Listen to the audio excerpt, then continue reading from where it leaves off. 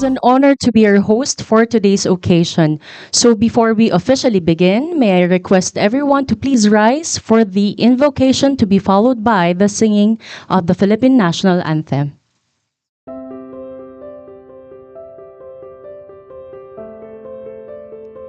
Our Heavenly Father, the fount of all goodness and grace, the cause of wisdom, the source of intelligence, we welcome you, O Lord, to this auspicious gathering of your beloved, who continuously give you thanks for every opportunity to learn something new and become fruitful to the works of your creation. We humbly come to you, not because we are worthy, but because we find ourselves in need of you, who is our strength and our hope, to continue despite the challenges we face in health, prosperity, and our solidarity with one another.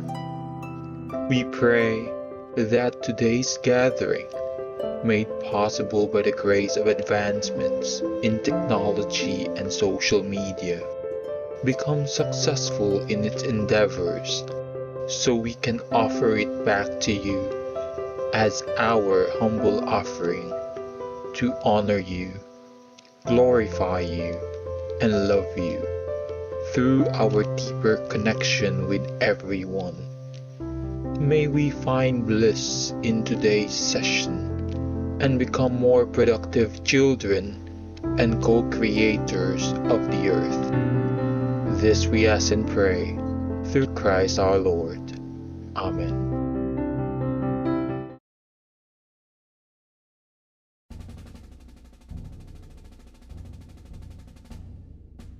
Bayang madilim, pelas ng silanganan, alam ng puso, sa dibdib mo'y buhay.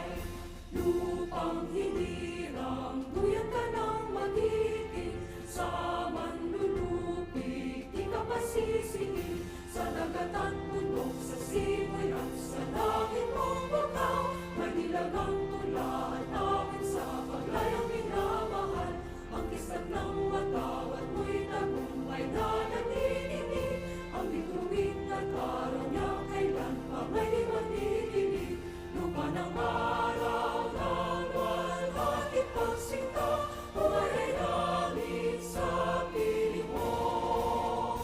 Aming ligaya na pag may mga api, mamamatay ng dahil sa'yo.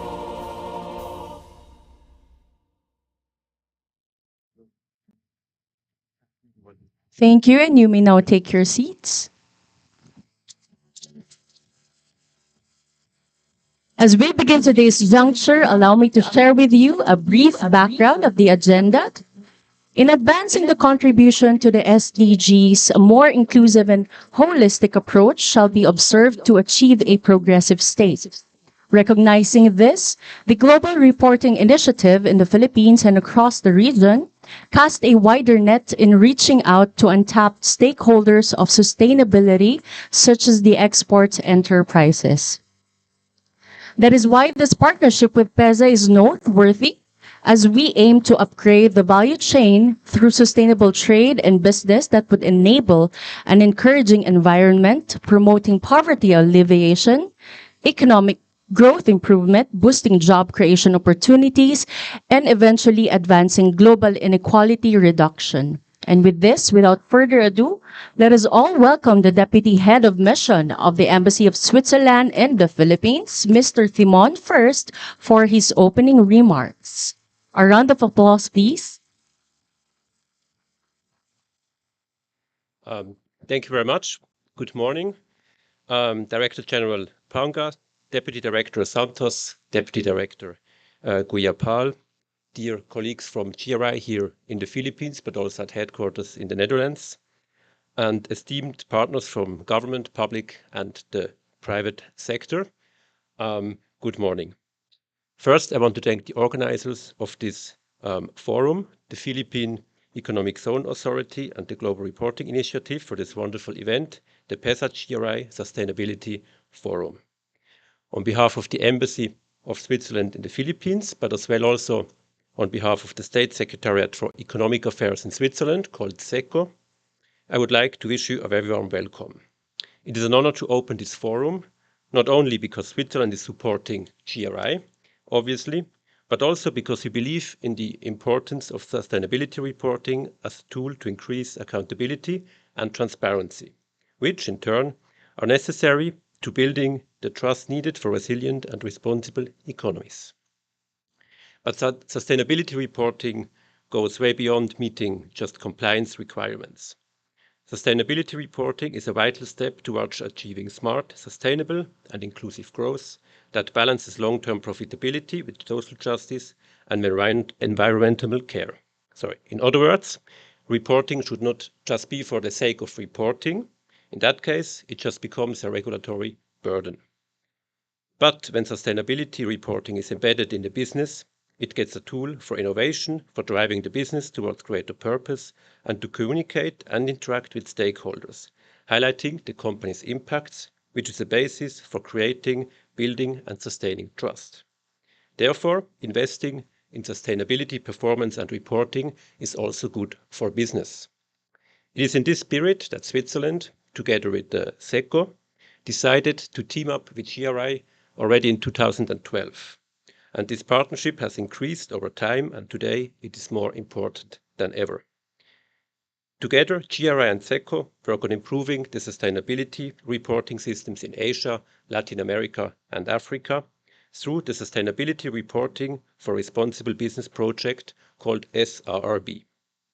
The overall goal of SRRB is to improve the sustainability reporting system in these three regions through a regionally contextualized and market-driven approach. And one important element of this is the increase of quality, demand, and availability of sustainability data. Globally, non-financial reporting requirements are increasing as a growing number of countries and financial regulators introduce more stringent rules regarding due diligence and sustainability reporting. And here GRI comes into play. GRI issues the most widely adopted set of standards globally.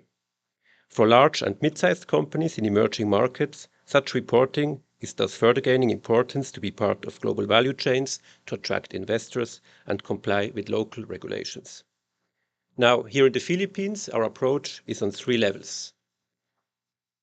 One, strengthen the capacity of the private sector to establish a clear link to the SDGs. Two, to engage with regulatory agencies and other government institutions to fortify the operating environment for business and to be sustainable. And three, to increase the awareness also for the general public for the use and demand of sustainability reporting. So our partnership with PEZA is indeed an important milestone for this SRRB project. And this again because of three main reasons. The first one, it's an opportunity to set the right enabling environment for export enterprises to adopt sustainability reporting in all aspects of their business. Two, it's a chance to craft together sustainability reporting standards that befit individual sectors. And three, it also serves as a model for other regulatory institutions to follow and achieve a high replicability rate for optimal outcome. So we are delighted to see in this room, physical but also online, the interest you show to promote and embed sustainability practices into your global supply chains. I encourage each and every one of you to work together with PEZA and GRI in defining your own set of industry standards in line with the global principles and to commit not only in words but also in sustained and consistent actions to it. Now, PEZA sets the bar high in terms of dealing with all of its locators, and it is well acknowledged in the business community in the Philippines. And I'm sure that PEZA will continue to lead this effort, not only in terms of possible issuance of memorandum mandating sustainability reporting to all its locators as part of its annual reporting, but also in providing support to the companies for maximum compliance. In closing, let me just highlight that sustainability reporting standards such as GRIs are increasingly gaining relevance. So this is of great importance to us as Switzerland, and hence our partnership with the GRI in the implementation of this SRB project. So, ladies and gentlemen, thank you very much for your attention and enjoy the forum today. Thank you. Thank you very much, Deputy Head of Mission Timon First. Indeed, we hope this event would serve as an avenue for a responsible, innovative business environment as well as for sustainability reporting and compliance. Our first session titled The Role of Sustainability in Export Strategy and Performance will highlight how to make export trading sustainable. On top of properly utilizing special economic zones, it needs to deliver environmental protection and social equity, which could lead to re-lowering barriers for trade and investment. The format of each session will begin with a keynote speech and followed by the fireside chat discussion. And every session will have its respective keynote speakers and different panelists to expound each topic. Now, for our first keynote speaker, let us all welcome on the podium our OIC Deputy Director General for Operations of the Philippine Economic Zone Authority, Ma'am Vivian S. Santos. A round of applause, please.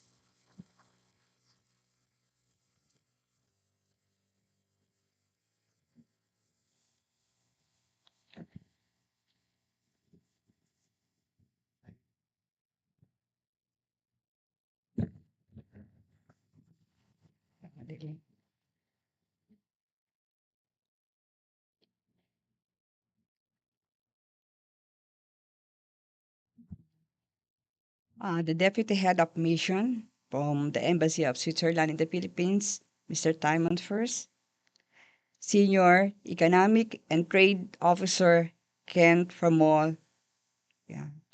Global Reporting Initiative Chief External Affairs Peter Paul Van de Vis, GRI ASEAN Regional Program Manager Daniel Coronacion, and Country Manager Katrina Villagera, PCCI President Mr. George Barcelon, our esteemed partners from the government, public and private sectors, and of course, our valued stakeholders who are here physically and attending online. Distinguished guests and participants, ladies and gentlemen, a pleasant morning to all of you. On behalf of the PEZA OIC Director General Tereso Opanga,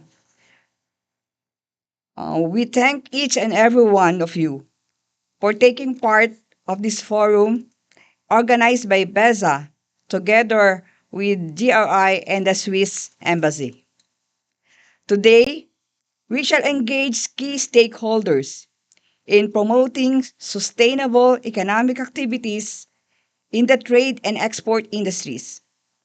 It is critical that we all together ensure ecological integrity, clean and healthy environments for present and future generations. As we benefit from natural resources for economic activities, we must continue to be vigilant and protect air, water, and land quality in our environment and for communities hosting economic zones. As the world grapple with achieving Sustainable Development Goals, or SDGs, amidst climate change and even in the global pandemic, we must all reflect on our roles in public and private sector on ensuring sustainability in the stages or cycles of production of goods and services, sales, and consumption. But how can the incorporation of environmental, social governance, or ESG, towards sustainable industrialization and ecozone green transformation unlock our country businesses' competitive advantage?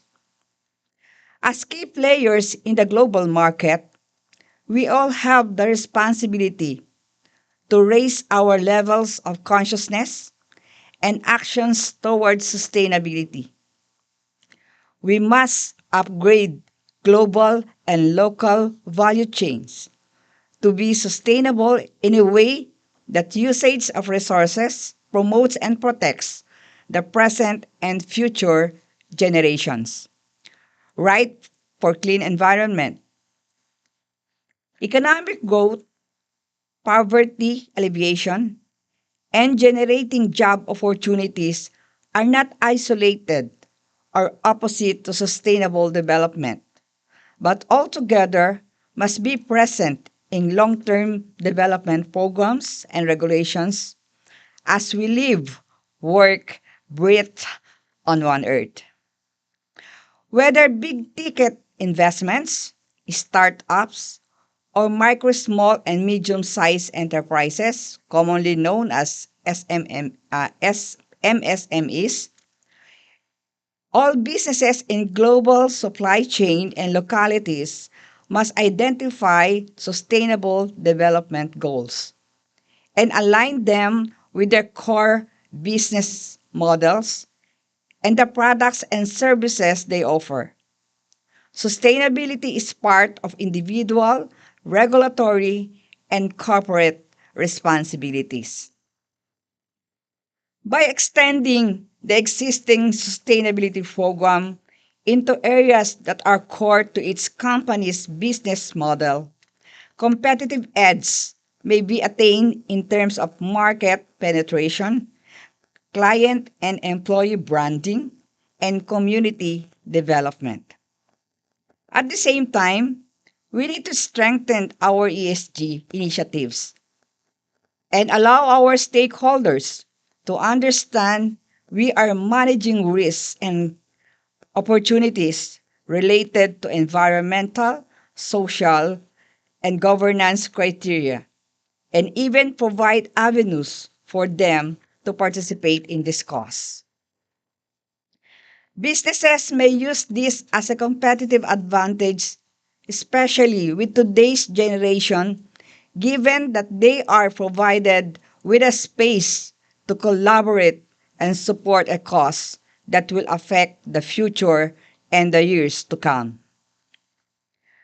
On our part, PEZA's role as regulator of ecozones and an investment promotion agency for export and domestic industries is strategic in including sustainability goals in its regulatory powers over registered enterprises we now known as the RBEs. As we may know, key to PEZA's non-negotiables for registration are the requirements for the Department of Environment and Natural Resources issued environmental compliance certificate and labor right compliance. Being the top export-oriented investment promotion agency in the country, or IPAs, we believe that PEZA and our 4,346 registered enterprises within our 419 ecozones nationwide play a crucial role in integrating sustainability in trade and investments in the country.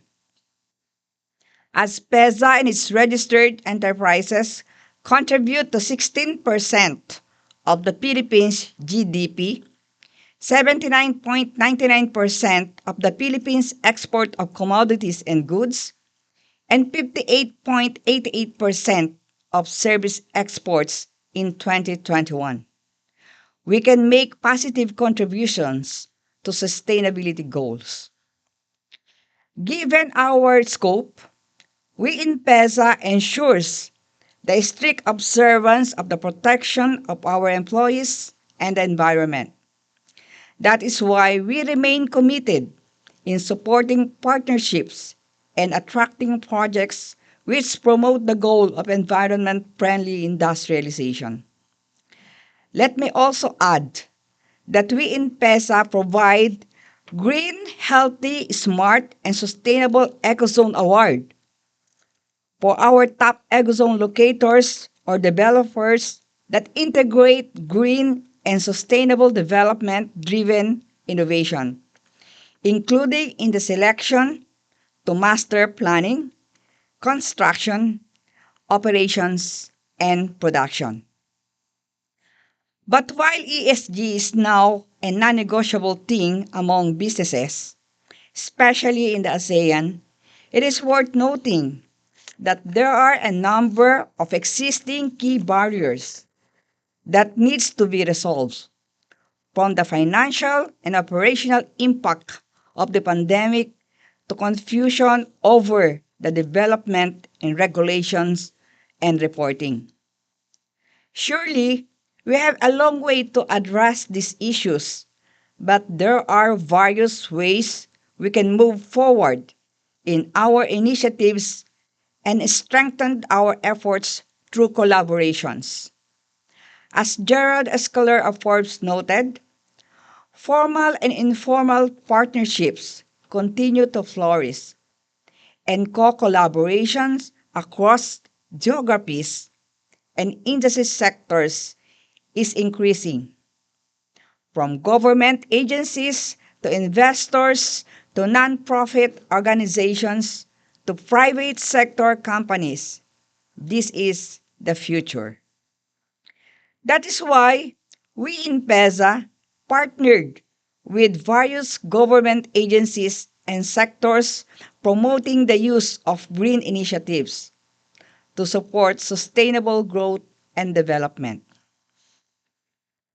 Earlier this year, PESA and GRI have entered into a Memorandum of Understanding, or MOU, to collaborate in the implementation of various initiatives towards achieving economic and sustainable growth, peace and prosperity without compromising our environment, natural and human resources. The objective of our MOU is to set out a structure for the envisaged cooperation between PEZA and GRI in the context of mutual interests and willingness to contribute to the acceleration and achievement of the SDGs and advancement of sustainability reporting in our country, especially within our economic zones. Our government is also a staunch partner of the United Nations for its 2030 Agenda for Sustainable Development. Complementing this, PESA and GRI can mainstream and accelerate sustainability reporting in the Philippines. Among other initiatives, PESA also recently signed a MOU with Upgrade Energy Philippines Inc. or UJEP for the development and implementation of the solar projects including 10 megawatt each at our public economic zones in the Cavite economic zones and our Baguio economic zone. We firmly believe it is high time to really conserve and properly utilize our resources through the use of technology, innovation, and entrepreneurship. In fact, studies show how companies make long-term commitments now more than ever to help address climate change, steer social development, and improve policies for workers' safety, diversity, equity, and inclusion. Since green and sustainability is the way forward, PEZA targets the implementation of environmental health and safety programs that seeks to provide a globally competitive and sustainable business environment for investors. PEZA is looking into new frontiers in ecozone development such as mineral processing zones, renewable energy parks, knowledge, innovation, science and technology parks, aquamarine ecozones, halal hubs, biotech centers, defense industrial complexes, and pharmaceutical ecozones to cater to new industries under the new Strategic Investment Priorities Plan, and to promote emerging global economic zone models in the Philippines. Guided by the new DTI Science, Technology, and Innovation, or STI, centered priorities, PEZA is also eyeing to attract high-tech industries and emerging technologies in the fields of industrial manufacturing, transport, technology, media and telecommunications, health and life sciences, including mineral processing of green metals. Echoing the words of Trade Secretary Pascual, our priorities now aim to grow our economy and develop globally competitive and innovative industries that support inclusive growth and quality of life for all Filipinos. Moreover, these efforts will contribute to the country's overall efforts to attaining our pledge to move ahead with urgency and cut greenhouse gas emissions through localized climate change interventions and transition from coal to green energy. In closing, we would like to call on to each and everyone to participate in this mission and implement a collective approach to both revive the economy and at the same time achieve our environment in attaining the global SDGs. We enthusiastically look forward to strengthening our partnership that will achieve our greater goal of making it happen in the Philippines. Thank you very much and mabuhay po tayong lahat. Thank you very much, Ma'am Vivian, our OIC DDG for operations. Indeed, coherent, sustainable efforts are definitely pivotal to sustainable development programs and its implementation. So to begin our first fireside chat for today, let us all welcome on stage our session moderator, Ms. Maria Katrina Pillehera, our country manager, Philippines for the Global Reporting Initiative. I'll just take this out. I'm too tall, I know. Thank you. Thank you for our host for the introduction. And of course, thank you so much for our audience today, in person and also virtually. A while ago, I was able to speak with you, and I believe some of you even traveled all the way from Tarlac, from the northern part of Luzon. But all the same, thank you very much for being with us here today. Virtually as well, I'd like to thank our participants. I believe we have participants from Cebu, from Visayas, and if I'm not mistaken, also from Mindanao. Once again, I am Katrina Pillehera. I serve serving country manager for the Philippines at the Global Reporting Initiative. And for those of you who maybe this is the first time you're hearing of us, if you want to learn more, just log into the globalreporting.org. But in a nutshell, what we do is we help organizations, businesses, private sectors of any sizes as well, even SMEs and universities, to report on their impact on the economy, environment, and society. In any case, it is my pleasure to be moderating this first session for today on the role of sustainability in export trading. And today, we are joined by four esteemed panelists, and let's get to know them one by one. Let me call on first EVP and CEO, Senan Perlada of the Philippine Exporters Confederation.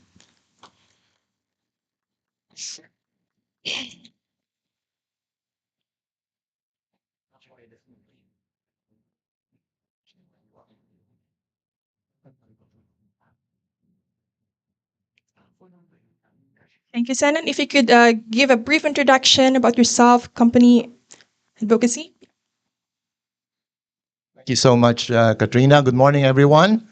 I am Senen Perlada, the current Executive Vice President and Chief Operating Officer of the Philippine Exporters Confederation, Incorporated.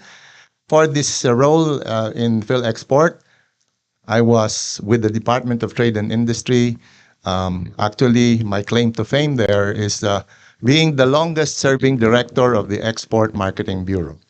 And prior to that, I have been in the private sector, still in exports. And I was also, until the pandemic, a lecturer at the John Gokongwei School of Management of the Ateneo de Manila University, teaching export marketing and international marketing. Thank you. Thank you, Senen. And up next, we have Neptune Factor, founder and CEO of Easy Fulfill.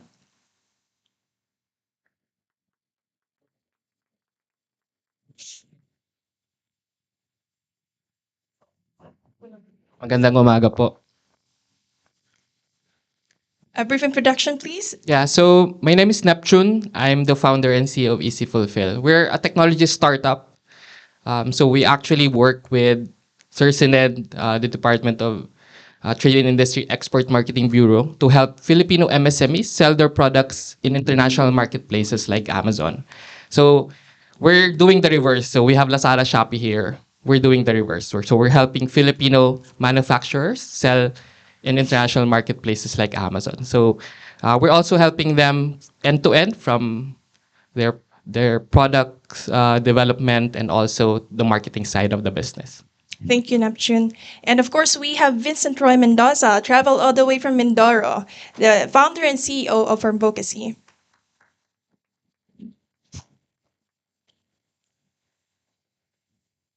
Thank you, Kat.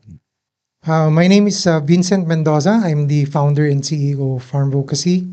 We are an agri-tech social enterprise that works with smallholder rice farmers.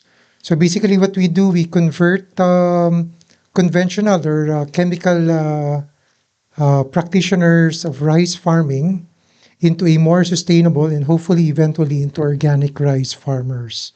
So we are based in Mindoro, and like Neptune, we're also part of the Asian Institute of Management Dado Banato Incubator Program and Idea Space. Thank you. Thank you, Vincent. And last but not the least, we have Eric Yam, the Trade Commissioner of G-Trade 21.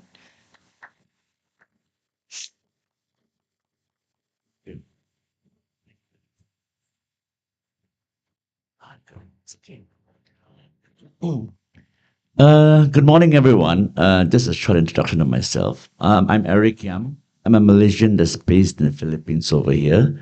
I actually represent a new global trade organization, which is G-Trade 21. It is actually headquartered in the UK and with its operations from Malaysia. So, as the Trade Commissioner of G-Trade 21 in the Philippines, one of my main roles is to actually help bridge Philippines to potential foreign investors, clients from various sectors overseas. And prior to that, I was actually consulting from quite a number of foreign companies wanting to come to the Philippines and doing business in the Philippines. So I'm also the what they call the founder, current vice president, and the chairman of trade for the Malaysia Chamber of Commerce Industries in the Philippines. Yeah, thank you. Hello. Thank you so much, Eric.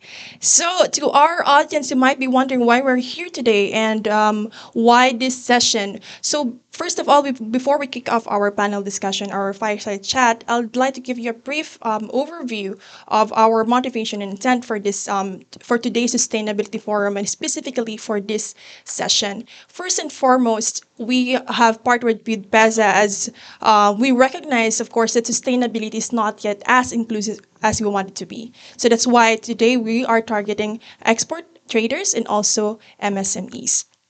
Secondly, this is primarily driven by, of course, the pandemic. What we've observed is that most of the businesses who weren't able to survive are the ones who have not observed sustainable practices within their operations, and we want to help on that. And thirdly, of course, in terms of bouncing back or maybe even bouncing forward, one of the strategies or one of the ways to do that is to do focus on export-led economic growth. And in terms of that, of course, bringing it back to the export trading, most of the export trading industry is actually comprised of the SMEs. And embedding sustainability into those practices would of course, increase resiliency. So that's why we're here today. And of course, to kick off our panel discussion, I'd like to pose the first question to Sanan. So, Sanan, with the title Role of Sustainability in Export Trading, what is indeed the role of sustainability in export trading, and why is it important to align sustainable practices with exportation practices? But before you answer that, perhaps you could begin by sharing with everyone what sustainability means for you. Well, for exporters, it's really been around already, the concept of sustainability. Okay, this was heightened by the pandemic and has actually brought it front and center, not only for exporters but all businesses for that matter. No, in fact, I want to extend that I guess post pandemic it is going to be beyond sustainability. It's really going to be about purpose, individual and corporate purpose. You really have to re-examine the way that you have been doing things, the way that you will have to innovate, the way that you can continue to do business with or without the pandemic. So to my mind, it's really about what Deputy Director General said. It's basically for exporters, competitive advantage. Okay. Nowadays, for exporters, and I've been in both sides, the private sector and the public sector, it used to be that if your product is safe, if it protects, if you gain protection out of it, it's enough. These days, that's no longer the case because of the heightened awareness of consumers now, and I'll be moving fast forward to the digital age already, that a mere scan of a QR code of a product available on the retail shelves, okay, and we're still talking about brick and mortar here, you would be able to find out where that product came from, what kind of analysis it has undergone, if it has some kind of eco-labeling, certification of sorts, whether it's halal, whether it's kosher, etc. So in that regard, exporters, especially Philippine exporters, have to be able to compete with markets that are like that. No?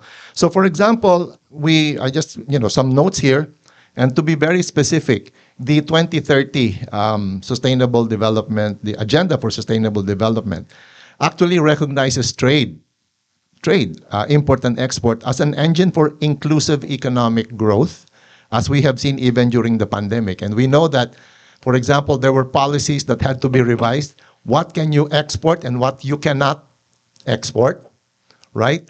Beginning with health products, for example, are you allowed to export, for example, face masks from the Philippines? Where you are supposed to buy your PPEs and so on, right? So for us, it's really competitive advantage, no? And because the private sector is really called upon to contribute to all of this in order to, shall we say, bring forward your own individual purpose, your corporate purpose, without harming the environment. And when I say purpose, it's really, our definition of how you create value. When you look at it, it's how you create value as an individual person and as a company, okay? That you would be able to actually create value without harming anyone or the environment. In Europe, for instance, no, and I'm sorry to say, but of course, our Deputy Chief of Mission from the Swiss Embassy is here, but I really refer more to the EU, European Union. And I've always called EU as Fortress EU, because they have so many regulations insofar as importations is concerned. I don't know if people have heard about IUUs, for example. Illegal, unregulated, unreported fishing. We have to hurdle that. You have IUU for forestry. Illegal, unregulated, unreported trade in forest products. So you have all of these regulations that kind of really heightens the minds of consumers on how they can not only protect themselves, but how they can protect the environment, not for themselves, but for future generations. I think I said too much there, Katrina. No, not too much at all. Thank you so much, Susan. And just a rejoinder to that one, when it comes to sustainability, it does not only, it should be contextualized. That's why when it comes to learning more about your value chain or about your business, it should be contextualized to your own need.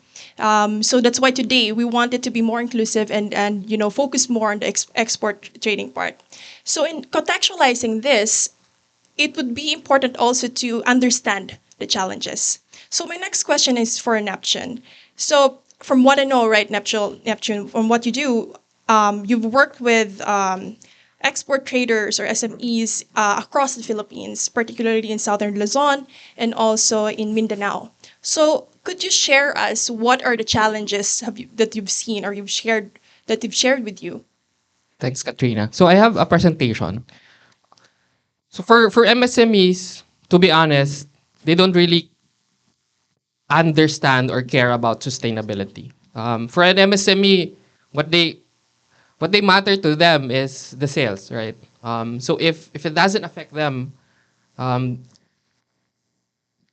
and if it's just for compliance, they will not do it. Yeah, so next slide. So Easy Fulfill, when we started, we wanted to understand why Philippines do not have global brands, right? And if you can see from our 2021 data of export, you'll see that the top products are being produced by not MS by big companies, right? So for MSMEs, I highlighted that. So that's in blue. That's around 7 to 8%. So if you want to increase the Philippine export, you have to focus on the MSMEs.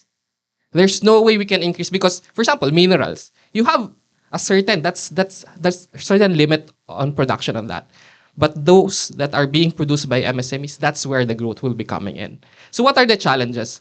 Next slide, please. When we started, we thought that the process was very difficult, but it's not.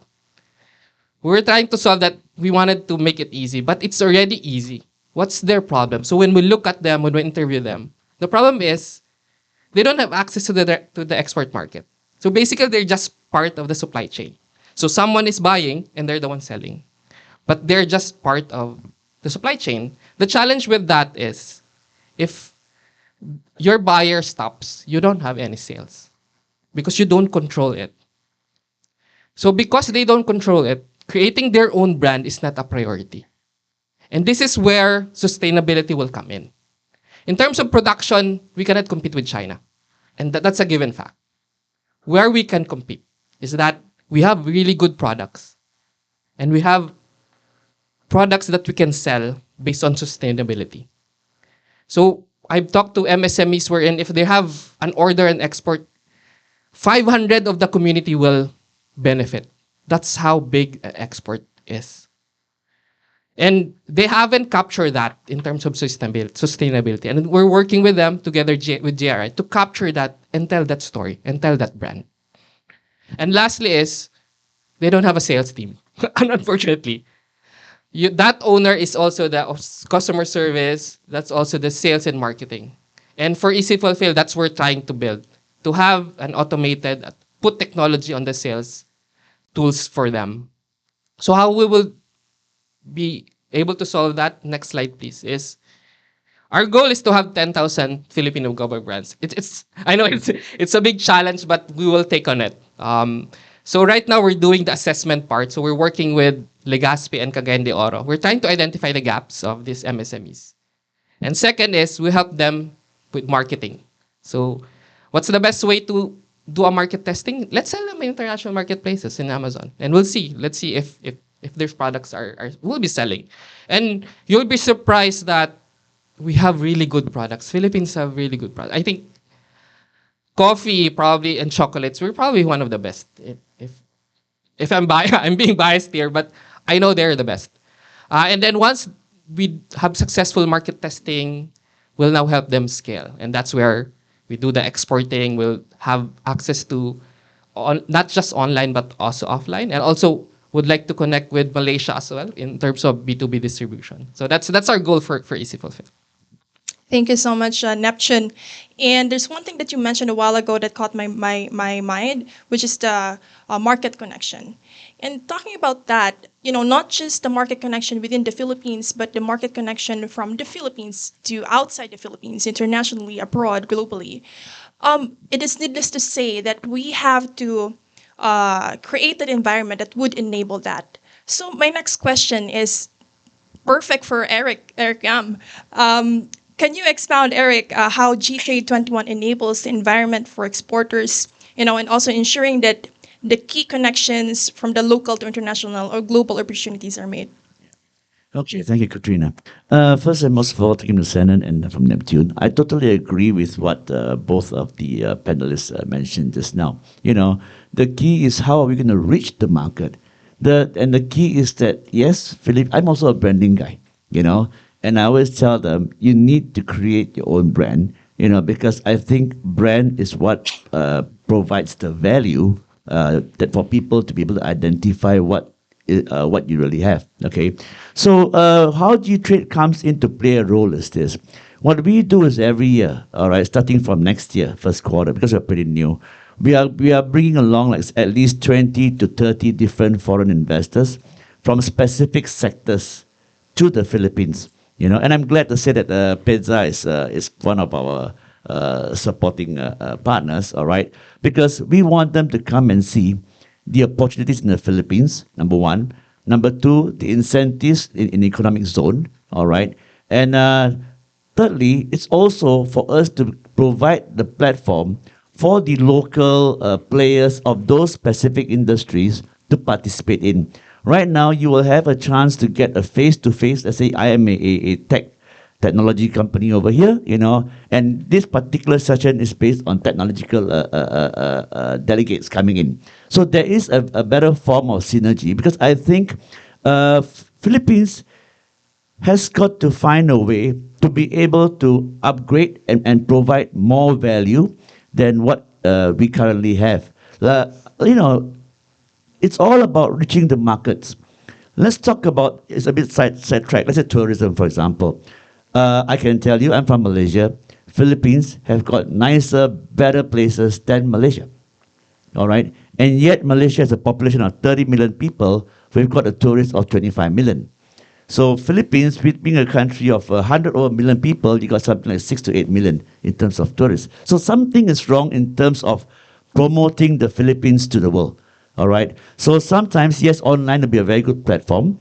And the next we are doing is also bringing the foreign counterparts here to the Philippines. So like the first two session you're focusing on is for the building and construction. Second is food and beverage.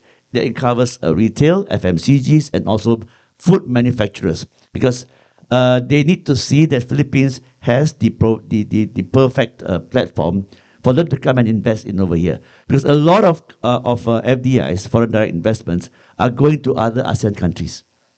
All right? Philippines has the land, you've got the labor, you got the resources, you got the technology. All right? So basically, what is lacking is the reach. So I think the reach is something that's very important that we have to be able to provide the bridge. That's what G-Trade is trying to do, to bring the people from overseas to the Philippines to have a better working relationship and a better business synergy among both parties.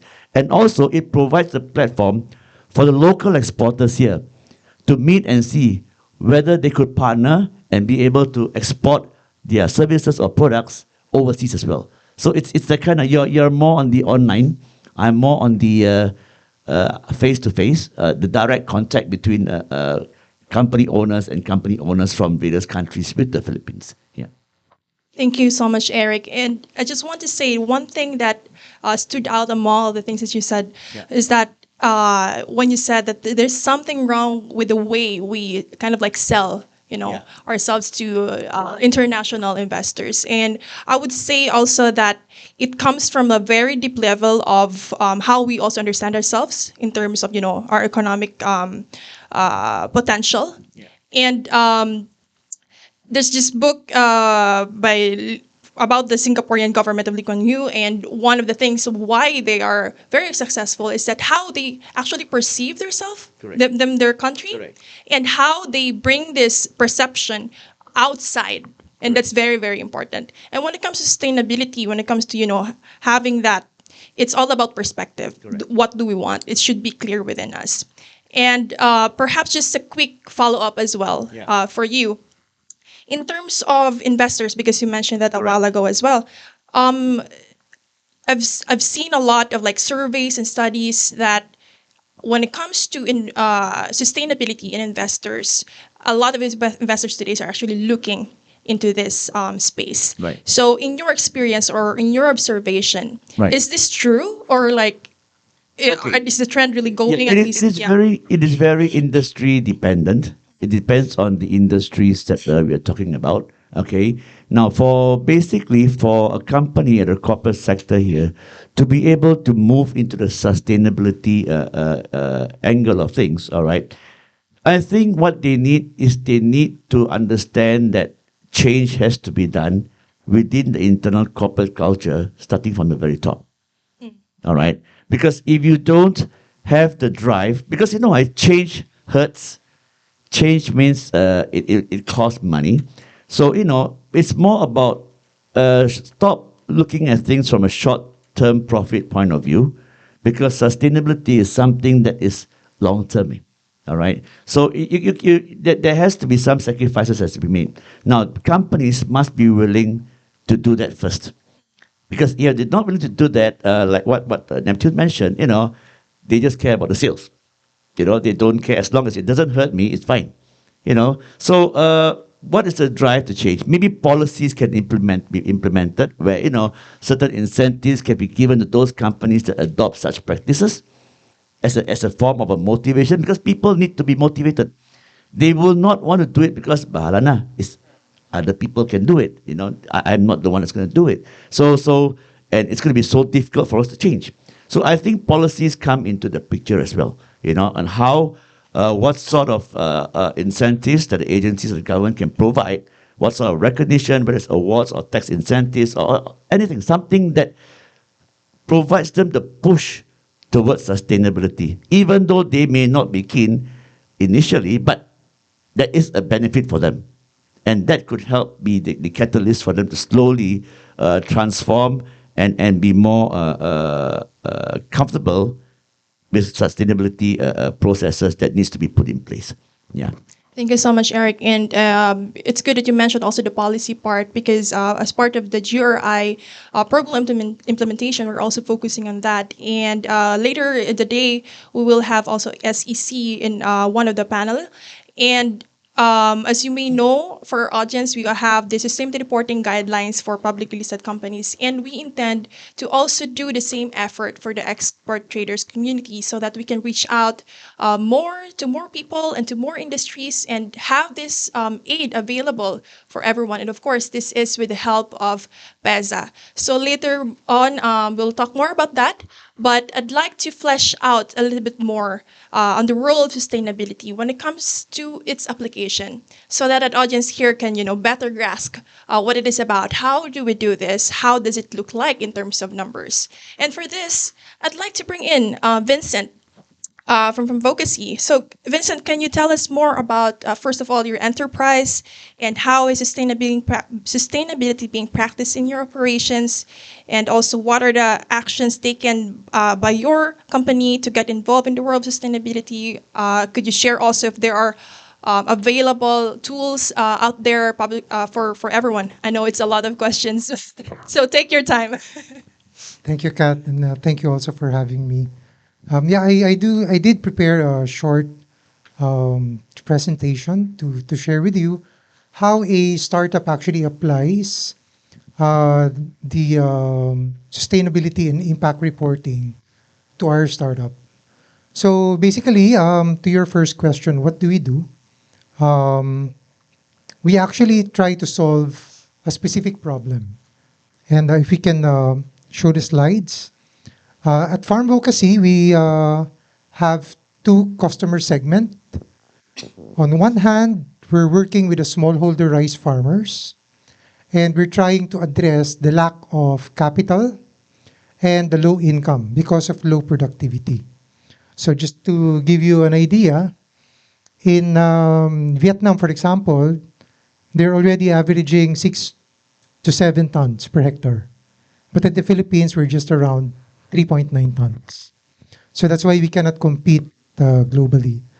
Um, the second problem that we're trying to solve in terms of the rice smallholder farmers is their low income because of low productivity and because of the fragmented value chain. Most of the time, they're taken advantage of. And later on, you'll see that we get to address this if we get to partner with companies and including PEZA companies. There's an opportunity for us to collaborate. On the other side of the segment, we're also working with retailers. So most of them complain that unlike the imported rice, the Philippine rice is inferior in terms of quality. And we were surprised when we did the in-depth interview. Most of these retailers, they want to contribute. They want to take part in terms of uplifting the Filipino farmers out of poverty, but they don't know how. So our solution is to come up with an inclusive circular business model wherein we work with the smallholder farmers, we execute a techno demonstration farms in climate smart, environment friendly, and sustainable way of growing rice. And then we process this. We don't have our own rice mill, but we do have a rice mill partner. And hopefully we can do this in the entire Philippines. We can partner with the rice millers who are also socially conscious. So when they mill the rice, we brand it. You were mentioning about branding, very important, because that's the only way we can capture value, and that's also the only way we can provide additional incentive for the farmers. So and then we sell it to a market. When we say market, this can be institutional buyers. So I heard one of the PEZA company, they have 14,000 employees, and they feed their employees on a daily basis. So imagine how many tons of rice will this be? So if we can collaborate with exporting companies who feed their employees, and we can grow the rice for them, that alone can already provide inclusivity and actually uplift the lives of smallholder farmers. So basically, you were mentioning, Sir Sanen, about the traceability. So this one, we can make use of technology. We can trace where the rice was grown, how much impact we actually delivered to these farmers in terms of the quality of life. And if we go to the next slide, we can see here an initiative that we did. We partnered with, this is a pilot, we started it in May. We pilot with SMART and PLDT. They want to be more inclusive as part of their ESG initiative. So they funded the capital for a small number of smallholder farmers. We executed the technology at the farm level. And since they have a feeding program, they are also the market for their produce. So what's the impact? No? If we go to the next slide, of course, we only learned this from GRI. And thank you for teaching us at Team Dado Banato. So you will see here that the farmers themselves, they saw from their own experience that they can increase yield by planting in a more ecological way.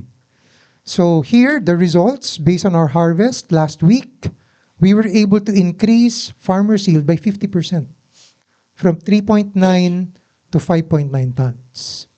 And since we already have a market, which is actually SMART and PLDT, we were able to buy their produce at 35% higher compared to what the traders are offering them. So in terms of profitability, that will vary from one farmer to the other. Now, that's economic performance. So that's how we report it in terms of how we apply what we learned from GIR to our stakeholders. So here, we are hitting SDG number 1 and number 2. If we go to the next slide, we are also addressing the environmental impact. In the farming system that we promote, normally 1 kilo of rice will require more than 3,000 liters of water. So in this case, with the technology that we are teaching them, we can actually reduce it by 32%. And the greenhouse gases can also be reduced by 30% just by planting rice in a more allowing the oxygen to go through the root zone. And finally, if we grow, hopefully with the help of exporting companies and institutional buyers, we also get to plow back 3% of our revenue. And we want to maintain the ratio between a female and male farmers by 30 or 40 to 60%. And they do have a big role. The female have a big role in terms of protecting our environment. So that's how we apply what we learned from GRI. So if you ask me the best resource for learning how to put a system in place, I think the partnership with GIR and PEZA will be very beneficial to all the partners. So that's what we do. Thank you so much, Vincent, especially for those kind words for endorsing us in some way. Thank you so much. I'd like to also emphasize that when it comes to sustainability reporting, the main thing about it is a tool for us to understand where we are right now in terms of baseline, in terms of gathering information, so that we know how else we can improve, especially specific areas in your value chain or in your business where you can perhaps prioritize first. And I hope that presentation from Vincent was helpful for our audience today, at least in getting a grasp of how it can be done or how a sustainability report could look like. It would really depend on the topics that are important for you. Let me just get back to Neptune very quickly, just to flesh out a little bit your presentation earlier. I'd like to understand also the motivation of bringing in sustainability into the program, beyond also the competitive advantage in the branding. So, yeah. Thanks, Katrina. I mentioned earlier that they don't understand and they don't, in terms of compliance, they don't see the importance of it. But deep inside, they do understand the importance. In terms of supply chain, they're the first one who really, the effects of global warming, global climate change, they're the first that will be affected. So we have handicrafts maker in Legazpi. They have challenges in terms of raw materials. It's very inconsistent in terms of price. They have a hard time. So sometimes low, sometimes high. So it's what they do is they buy in bulk. But what if you're a small enterprise and you cannot buy bulk materials? So they do understand that. So for us, we cannot wait for. I understand, Sir Eric, is that we need to come up with a policy. But for us, we cannot wait for that, right? Yes. So what we're doing for Easy Fulfill is that we're putting the sustainability portion as part of our program. So we have partnership with DTI Albay, DTI Misamis Oriental. So they're actually funding their onboarding to Easy Fulfill. So we'll help them sell in Amazon and other marketplaces. But you have to go through a program. So we help you with the branding.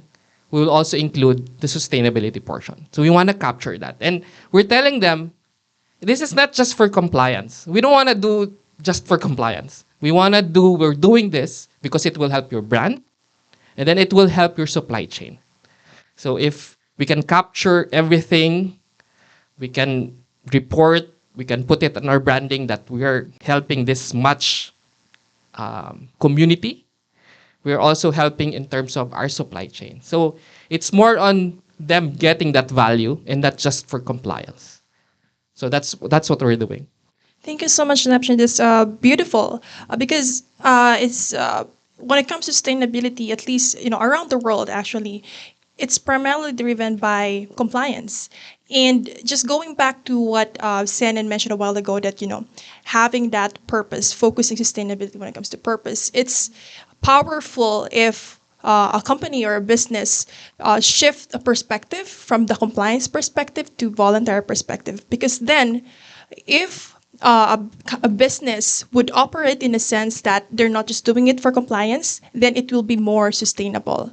The drive will stay there even without the compliance.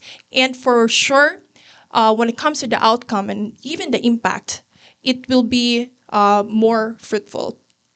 So right now, there's also one important aspect that you also mentioned, Neptune. It's the pandemic, the crisis that we have right now. And I just want to bring us back to the reality. I know we're already having this hybrid events today. Actually, it's my first time, again, moderating an event in person. So it's kind of still surreal for me to be here today. But going back to this crisis that we have today, I think it's also important to understand where we're now, again, to move forward. And, much like the use of sustainability reporting, getting a good grasp of the current landscape of export trading during a crisis it is essential. And as I've mentioned earlier, this crisis made it clear that export-led growth requires not only large and open markets and a relevant participation of foreign capital, but also a clear-cut and longer-term nationwide or industry-wide export strategy. And for this one, I'd like to direct my question to Eric. Briefly, in your observation, how did the pandemic change export trading, and how has it impacted the traders and SMEs? Okay, that's a very good question, Katrina. Now, the pandemic actually changed not only the export trading, it basically changed the outlook of every company and every business globally. All right. And for the exports, the what was affected most was basically the supply chain was broken. There were a lot of you need raw materials that you're mentioning. You can't get them because of all the lockdowns globally. All right. You are confined to your home. You can operate, so you don't have operations. So to me, when I looked at what is the effect on the pandemic, I think the pandemic was a very, very good trigger for people to understand that doing a business or exporting or trading for that matter is not just about selling or focusing on your product. Basically, all operations have to, it provides the awareness that you need to be able to mitigate, to assess the risk of what's ahead.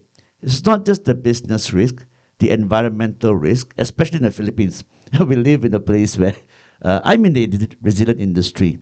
I'm in the disaster preparedness and emergency industry. That's my private business, where you get all calamities that you can think of here in the Philippines. Earthquake, typhoons, fire. So mitigation becomes a very, very important aspect, which most people don't do, because most of the corporate approaches are very responsive.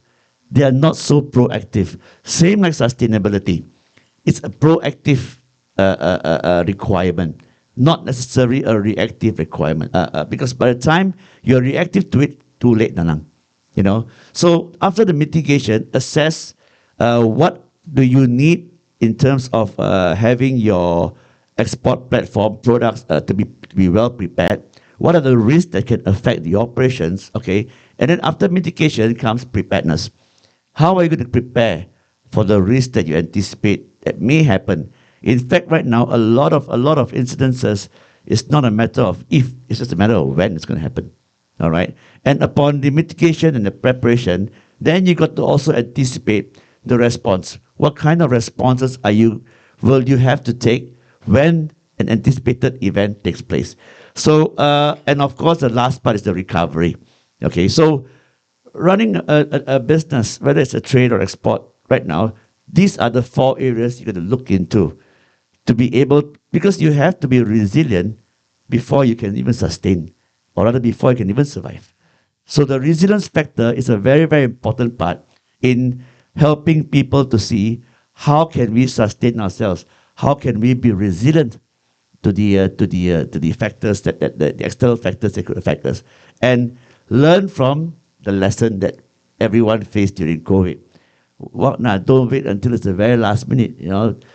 Don't have the mamaya na lang, sandali lang, bukas na lang. The kinds of because I'm in the Philippines for 13 years, so I speak a little bit of Tagalog. So It's a realization because we have to learn from that.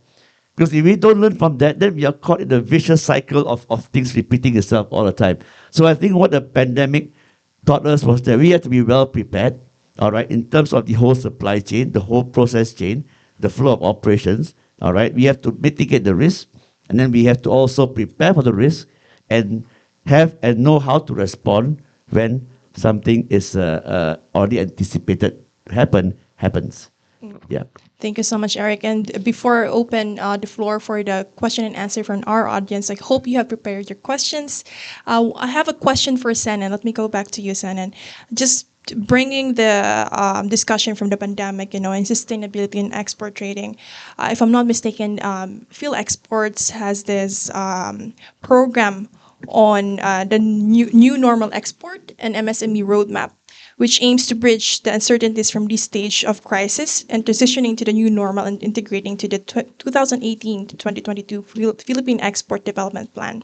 So perhaps you could share with us an overview of this initiative, Senan, and where it's going. Thank you, Katrina. So before that, if I may digress a bit, okay, I think we have to be clear that during the pandemic, and I'm sure that DDG Vivian and DG Theo knows about this, the export sector was actually exempted from the lockdowns. Okay? This sector was actually, in a way, shielded from the many disruptions that were attendant to the pandemic. They had to make adjustments, they had to house employees at the export processing zone. And it's not really only because of, being able to continue their business. It's actually a commitment. Because remember, we are part of a global value chain, a global production network, and therefore any disruption in this value chain is really going to affect not only the Philippines, but the customers worldwide and the consumers worldwide who are actually making use of the end product. So let me say that first. And that's important. And I agree with Eric because we learned from that. And therefore we now, and I'm going into actually your question, why Phil Export has this plan for the new next normal, if you will, okay? Because it really points us to business continuity, right? So you must be able to ensure that you would be able to operate and continue to deliver on your mission, despite all the challenges, the disruptions, that any challenges may come. Whether it be health, which we just experienced, whether it be earthquakes, right? And we're all still part of that. Whether it be typhoons or any kind of disaster, which Eric is of course an expert in. So business continuity is important. And so Phil Export came up with this because we wanted to say, and actually this is actually not so new anymore because we're right smack in the middle of it already. Because those were anchored on 3 R's. The R's being, of course, recovery, resiliency, and then eventually resurgence. No? All those 3 R's. Now, we thought about being able to help our members, for them to be able to adopt and adapt to whatever is happening already in terms of being able to have a business continuity plan. So I came into Phil Export actually right smack in the pandemic after retiring from the Department of Trade and Industry. And one of the first things that I actually did was to, kind of in the middle, kind of hasten the digital transformation of the organization. Okay, so you can just imagine, Phil Export is one of the deputized parties of the Bureau of Customs for filing of export declaration, CPRS, the consumer, the customer profile registration service. We were able to operate. In fact, there was a time that we were the only ones operating because the Bureau of Customs was, they had to shut down and be on lockdown because of COVID. Okay, so this is where really, I guess, if you ask the question, what kind of or why we came up with this program is really realizing the need for everyone to really have a business continuity plan. And it's not really just because of the business itself. It's that innate most purpose that you have to carry out your mission, no matter what. And it's not just because of yourself. It's really, if I may, being other-centered in the sense that, we're all part of this and we're all in this together. So I have to, perform my role so that you can do yours. Okay? Then touching a little bit about Easy Fulfill, because this guy is my favorite. Just before the pandemic, actually, we started this and we made that bold decision, putting government funds in a startup. This guy is a startup, right? So I said, look, we have to be able to explore not only brick and mortar channels. We have to go omni-channel and all of that, right? But we're not exactly, even at the DTI, we're practically digital immigrants, right? So we needed help. And so we said, why don't we use a platform for our exporters to be able to get their products cross-border, okay, e-commerce and using digital channels. Now, the problem here, I don't know if you guys realize it, sorry, the Lazadas, the Shoppees, all of this e-commerce, they're all inbound. They're all inbound. And I've been in debates with with the platforms saying, you should establish a line outbound, which means that a Filipino exporter should actually be able to sell his products online and make it available outside. But it is not that easy, right? And I think Neptune has that experience. Well, the point being that we have to go omni-channel, right? Like especially during the pandemic, we wanted to minimize physical contacts, payments, all of these things. So how do you go exports? Easy Fulfill provided that platform, even for the small exporters. And it's very strategic because by going online and enabling your product to go cross-border, okay, you will be able to determine whether or not you really have a market in that area. Okay? Now, if you have a sense of that, then you can actually go into the container loads already. So obviously, Easy Fulfill is not going to do that anymore. Right? So comes in the other players that, basically does that. Now, I know that it has been frustrating for Easy Fulfill because government and the private sector and the business support organizations have their own role to play in getting our MSMEs ready, not just export ready, but getting them to really be able to digitalize their operations. Okay, so I just thought I'd say that because I think part of the summary that I would like to say really is that this is the kind of world that we're going to be living in already. All right, so thank you so much, Katrina. Thank you so much, Sen. And that's very powerful. And just a quick rejoinder that when it comes to sustainability, the tenet of it is actually leaving no one behind. So that's why I like what you said, being other-centric, because in a way, the only way we can contribute is to focus on what we do and do it responsibly and sustainably. So now I'm opening the floor to our audience, and one or two questions perhaps. Anyone? This is the time to make the most of the session. I mean, we have a really great panel here. So, any question from the back? If not, I have a question for you.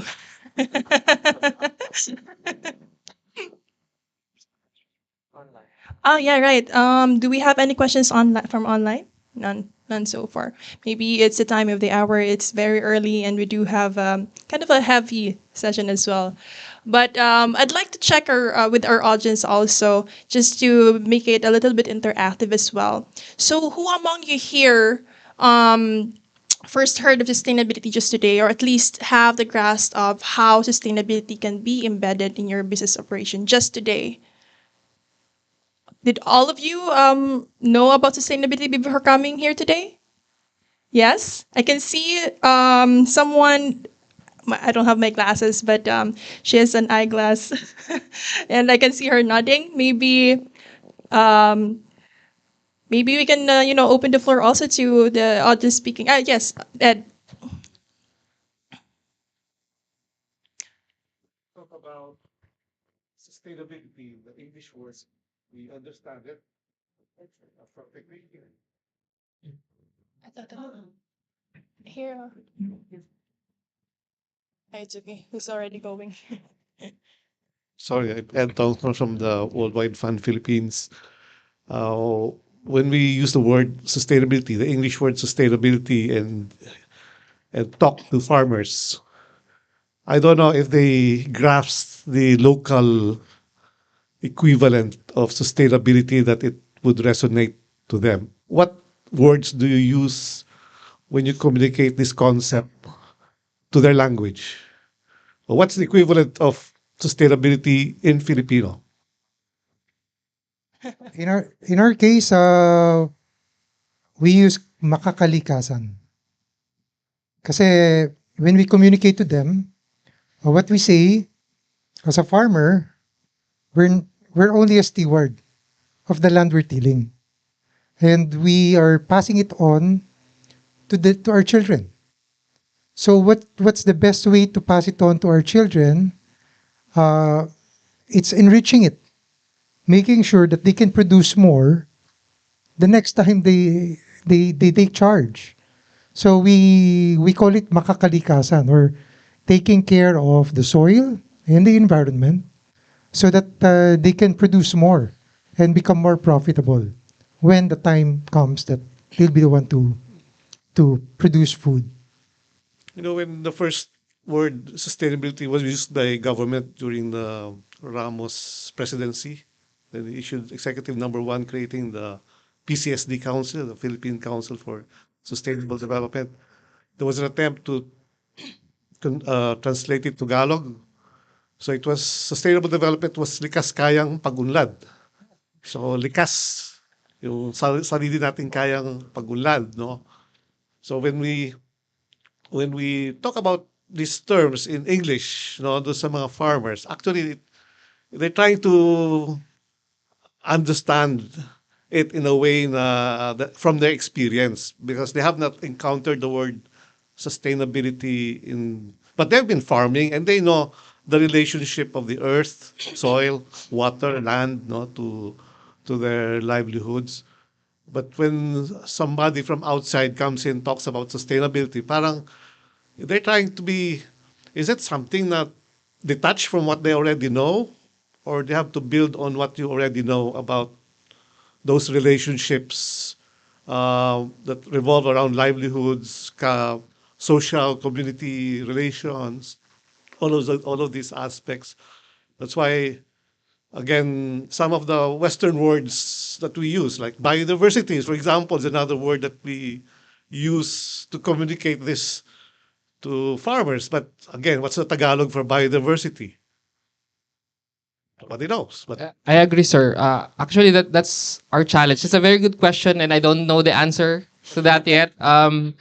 When I invited Katrina to talk to our MSMEs, they really had a hard time grasping it. So for us, what we're trying to do is that we're on building their brand. We want to inject that sustainability. So on how for them to understand more, I still don't know. But what we're telling our MSMEs is that if we put in this sustainability tracking, sustainability report, it will build their brand and more sales. So it's if you say more sales, that's you can relate to them. Other than that, I don't know. I don't know. I still don't know. no, anyway, that's the difficulty of, language may seem words may seem easy for us to communicate with, no, but when you talk to farmers which have their own cosmic reality, their own worldviews, perhaps it will not resonate as you would expect. Well, that's just some observation from Really good question, Ed. But I think, Senna, you would like to add some as well, right? Before I get the question. Yeah. Because we've touched upon branding, okay, which is very important. How to create value and how you actually sustain your your business based on how you create value. And I thought of we keep on talking about national branding, okay, and just to kind of share with you the difficulty that we have is that in terms of having a national quality infrastructure, and this is where the Philippine Export Development Plan comes in. Okay, the national quality infrastructure is an element of the Philippine Export Development Plan that will actually enable us to go into branding, including national branding.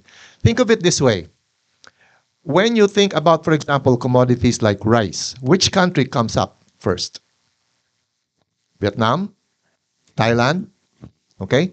Question. Which country comes up first when you talk coconut? Philippines? Are you sure about that?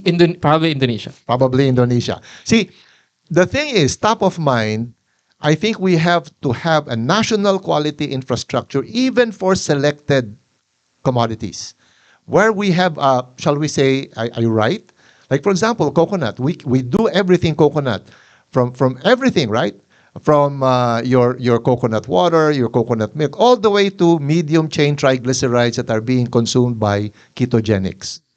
Okay? So we have to have, I think, that in order for us to create value and make that really long lasting. In other words, that it will really, outlive us. Okay? Because, those things, some of them we just threw away before. And I'm coming now to the circularity part of it. The Philippine Export Development Plan will also promote, for example, banana waste to be made into banana flour. Why banana flour? Because it is what you call this. It does not have that protein that comes from wheat. What do you call this? It is. You see my senior moment now. Gluten free, right? So you have banana flour and gluten free. And so many markets will be established for that. You have banana seed that can be made into banana seed flour. You have banana peelings, a lot of solid waste that can actually be the source of materials to make pectin, for example, a thickener. Very simple process, actually. Anyway, I'm going into that because I think eventually we will all have to go into sustainability, from sustainability to purpose. And from that, it really, what you call this, a new normal economy to a circular economy. Right. Thank you. Thank you, Sen. And we are at the top of the hour, but let's have one more question before we go to the break. Is it okay? Yeah. Yes, yes. Is it me? Yeah. Okay. I just thought of talking because Katrina asked the audience about their understanding of the concept of sustainability, and I think we have to accept the reality that sustainability as a concept is broad. It is overused and sometimes misused because it is multifaceted, it is multidisciplinary, it is multidimensional. And I think a forum like this is an opportunity for organizations who are promoting and advocating sustainability to encourage research. Because I am an academic, I teach currently at UP Los Baños, but I used to be with AIM. I was a full-time professor at AIM. And I think we need to engage in research. We need to understand the dimensions of sustainability because right from the on the topic for the first session, the role of sustainability in export strategy and performance, we have to understand what sustainability is. What are the dimensions? For GRI, we're talking about environmental, social, and economic impacts of businesses. But is sustainability limited to these three? And do we go beyond what GRI is telling us? Okay, so I think PEZA and the Export Confederation and GRI could encourage research. We're open to do research because as an academic, that is how we can contribute to understanding sustainability, sustainable development, sustainability reporting. Thank you. Thank you so much, Rufo. And right off the bat, I just want to say that with GRI as well, we also collaborate with universities actually with publications and resources relating to sustainability and sustainability reporting. And on that note, let's close this session by hearing the final words from our speakers. Let me begin with you, Vincent. Yeah. because of the interaction, it reminded me about what we were discussing during our workshop, that sustainability needs participation from our stakeholders. And when we interact with them, we allow them to identify the materiality. What are the things that really are important to them? So it's not about us, the enterprise. It's about the people working with us. So for example, we were talking about the farmers. In our case, we cannot really push for them to be makakalikasan, no? Likas from the word sustainability. If it doesn't deliver additional income to them, it's immaterial. So the best way for this technology to be passed on is to prove it, that you can actually increase their income. And when they actually see it from their own eyes, look at the smile of that farmer. Diba? It's really, he was amazed. He didn't know that you can actually produce more with less water and using organic certified insecticide. So I think we really have to, I agree with you, sir, that when we do research, we need to have the participation of our stakeholder. Because that's the only way for us to know if what we're doing is material to them. So Thank you so much, Vincent. And of course, Neptune, last words. Thank you. Again, thank you to everyone for having me. So before I go to my last words, I wanna make an example on Sir discussion earlier. Do you know that Bicol region?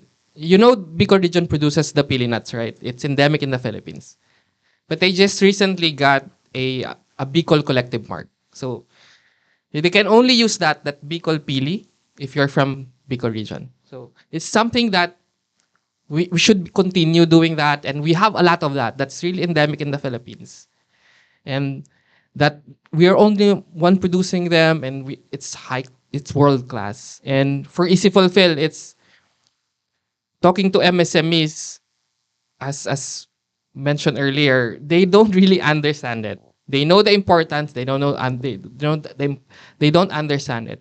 But for us, for Easy Fulfill, our goal is, as Vincent mentioned, is that we should give them the result. So if we go through this program with us, you'll have more profit. You'll have access to a lot of markets. Especially now in other countries we're in, they will have more and more certifications, more and more compliance, and some of this compliance will require you to have that sustainability. And that's, if you're already doing that, that's an advantage for you. So we're telling them it's a competitive advantage. It will give you more sales, and we should give them that result. If we give them that results, it's automatic. They'll be onboarded. Eric, last words, please. Okay, thank you again for inviting me over here. Hello, Tassia. So I think forums like this are good, right? It creates the awareness on the need of sustainability. And also, I think it's very, very important the willingness to adopt and to adapt, even on the parts of not only on the stakeholders or the companies, even on government agencies. We got to understand that sometimes we don't need to reinvent the wheel. There are a lot of new technologies, new processes, new systems, new services being put into place in terms of how, for the sake of improving sustainability.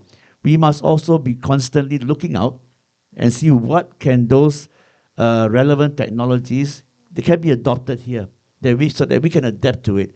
Sometimes you try to invent something that is already available globally, you know. So these are little things that helps you to speed up and make the change towards sustainability or the path towards sustainability more effective and more efficient, right? So I think that's one of the things that I observe, that I hope that maybe we can also help do by bringing potential partners from overseas that are more sustainable inclined, you know, to bring in maybe the technologies or expertise to the Philippines down in the future.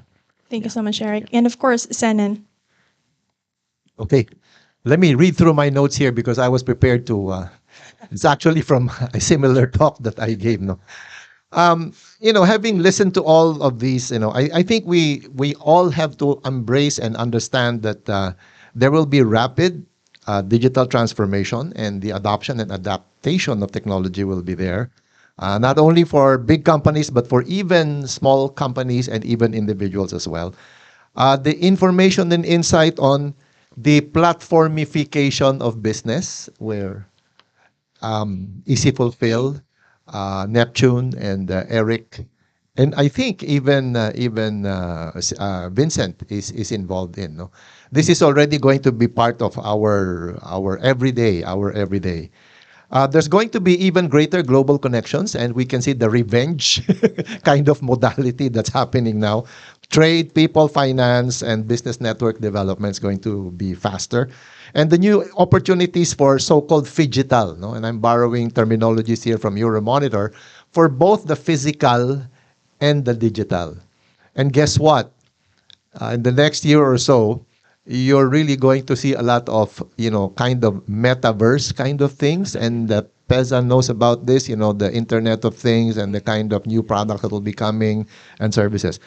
For key takeaways for me, I'd say the next new normal in the global economy is digital, it's green, and circular. And if we just revolve our mission around that, I think we'll not go wrong. The movement of social, economic, and environmental sustainability is destined to keep growing.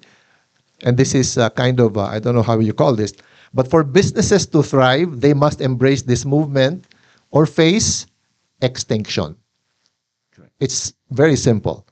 And lastly, we all have a responsibility to ensure that future generations will inherit a livable planet. Thank you. Thank you so much. Thank you so much. Can I just add one Yes, thing? I go just want ahead. to lot what do you call Vincent for what you're doing, because I think it is people like him that should be more in the forefront.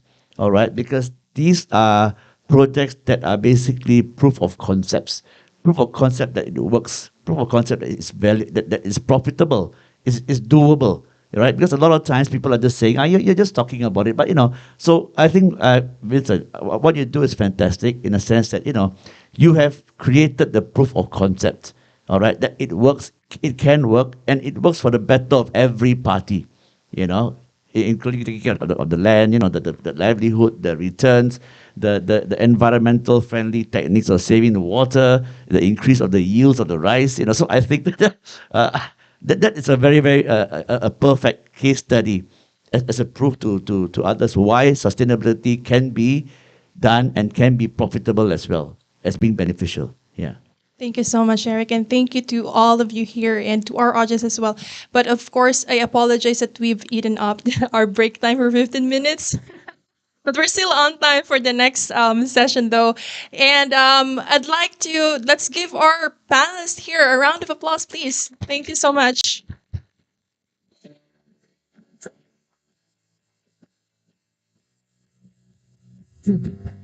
All right, so this concludes our first session.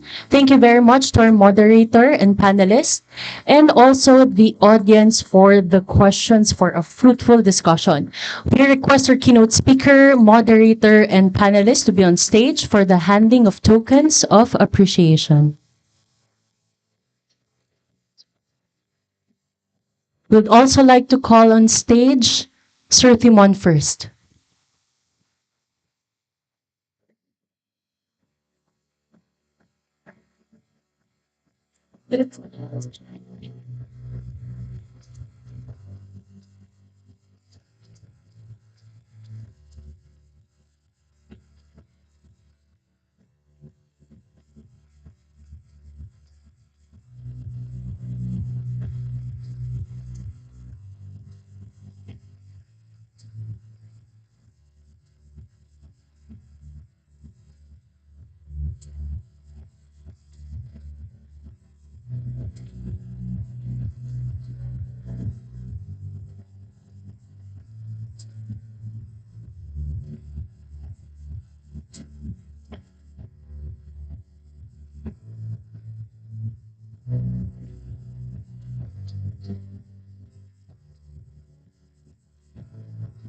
We will,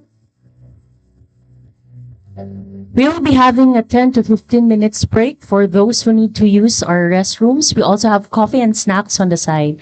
So we'll see you by then. Thank you.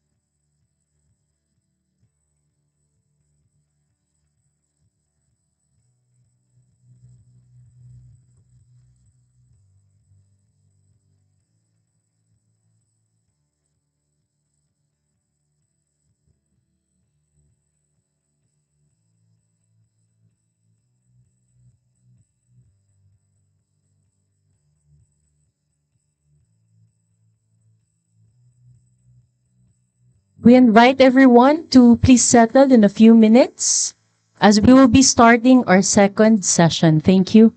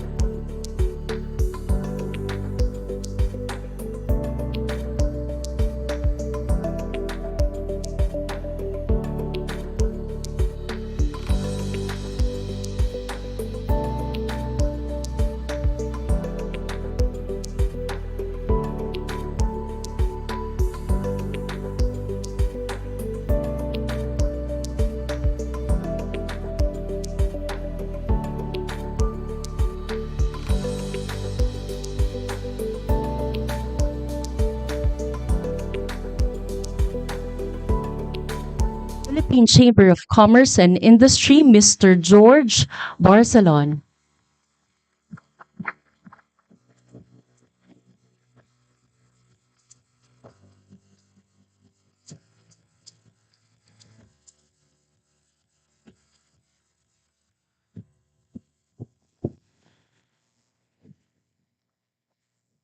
Before I start, allow me to just follow the recent executive order from the president that indoor, you don't have to, it's not mandatory to wear mask.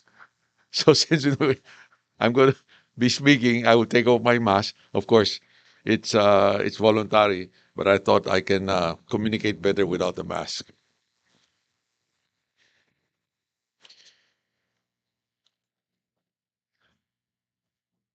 I'd like to greet Miss Katrina Pilajera, Country Manager, Philippine Global Reporting Initiative. I don't believe we've met, but in case you're seated in the crowd, just raise your hand. Okay. And then I believe we have Mr. Peter Paul Van de Vis, Chief External Affairs, Global Reporting Initiative, who is on the web today. Of course, my colleague in the Philippine Exporters Confederation, our Executive Vice President, Senator Perlata, who's here. In the crowd, I see faces that are familiar. Eric Lam of the Malaysian Chamber, I believe. And then I think I see one of my, if I'm not mistaken, Dicky Gonzalez from Lasal, my same alma mater. Okay. So magandang umaga po sa inyong lahat. I am very honored to be here with you to share some of my thoughts as far as how to improve or augment our export finance. So it's really, I thought I would not make it on time because I had to attend a board meeting, but I'm glad that the time allotted to me was moved down a bit, so just right. So the topic on sustainability for today's talk, trade and sustainable development race to the top. This is a timely agenda for the 2030 sustainable development as defined by international trade as an engine for inclusive economic growth and poverty, most importantly, poverty reduction that contributes to the promotion of sustainable development. Exporters and traders, direct or indirect, have important role to play in this endeavor. According to the World Economic Forum, trade constitutes the backbone of every economy, and 80% to 90% of global trade requires financing.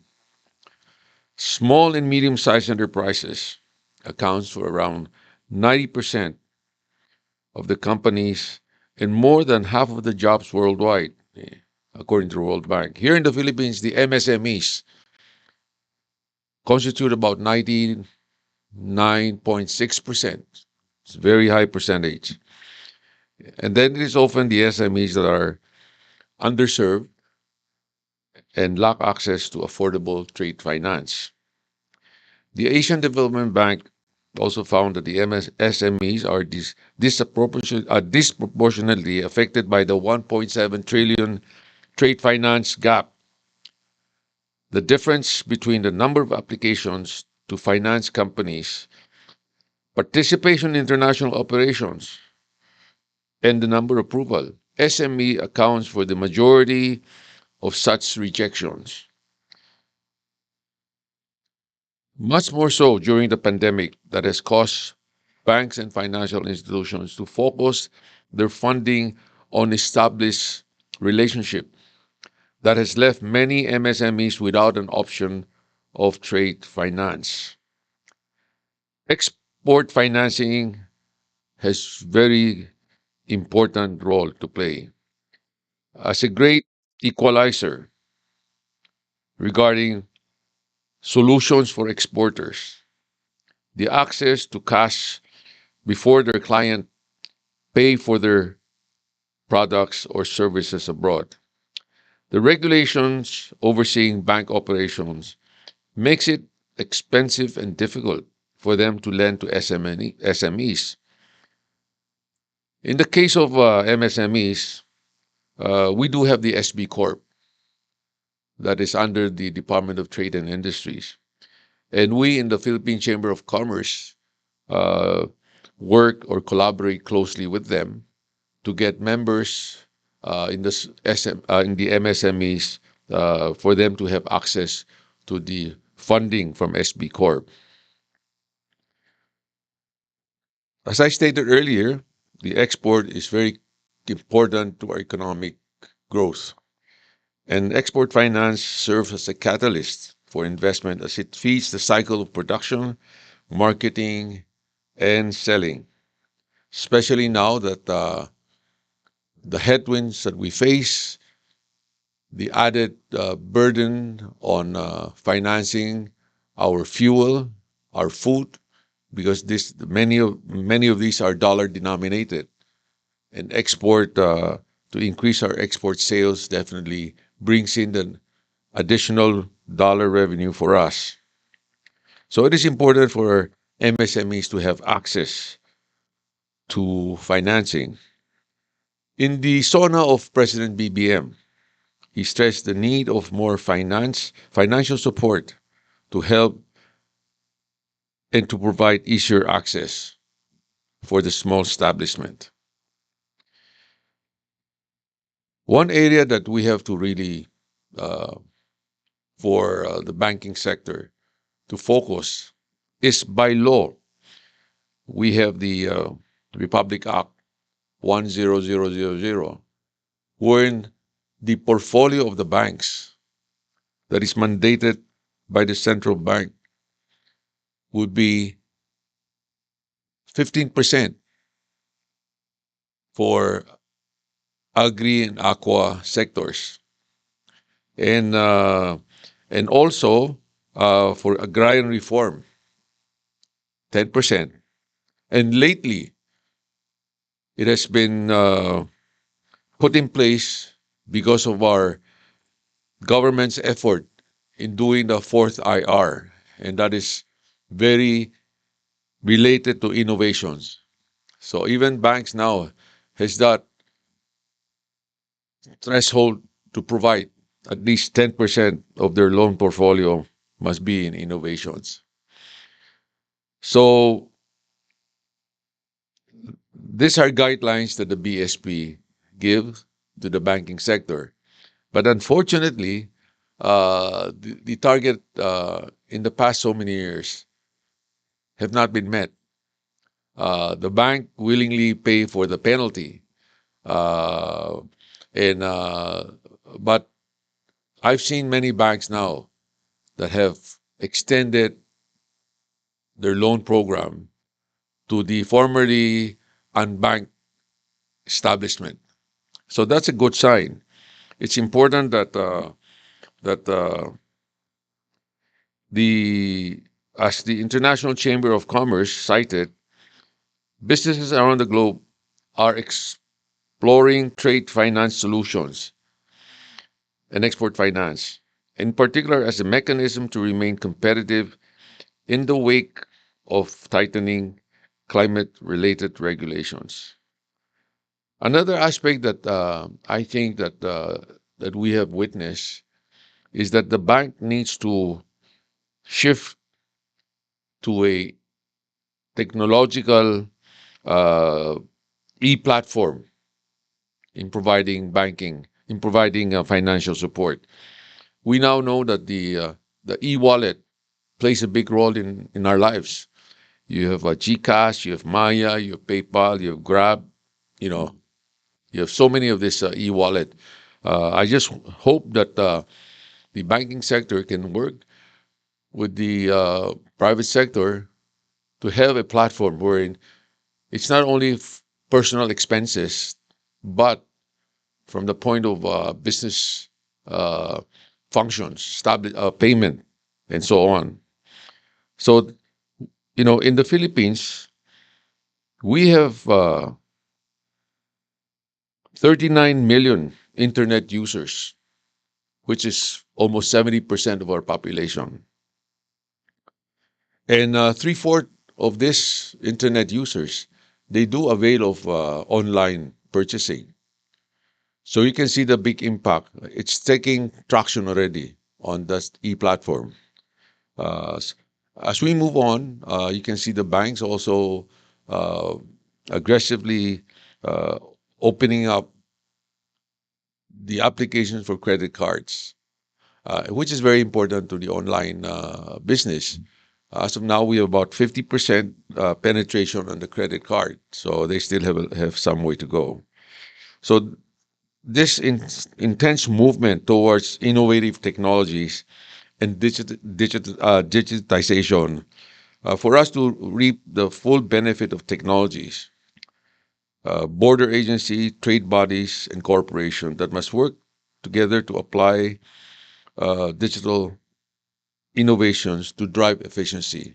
And lately, I'm sure you've read that the central bank has uh, approved six e-banking.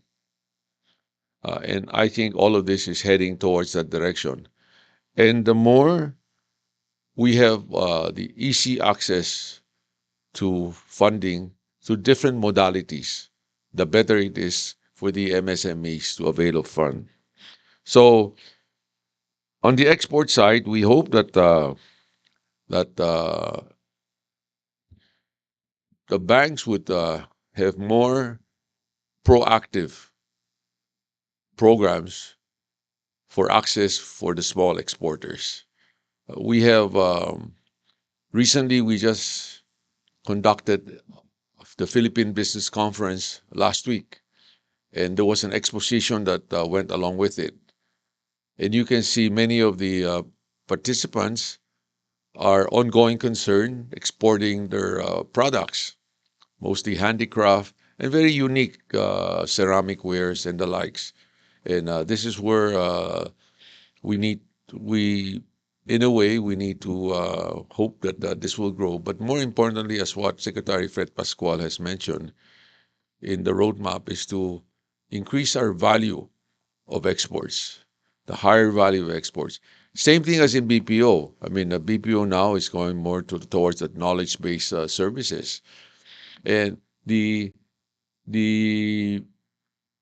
thrust of going on the higher value exports really depends on how we can attract major key investors from abroad. A lot of MSMEs really are just part of the supply chain. If you have major investment, like what Vietnam is doing, and of course, in the past, other ASEAN countries have done, wherein they attract major investors, and the major investors bring in their supply chain.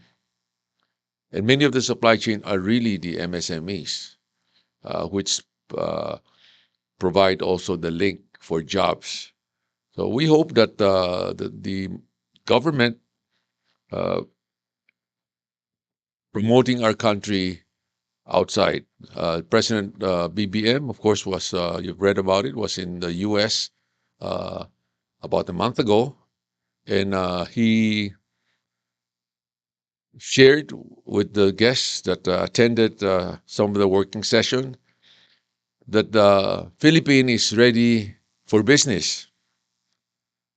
And this is exactly the theme of our Philippine Business Conference, that Philippines is ready and open for business. Yes, we do have certain, what do you call, concern, as was mentioned during the meetings in New York. One of them is about our power. It's still, uh, in a way, has some room that needs improvement as far as availability, as far as connectivity. And also on the connectivity side, our broadband, although here in NCR, We have acceptable uh, rates on our broadband, but other than that, in the province, it's still underserved on this. And these are the things I think the present administration is working on, and all of this would be good in the development of the MSME sector. The many of the effort that has been put in is really focused on the MSMEs, and I'm glad that in many forum, the president and the cabinet members, such as NEDA Secretary R.C. Balisacan, of course, Secretary Trade of Industries, all stress the importance of us refocusing on some of this sector that needs financing. So with that, I'll just mention what in our courtesy call to Bangko Central Governor, Governor Felipe Medalla, wherein he's made aware that the effort for the country to rebound would need the inclusive participation of the MSMEs. And in line with that, of course, the export sector. So thank you very much for having this, giving me this opportunity to share some of my thoughts. Maraming salamat po. Thank you. Thank you very much, PCCI President Mr. George Barcelon. A stunning fact on the 39 million online purchasers, which definitely emphasizes the benefits of AI, innovative and disruptive technologies supporting SMEs and the growth of sustainable export finance. Now to discuss the second session, Sustainable Export Finance, we now give the floor to our discussion moderator, Mr. Kent Marjon Primor, Senior Economic and Trade Officer of the Embassy of Switzerland in the Philippines. A round of applause, please.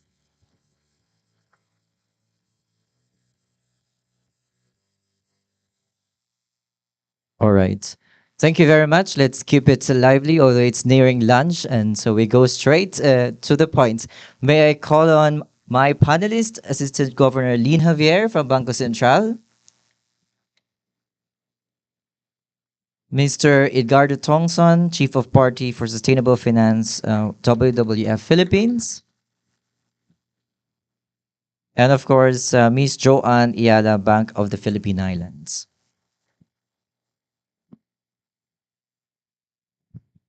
All right, fantastic presentation from our keynote, and there was actually a strong emphasis on the role of banks in providing green finance. And I am very happy to convene a diverse panel list for these sessions. We have representative from the central bank, we have a representative from the private sector, and of course from the advocacy group of WWF. So maybe let's introduce a bit of ourselves, and I will start from my side. I teach, aside from the Senior Economic and Trade Officer of the Embassy of Switzerland, I also sit at the GRI Regional Steering Committee, and I'm very happy that we have this partnership with PEZA.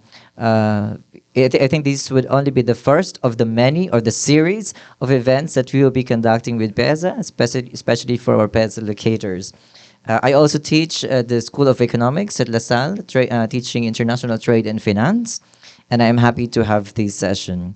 So first, let me call on Assistant Governor Lynn Javier.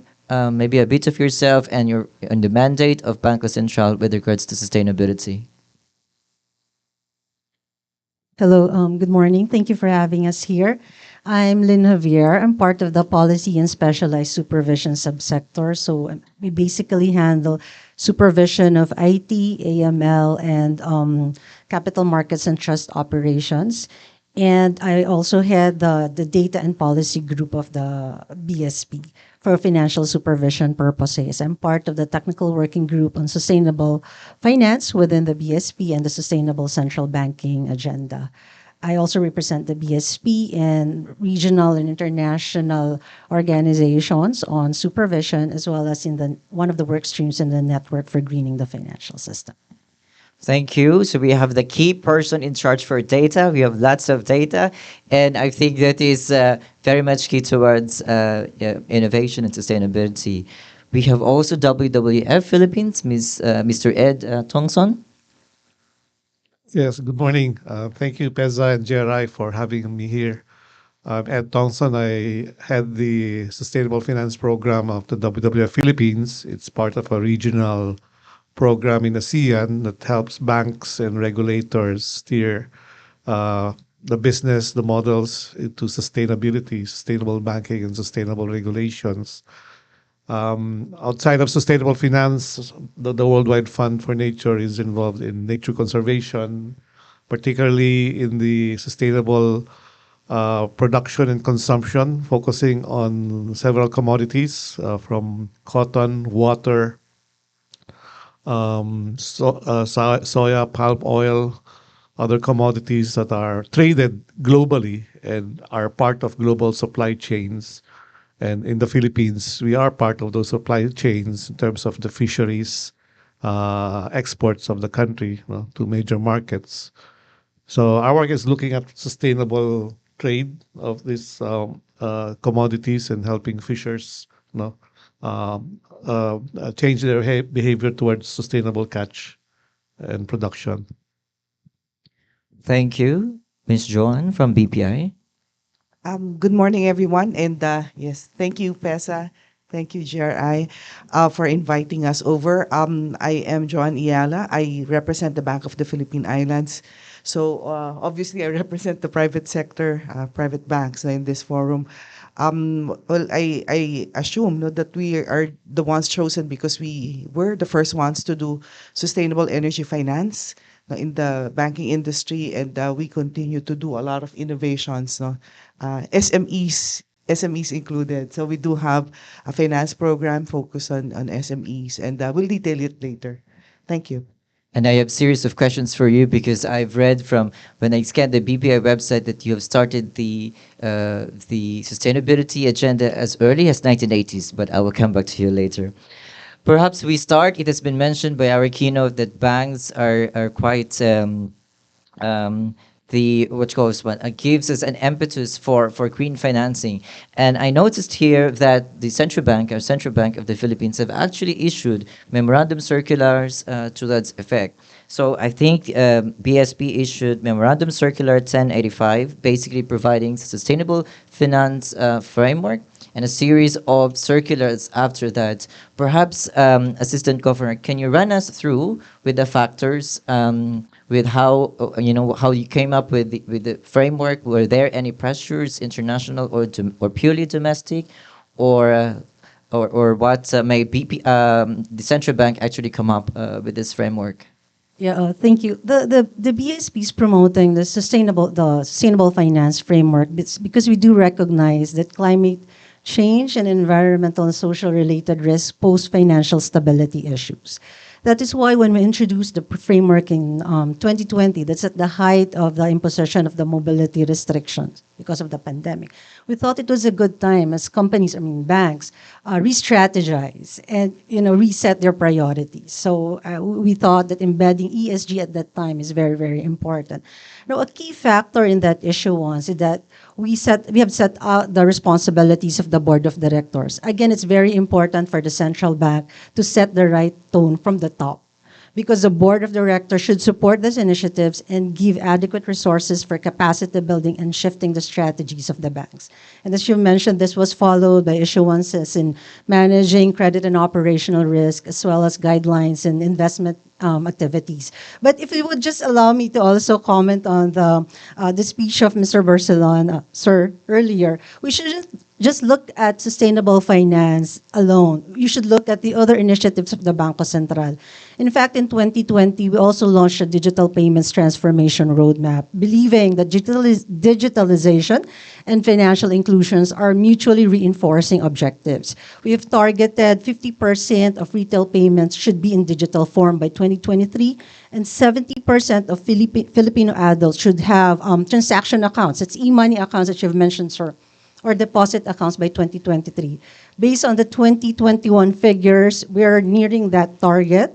56% of Filipino adults now have transaction accounts, and 30% of retail payments are already in digital form. So we do hope and we do recognize that the MSMEs are front and center of all initiatives and also part of the unserved and underserved sector. That's why initiatives are also in place under the National Strategy for Financial Inclusion to support the MSMEs. Thank you. That's very. I think it was one of the. I mean, I was surprised when I saw representatives from the central bank at the Point Zero Forum in Zurich. There was a huge gathering of fintech players around the world, and in fact, Singapore Central Bank and the Philippines were actually there. And also, I think next week, central bank representative will go to Singapore for the Singapore FinTech Festival. I will also join there, and I'm very happy that our central bank are actually, trying to align and learn regulations from all over the world to make a conducive business environment, not only for fintech but basically to in the whole of the sustainability financing. I mentioned earlier that BPI has the sustainability agenda. Can you tell us more about the conceptualization? Because I've seen in the BPI website it starts at 1980, and I think wow, we have already these kind of bank, private bank institution that facilitates and pitch about sustainability. Can you tell us more about that? Okay. Well, I prepared a couple of slides, but I don't know if you can find which one because, yeah, the questions, of course, will have to be matched with the slides. Okay. First, really, yeah, the BPI sustainability agenda was, well, the idea, the germ. Maybe I shouldn't use germ, no, nowadays. We don't like germs, but that idea, that seed of having sustainability in an organization started in the 1980s, and that's why I would say, we're fortunate in BPI because we happen to have a chairman who has been talking about people, planet before profit as early as 1987 when he came back from Harvard. And then that concept had to be embedded in the whole Ayala Group, of course, BPI included.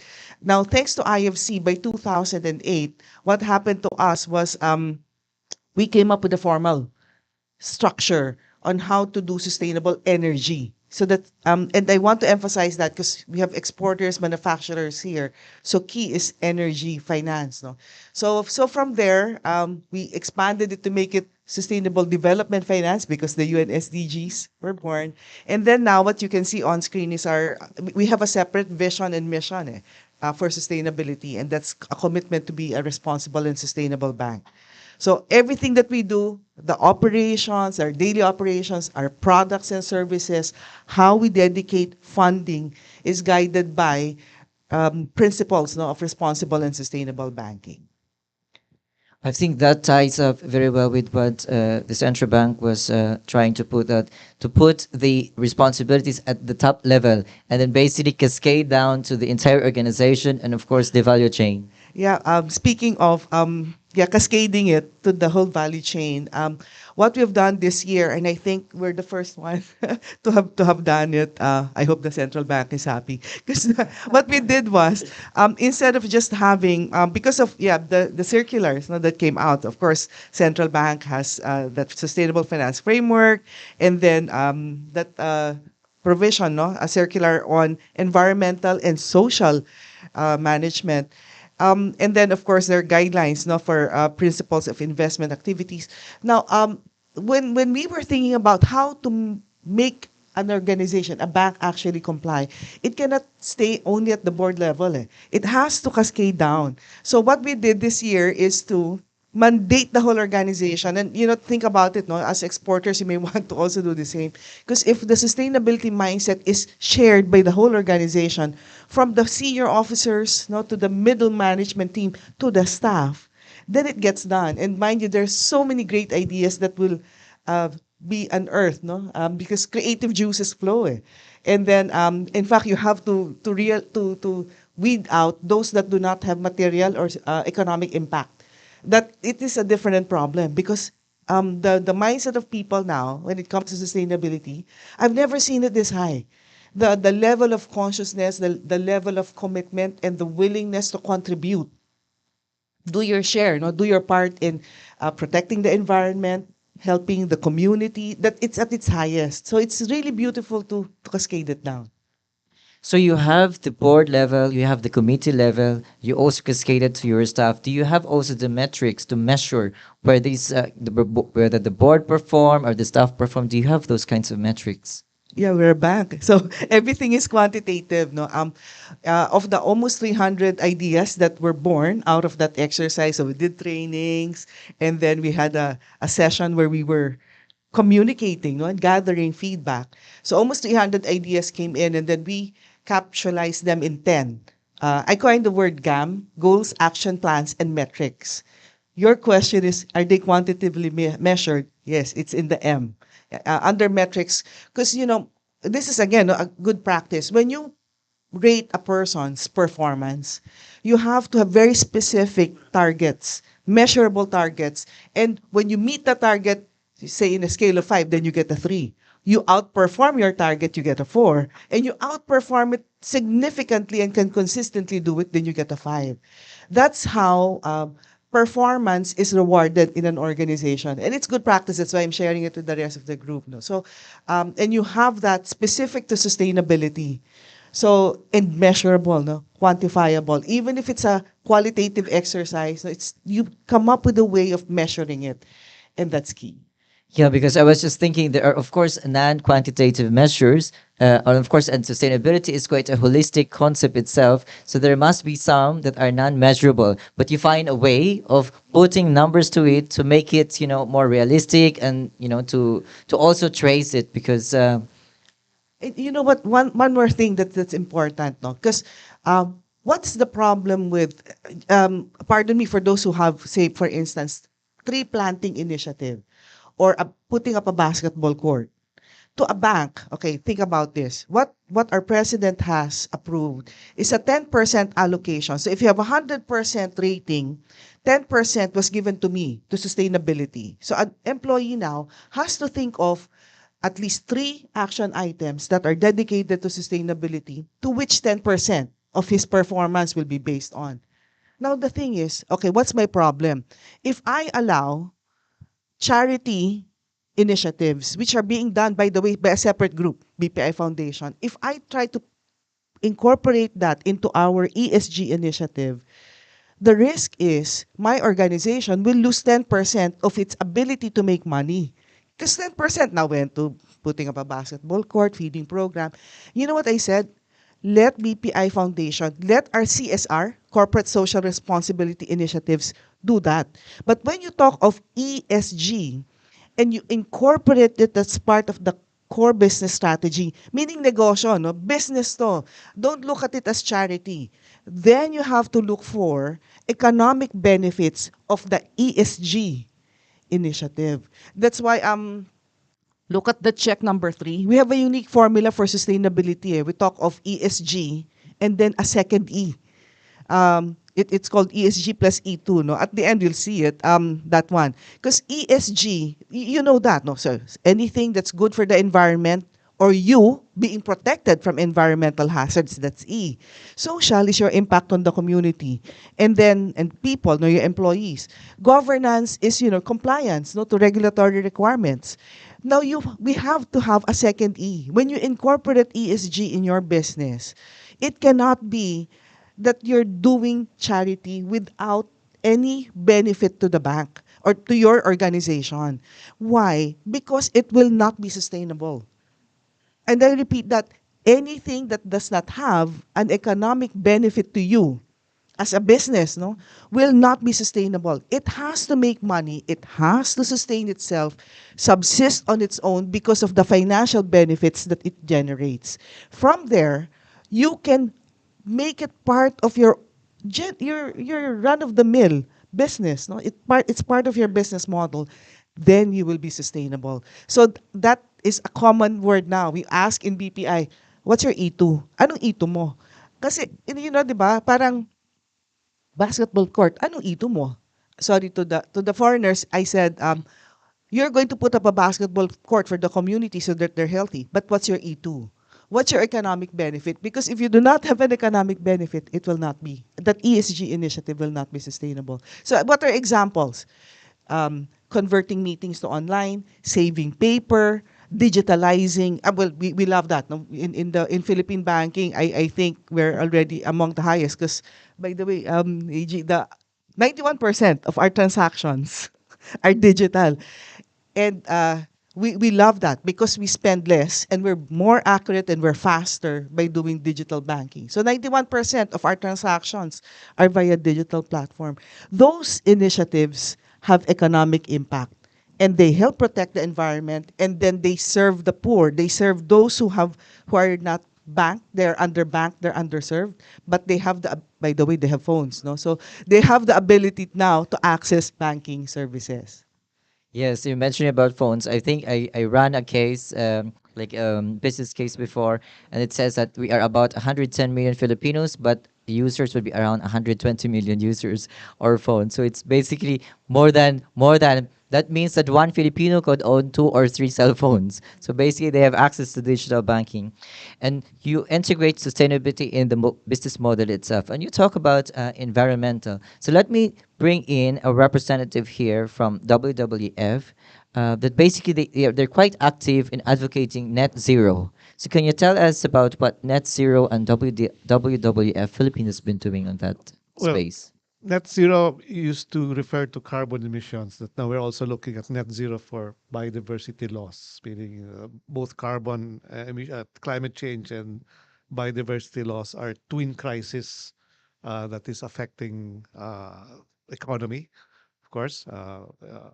And when you talk about net zero, it's bringing down, reversing the trend of of increasing global warming and also reversing the trend of biodiversity loss towards the point that we are restoring nature plus the climate, no, to more stable levels.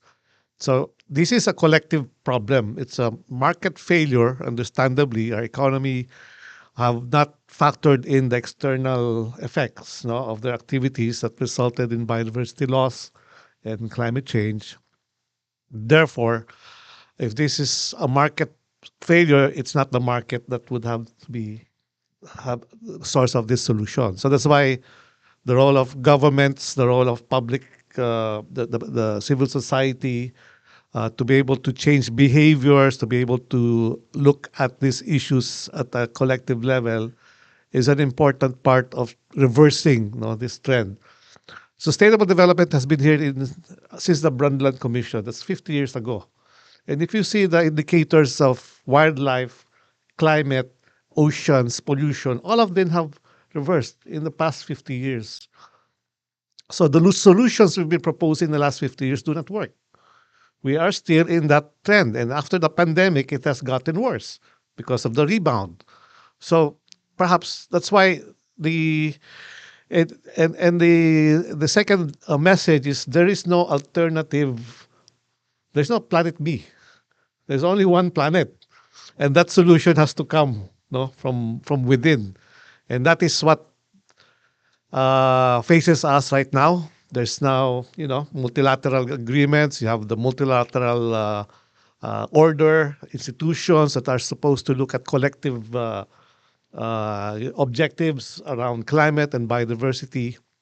But also you have also the other problems that surface, unexpected problems, COVID, geopolitical conflicts, other things that undermine the institutional, the multilateral order that we are used to, no? that are seen as the solution to these types of problems.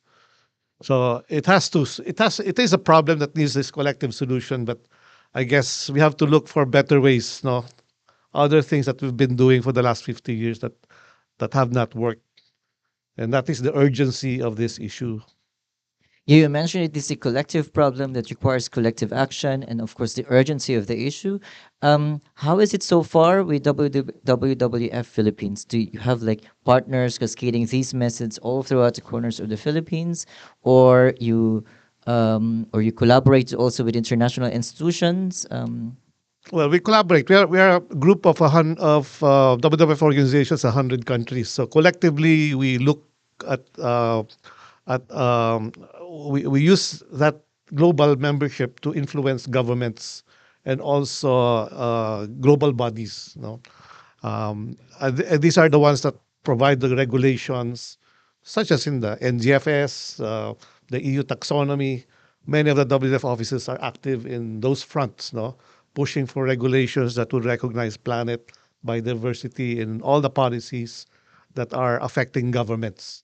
So, And you also help the private sector. of course, yes. Of course, we have a I just want to strong. give him credit because he's one of my gurus. Eh.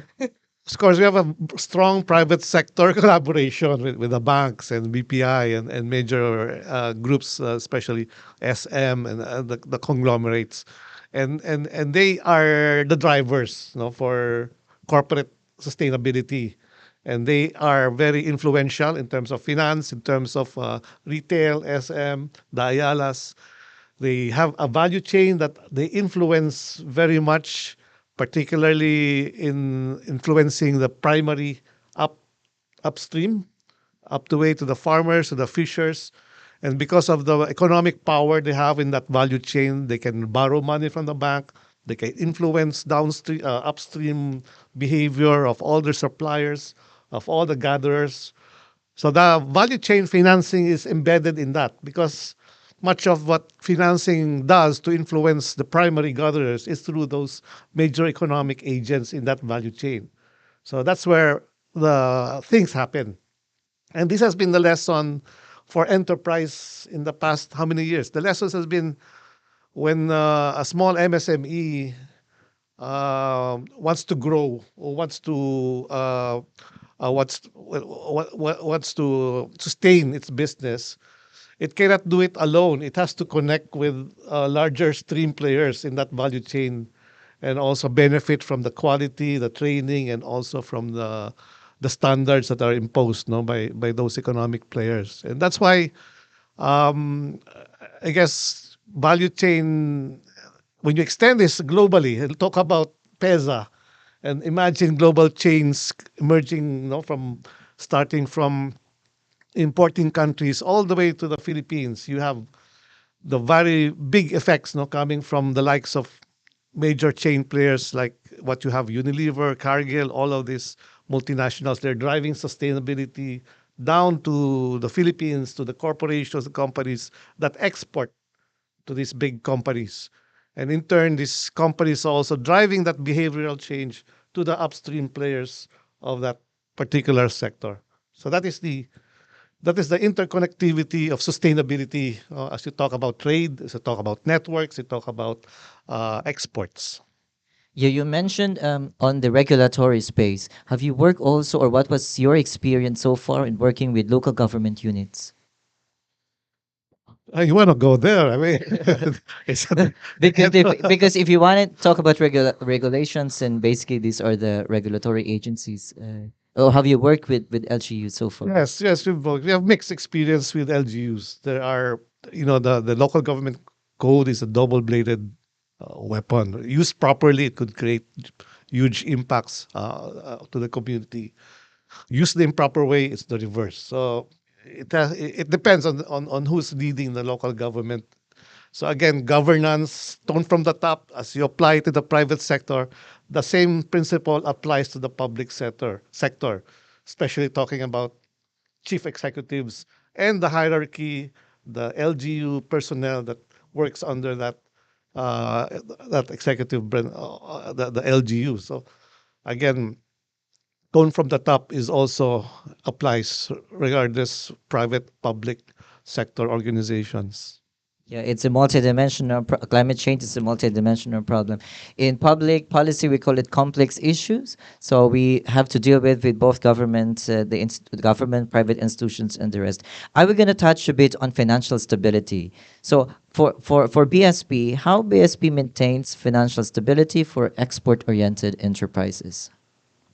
When you look at financial stability, you don't just look at one sector. you look holistically at the different businesses, the impact of our policies or what's happening in the environment to households and businesses, and see where there's need to further support, say, financing. For instance, during the pandemic, we have to incentivize banks to continue lending to households and businesses. So we provided time-bound relief measures. We also provide incentives in terms of continuously lending to MSMEs.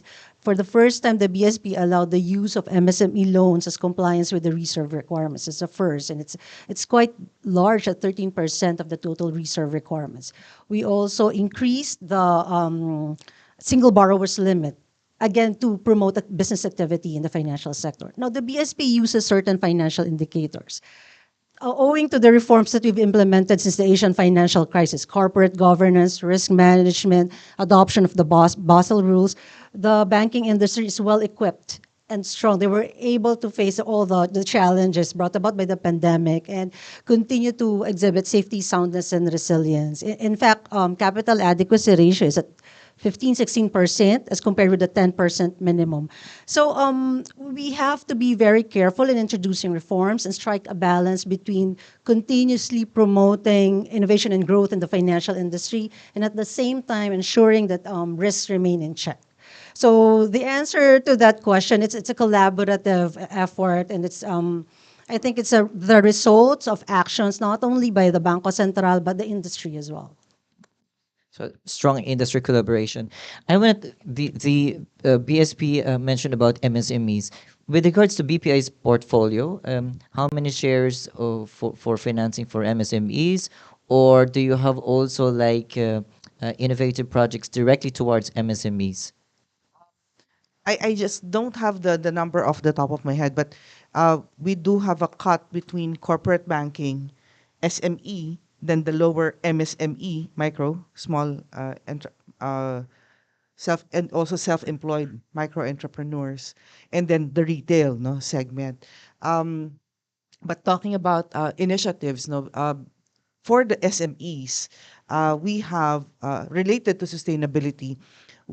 I hope to talk about this program because it's very unique and it's very specific. Kids, if we can have sustainable development finance, we started this again. One of the first, we're the first bank to have introduced this, and thanks to the standards of IFC, we were able to ensure that the sustainability loans, sustainability related loans given to the SMEs. Why the SMEs? They don't have a separate engineering department. They don't have these big guys who could ensure the success of sustainability projects. So we needed to first put a structure, follow IFC standards to ensure there's no greenwashing, and then we classified them into four. So I'll show this later. I mean, with actual examples. For especially for those of you here and those online, you'd see which types of SME or MSME initiatives or even household initiatives actually can be classified as sustainable. So anything that brings down electricity consumption, energy efficiency. Then the next one, renewable energy. So you use natural resource to produce electricity. And then under climate resilience, we place green buildings there. I'll show you examples, visuals later.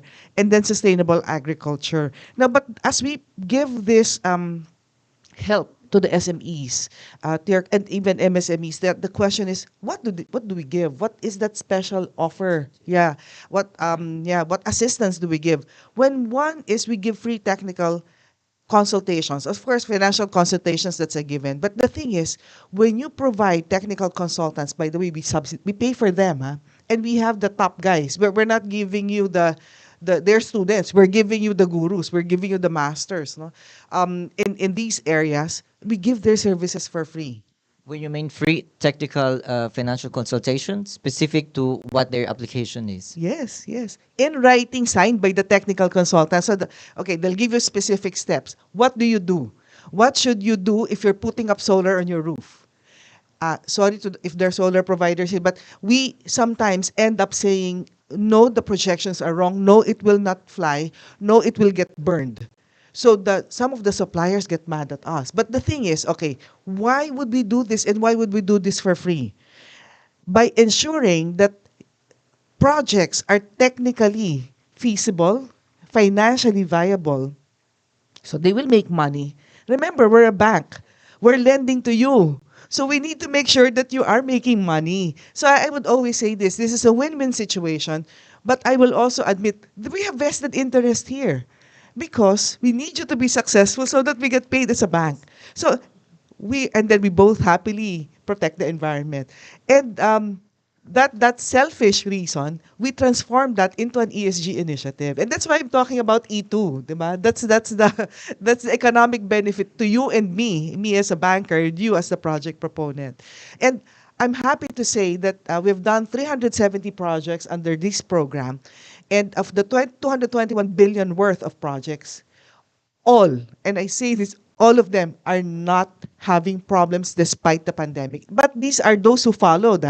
Hindi kasali yung hindi sumunod. Yun, in English, I mean, those who did not follow, they're not part of the list. Because you will not enter our Sustainable Development Finance portfolio if you do not follow what our IFC trained and accredited consultants put in writing. You have to follow.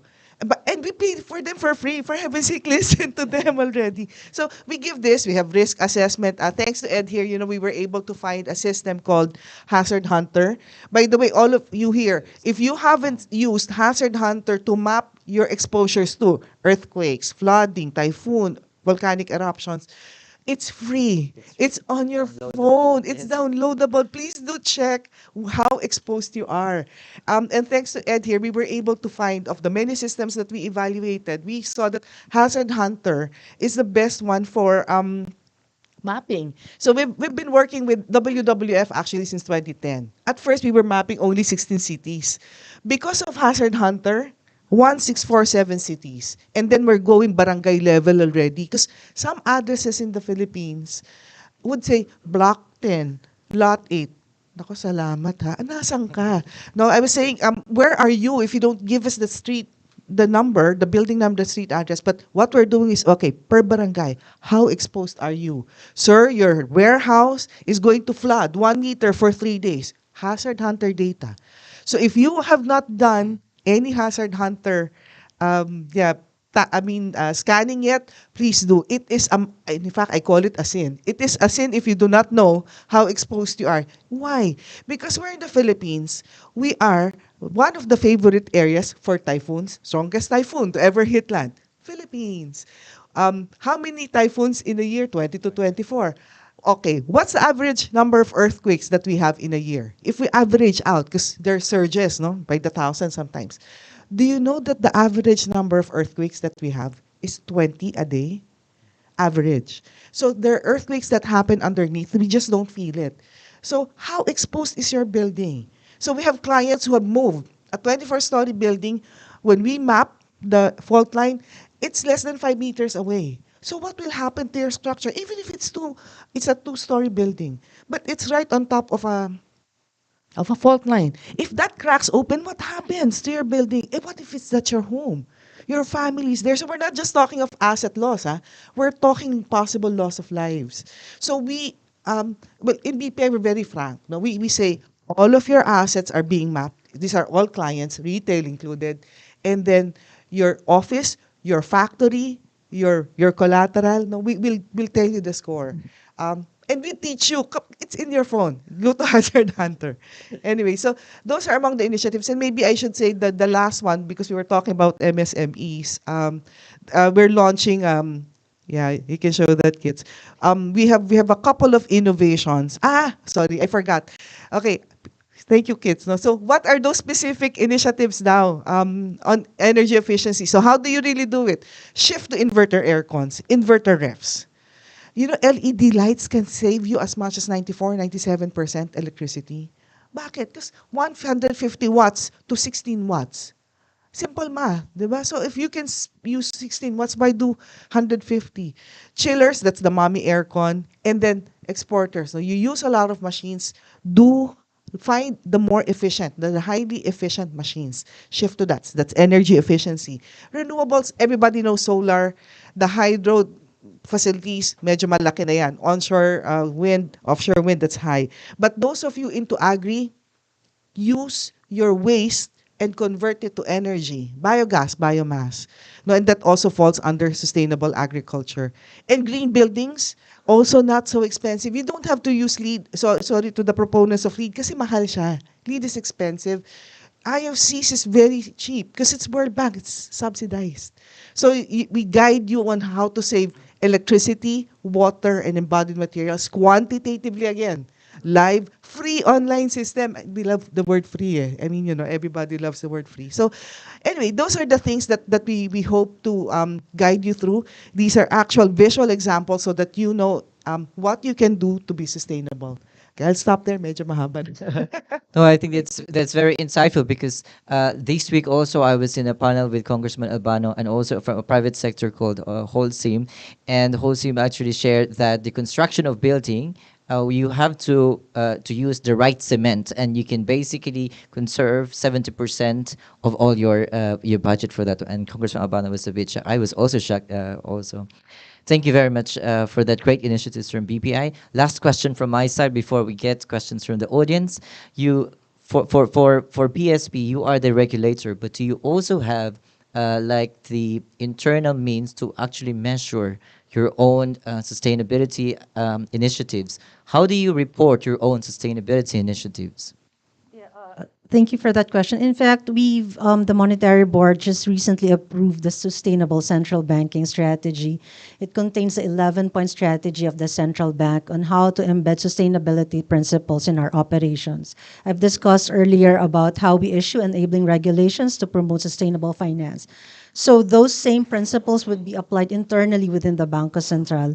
Part of the 11-point strategies for the BSP also to publish a sustainability report. We hope to target it next year, but keeping our fingers crossed, of course. But again, we wanted to walk the talk and lead by example. As we require our supervised financial institutions to go sustainable, we also wanted to have the same practices within the organization. Thank you. For WWF, do you also account for all the sustainability-related initiatives? Do you do annual reports? Yeah, we have our annual report as an NGO. We also track our waste, electricity. Even for travels, we have to set aside an amount for carbon emissions. So we're subject to a carbon tax when we travel, and that's to support some renewable projects elsewhere. So of course we have to practice what we advocate for, and this is strictly enforced by our board and also by the international headquarters. So it goes only not for environment, also for social issues where sometimes conflicts between conservation and human rights, they do happen in many remote areas, and that has to be managed as well.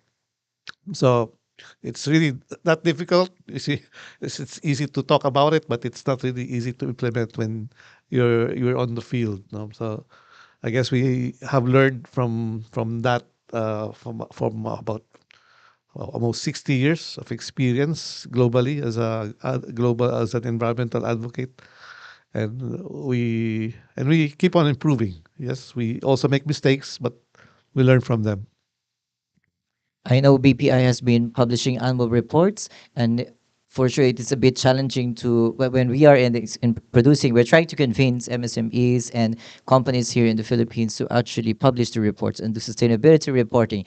But it is not that easy because we do your materiality assessment. You have to adjust depending on the needs of the company. So perhaps for BPI, since you have been doing this for quite some time, what would be your advice for companies to actually do also report their sustainability initiatives, especially for MSMEs, because you have been dealing with them as well? Yeah, you cannot do what we do. Yeah. It has to be Yeah. adapted to the company Yes. itself. That's why it was good that you see a couple of samples that I showed you earlier. Because if you look at BPI, even before 2008 was when we first started sustainable reporting. No, so we're so happy when the BSP started making it a formal requirement because we've been doing it for the longest time.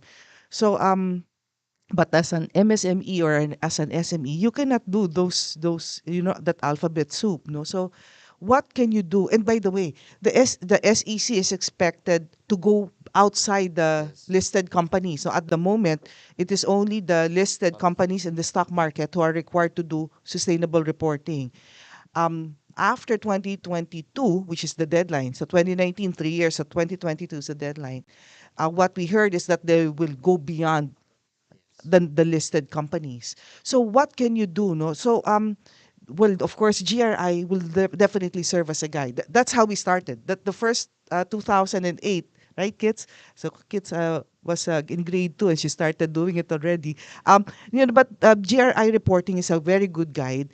And then you may not be able to do everything, but look at it as a guide so that you somehow are aware of the things the parameters that you should put a check on.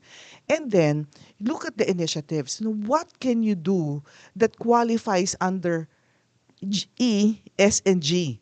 No, so the samples I gave you earlier, the visuals, no, on energy efficiency, renewable energy, these things are considered ESG initiatives. No, so if you can initiate any sustainability initiatives, well I can imagine you prioritizing E. We're strongest with environmental. Social is it's kind of hard to measure, but please do write them. And governance, that's a given because you have to comply. No, but the E part globally is a strength. There are so many parameters, no, to measure compliance to or adherence to environmental standards. Now, when you say, okay, can you describe, no, what they are and what else can we do? Look at the SDGs. You look at the 17 SDGs. There are indicators and targets there that will give you an idea. So that those are among the things that you can do. So you write them down. Write them down. You're an SDG, and then the parameters you need when you look at E, S, and G, and then you write them down and look at the GRI as a guide. No, you may not be able to answer all, but at least you kind of have a more structured way of reporting it. That's very encouraging. You look at these as a guide. It's not really like you follow everything. Or you try to pick what's applicable in your organization, because the guide itself, we have been trying to advocate. Well, thanks to SEC, they're doing it mandatory. You have to put it as part of the annual reporting. For the first 2 or 3 years, I think you have to comply or explain. So that means that if you're going to do it, why? If you're doing it, what will be the next steps? And I was also with SEC just this week, and they are moving out of, they're trying to expand these. That's a very reason also that why we have this forum. We're trying to encourage our PEZA locators to actually look at sustainability reporting, because it is good for you. There's a business case, there's a social case, there's also an individual case. It's good for you that you yourself, you take care of the environment and then you report it, so you know that there is progress. All right, I think there is one question, or there is a question from our Zoom audience. This is from Rich Gamba on Zoom. To our panelists sharing about initiatives on power, energy, did you have a short-term and mid-term dialogue with DOE? I think we have with BSP first. What I can share is that the DOE, along with the BSP and more than 10 other government agencies, are all part, including the DNR and the Department of Finance, are all part of the interagency working group called the Green Force. So the Green Force actually published its Sustainable Finance Roadmap, which provides the commitment and targets of the national government in terms of promoting the sustainability agenda. It's accompanied by another document, the Guiding Principles. It identifies sectors or industries that are aligned and not aligned with the sustainability agenda. From those documents, the agencies are supposed to commit to certain activities and initiatives to attain the sustainability goals and national aspirations. So at least in the financial sector, the BSP, along with the SEC and the Insurance Commission, are working on alignment of regulatory policies as well as the development of taxonomy. So those are the initiatives, interagency government initiatives. Ed, you've worked with DOE as well? Well, no, part of the WWF office has a unit that works within Renewable Energy Board in the department within the DOE. But most of the policies are in place. Now we are helping local governments explore indigenous resources, energy resources in Butuan, and another one in Mindanao and Siargao. So these are one island and one in the mainland. So basically, that's where the next battlefield is, looking at how indigenous uh, power resources could be mobilized and hopefully decentralize some of our dependence on the main grid, and make it more so they can have a more independent source of energy, that they can use locally. And it has a whole range of resources available in those localities, from wind power, sun, and also biomass. So those are the main sources of energy, especially also hydropower, mini hydropower. So I guess the DOS has a competitive landscape map where these resources are mapped in every locality, and the thrust now is to decentralize. Look at how these local resources could be made available to mobilize energy in those places. Um, Directly, what happens is the collaboration happens during events like this. Say, the DOE would put together events, and they need a bank who could talk about the initiatives that we do on the energy side. Uh, Other than that, it's not as though we sit down with them regularly. The other connection is through our technical consultants, because we have technical consultants for renewable energy and energy efficiency. And we do monitor a lot, not tightly, the the communications of the DOE. And just to give an example, for instance, accredited solar companies. No, I have a comment though. If the DOE, I'm sure the DOE would be listening to this. No, it would be good to shorten the list and make it tighter. What am I referring to? You have a list of so many solar providers, but not all of them have good track record in the Philippines. So therefore, when our clients look at the list of the DOE, because we hope not to endorse, because it's unfair. No? So we tell them, okay, go to the DOE site and choose which solar provider you want to work with. But if that is not sanitized, sorry for the word, but you don't remove those who do not have track record yet, and have proven that their technologies actually work and they have enough experience. What happens is it becomes harder for us, because we have to filter which ones of the proposals could really take off and would be successful. Remember, we do that as free service. So it's hard. So if the DOE could help, I know it will not be easy also for the DOE. There will be pressure from those who are just starting. But because we look up to you, DOE, a lot, no? In coming up with the list and the standards that we will follow, becoming a little stricter is something that we hope the DOE can do. I know it's harder, no? And then use carrot and stick, and weed out those who cannot. No, we'll lift the standards a little bit, but that also ensures that the projects, no, the list of technical providers will be really safe for the public, no, to deal with. Yeah. Thank you. Thank you very much for that. So we have questions from the audience. We have three. All right. Okay, let's have first the person at the front.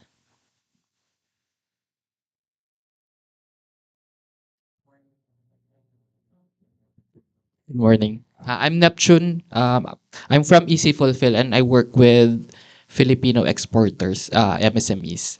This question for Miss Joanne. I, I'm very interested on the sustainability financing. The challenge though working with MSMEs is that they easily parang get intimidated, di ba? If there's a new process, a new program. So kaya the participation is usually very low.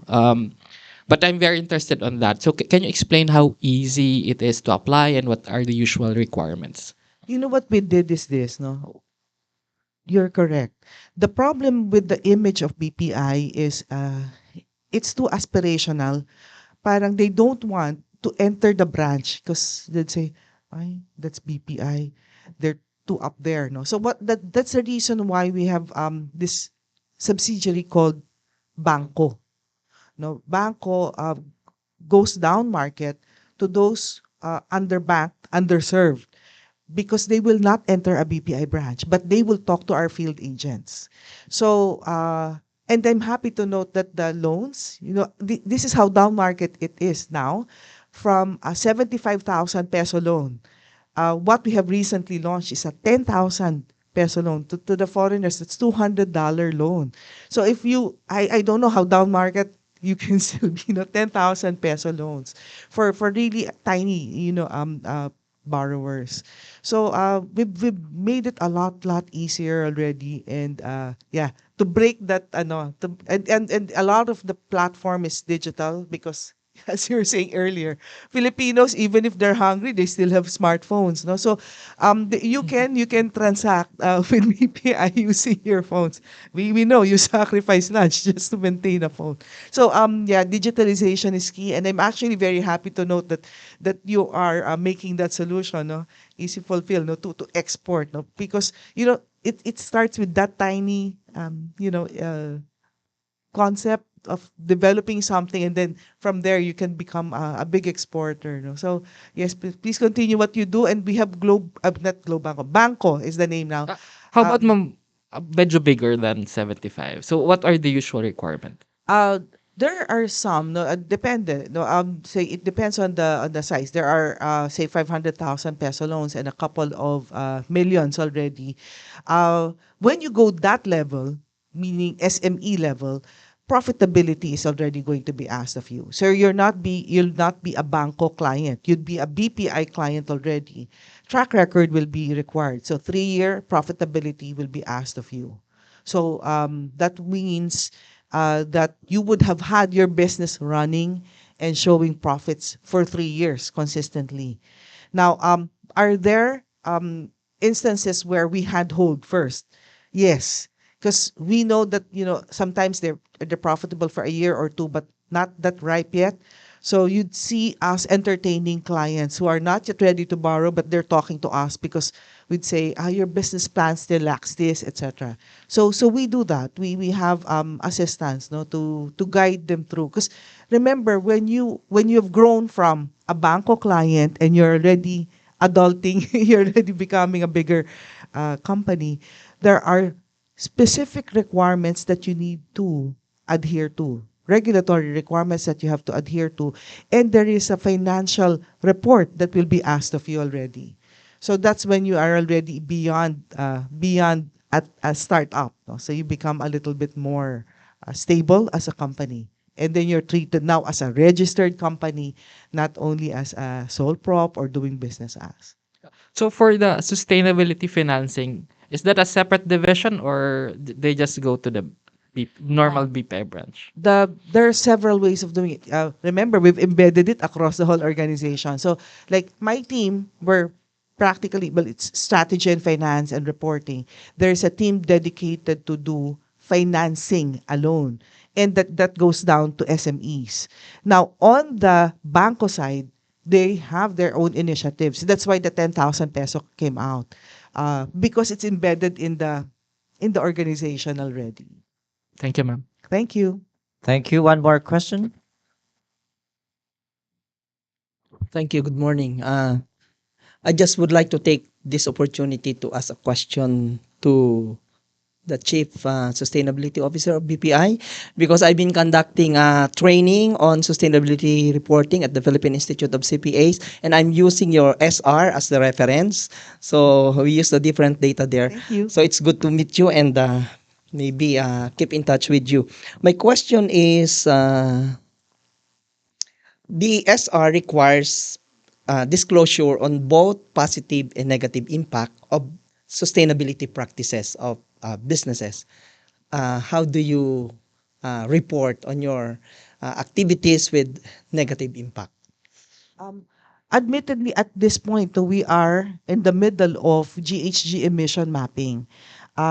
It's not easy. Why? Because we have millions of clients and we have thousands at the top corporate level and then hundreds of thousands at the SME level. So, but when you talk of impact, you cannot just say, my impact is like this. No, it has to be quantitative. It has to be science based. Okay. And to be honest, we need foreign consultants.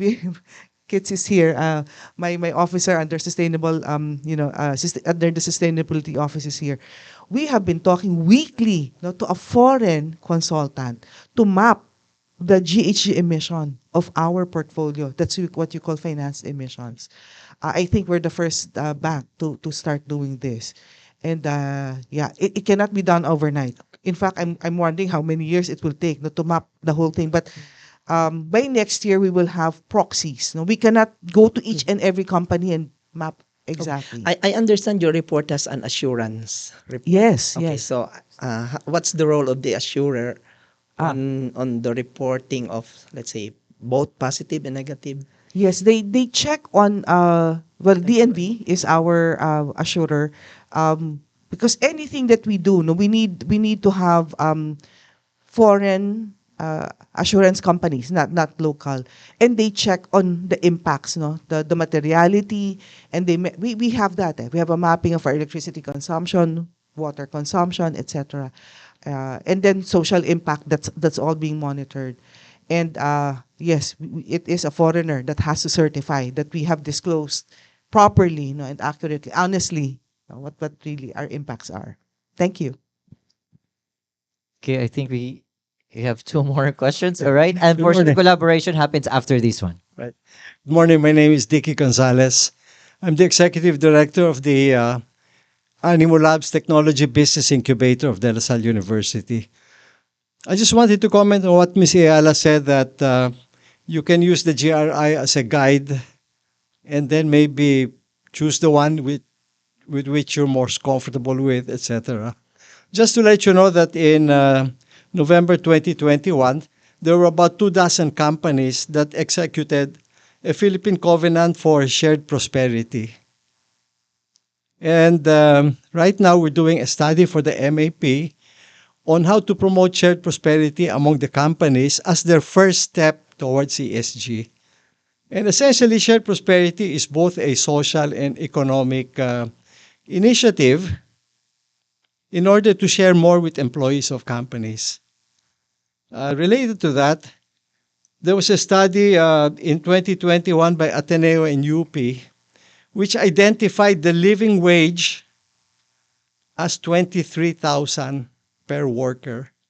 Not today's minimum wage, living wage. And that is a big gap between what are we looking at minimum wage now? 16 maybe? 17 and 23. And this is possibly one of the biggest sustainability challenges for companies to face. You can't talk environment to people who are not eating 3 meals a day.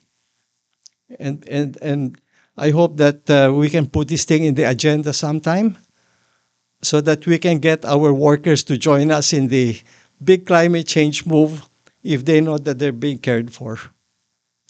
So I just wanted to leave that thoughts with you guys and hope that some action would be taken on that. Thank you. Thank you for that beautiful comment. Yesterday there was a World Bank event where I was asked, to represent the private sector, and you know what my big message there was? We're very good with E, the environmental taxonomies, the standards, and the initiatives.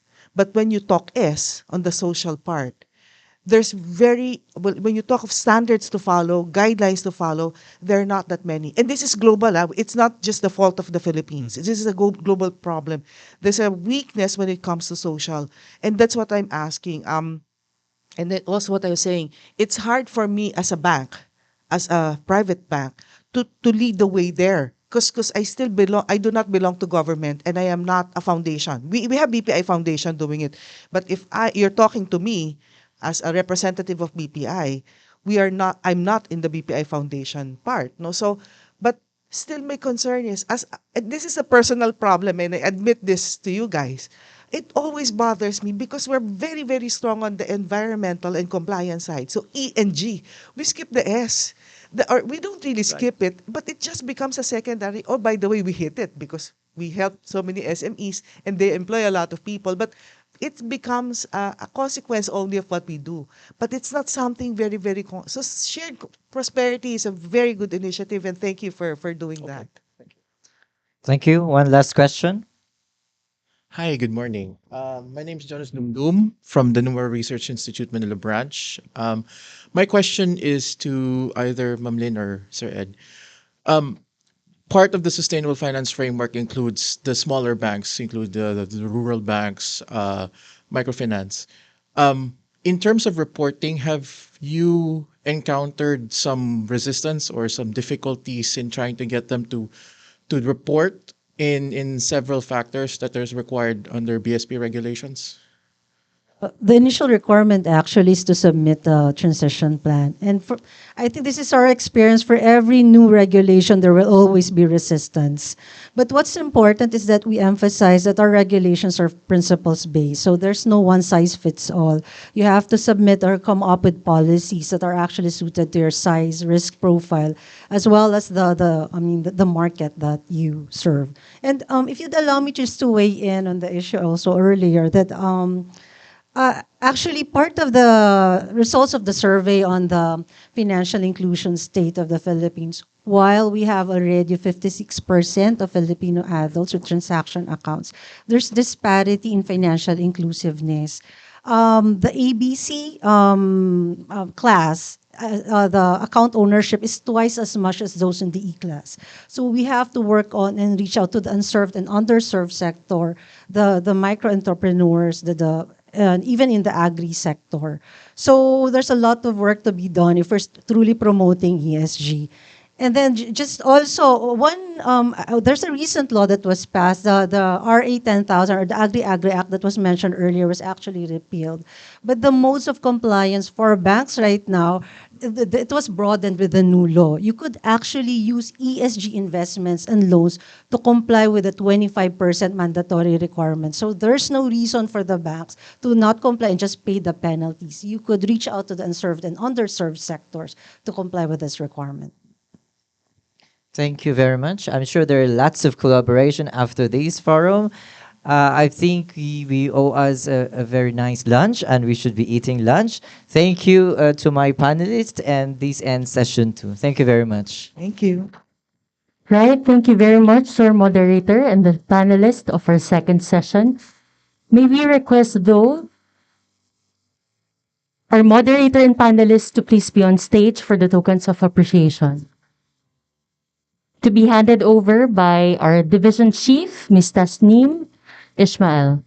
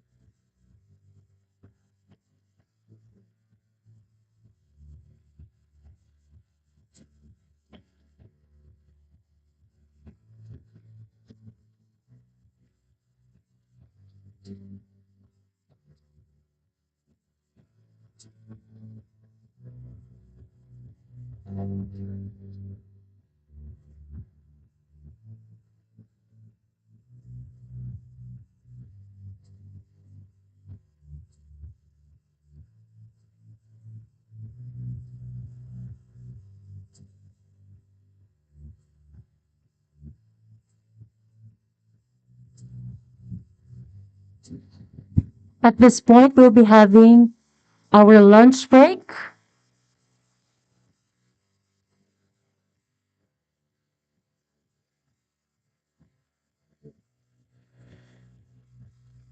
Lunch is now ready to be served in the library. We'll be seeing you at around 1:30.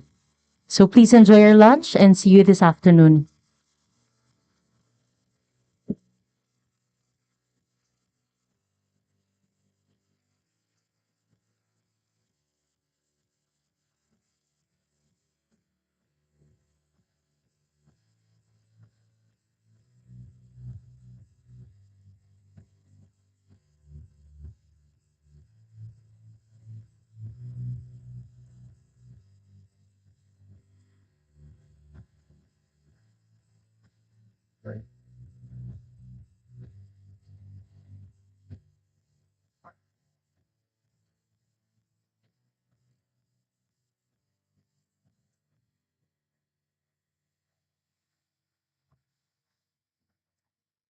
Perfect.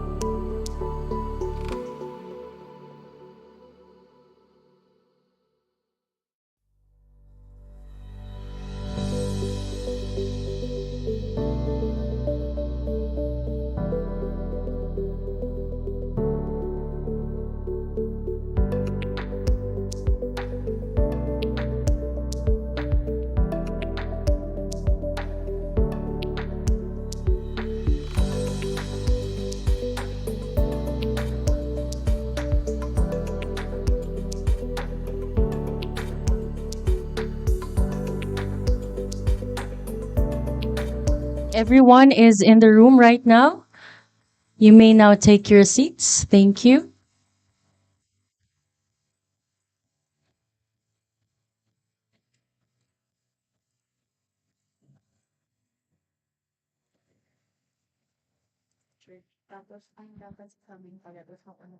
Good afternoon, everyone, and welcome to the third session for today entitled Accelerating Regulatory Landscape in Sustainable Export Trading. As an overview to the session, the European Union Green Deal with the upcoming revised EU's Corporate Sustainability Reporting Directive aims to make the continent to be the first climate neutral continent. This envisions the adoption of EU sustainability reporting standards to be developed by the European Financial Reporting Advisory Group. Now, to officially begin our third session, let us all welcome our third note speaker with the topic Global Sustainability Landscape Cascading to Regional and Local Contexts, Mr. Peter Paul Van de Vries, Chief External Affairs of the Global Reporting Initiative. Good afternoon, sir.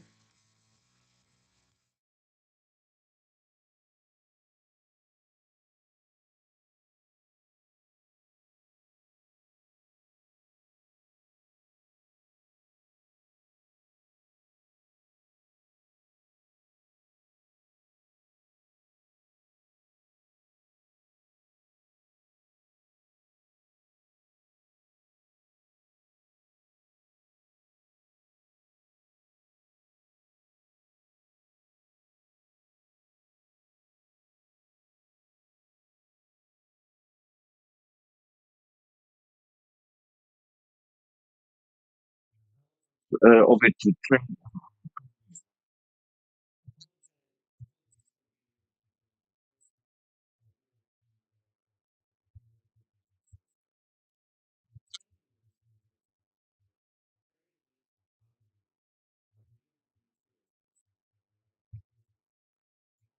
for the action.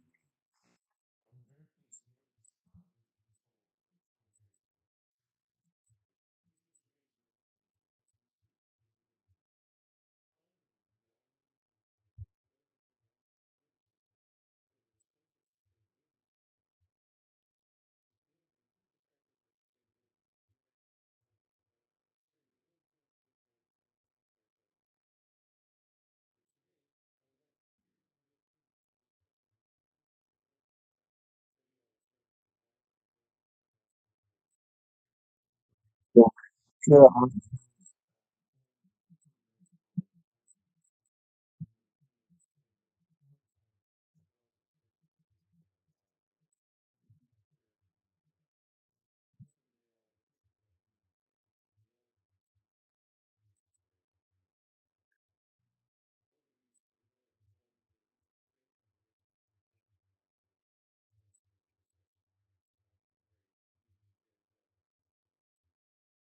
so let me start by answering the question.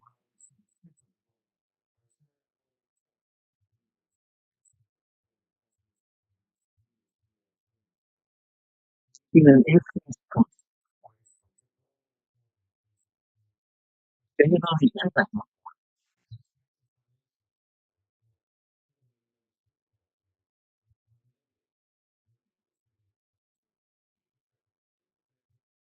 same respective underlines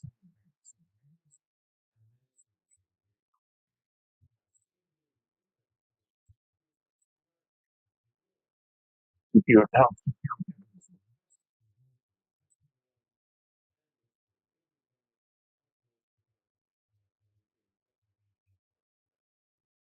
against the financial self-disclosure.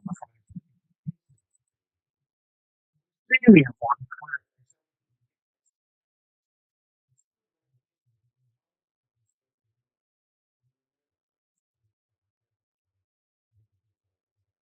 for the slide. Underlying,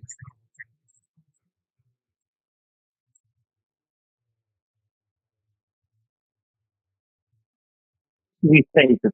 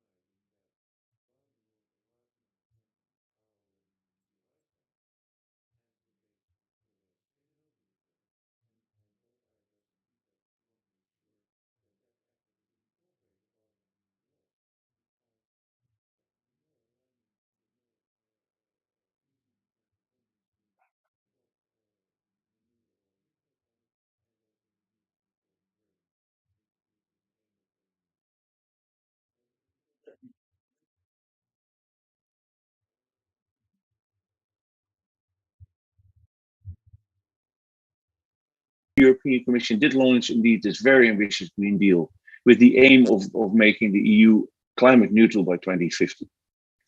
The Green Deal is absolute game changer for Europe.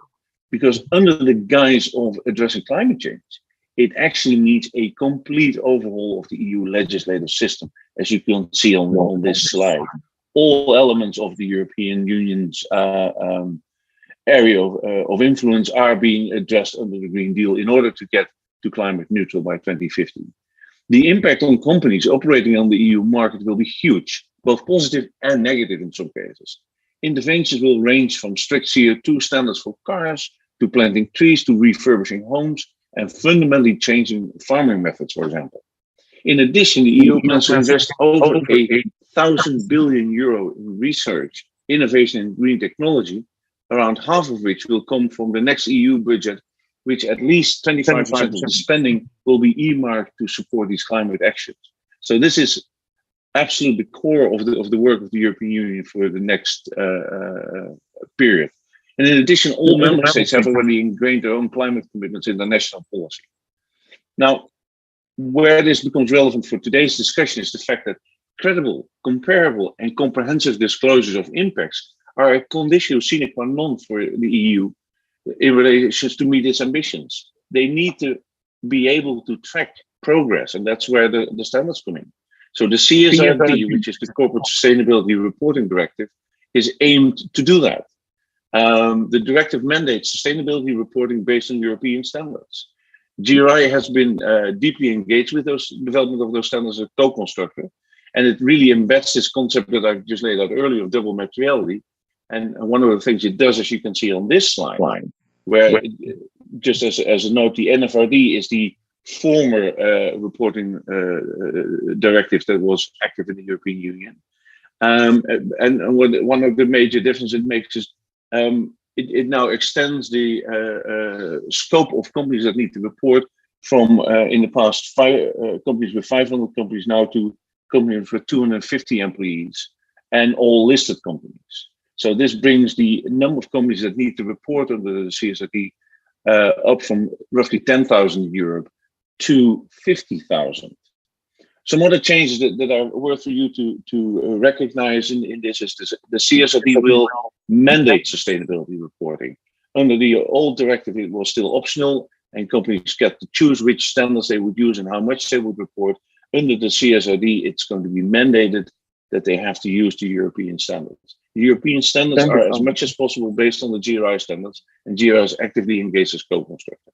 It also firmly embeds this concept of double materiality, and again, this is where companies outside of Europe really need to take notice. There's a strong focus on value chain impacts, not just scope 2 and scope 3 when it comes to climate issues, but also on social issues. There is a strong demand for value chain accountability, meaning that companies that have to report on the CSRD will talk to their partners in the value chains, and as part of trade deals, will ask for the availability of specific data around impacts.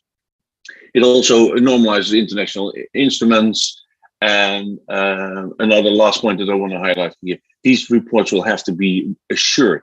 So as part of the assurance process, there might also be additional conversations between parties in the value chains to ensure that the data that is ultimately reported under the CSRD is actually correct. Now, if you look at the next slide, I've tried to highlight a little bit more what are the implications of the CSRD on non-EU-based companies. So as I explained just now, as a member of global value chains, you will be confronted with more data requirements and data requests and more conversations about your behavior on those topics. If a company is based, headquartered outside of the European Union, but has an EU listed subsidiary, that subsidiary will be required to meet the CSRD standards. And then last but not least, if a company is not based in the European Union, but has sales of over 150 million in the European Union, that company will be required to report a limited number of data points on its activities related to its sales in the European Union. Those last standards will come in force much later, but still companies should start preparing, because the European Union will be looking specifically at impact data around social, environmental, and governance issues to the outside world. They're less interested in the financial implications to the entities, but they want to know what the implications are related to the products put on the European market. And last but not least, one of the arguments that the European Union always has is they will try to influence global policy making. One, to align globally requirements, but also Europe is trying to position itself as a leader in this field. Next slide, please. A quick word on the implementation, so you have an idea when this all starts kicking in. As I mentioned, the first 10,000 companies, the NFRD companies, are required to start gathering information in 2024 for the first reports to be published in 25. This means that once the final standards are being published in June next year, companies will start collecting information and they will start having conversations with members of the value chain in order to collect the information they need. Other large companies that currently were outside of the scope of the NFRD have 1 year respite. They will only have to start report over 2025. And listed SMEs have 1 more year on top of that. Ultimately, the non-EU companies, which I mentioned just earlier, they will have to start reporting over the year 2028, with the first report being published in 2029. So those timelines seem relatively long, especially for the last bullet point, but the amount of information that is needed is still quite a lot. So I would urge you as soon as possible to start looking at those standards. And as I said, the final first set of standards, which will cover 13 topics, and almost all the social topics, for example, will be published in June of next year. Next slide, please. Because I also want to spend a little bit of time on the other development that we see globally that we're actually very pleased with, is the tremendous progress that is made on by the International Financial Reporting Standards Foundation when it comes to including potential financial impacts of sustainability issues in financial standards. During last year's COP in Glasgow, the IFRS was able to announce the formation of the ISSB, the International Sustainability Standards Board, which is mandated to develop high-quality sustainability disclosure standards that meet investor information needs. And that last point is very important. So it's a very narrow scope, is looking at financial materiality, as long as it's relevant for investors to make informed decisions. They're starting with the climate standard and the standard on general requirements, which have been put out for public consultation earlier in the year. And at the moment, they are working very hard on addressing the 1,800 pieces of feedback they received on those standards. And I would expect a final standard to be published Q1 next year. And what we see already, 2 points to note. Last week's ISSB meeting, some of the feedback has been addressed and decisions have been made, including the decision to drop the terminology of enterprise value, which was raised a lot of concerns and there was unclarity on what it meant. And they've instead decided to adopt the same definition of materiality as is used by the IFRS standards. And in a future meeting, they will discuss further guidance on how to determine what is material information based on that amended standards. Also being mindful of the audience that we have here today, it's also worth noting that the ISSB unanimously voted to require companies to disclosure Scope 1, Scope 2, and Scope 3 greenhouse gas emissions, applying the current version of the Global Greenhouse Gas Protocol corporate standard. This will have implications for companies in the value chains of the reporting organizations, as there is a need for collection of quite a bit of information, also at the use level of products, for example. Now, next slide, please. Let me add that the IFRS Foundation and the Global Reporting Initiative have signed a collaboration agreement under which their respective standard setting boards, the ISSB and our GSSB, will seek to coordinate work programs and standard setting activities. Again, with the aim to make sure that alignment is there where it's needed, making sure, therefore, that the reported data is as useful as possible, but also in an effort to reduce as much as possible the reporting burden for companies.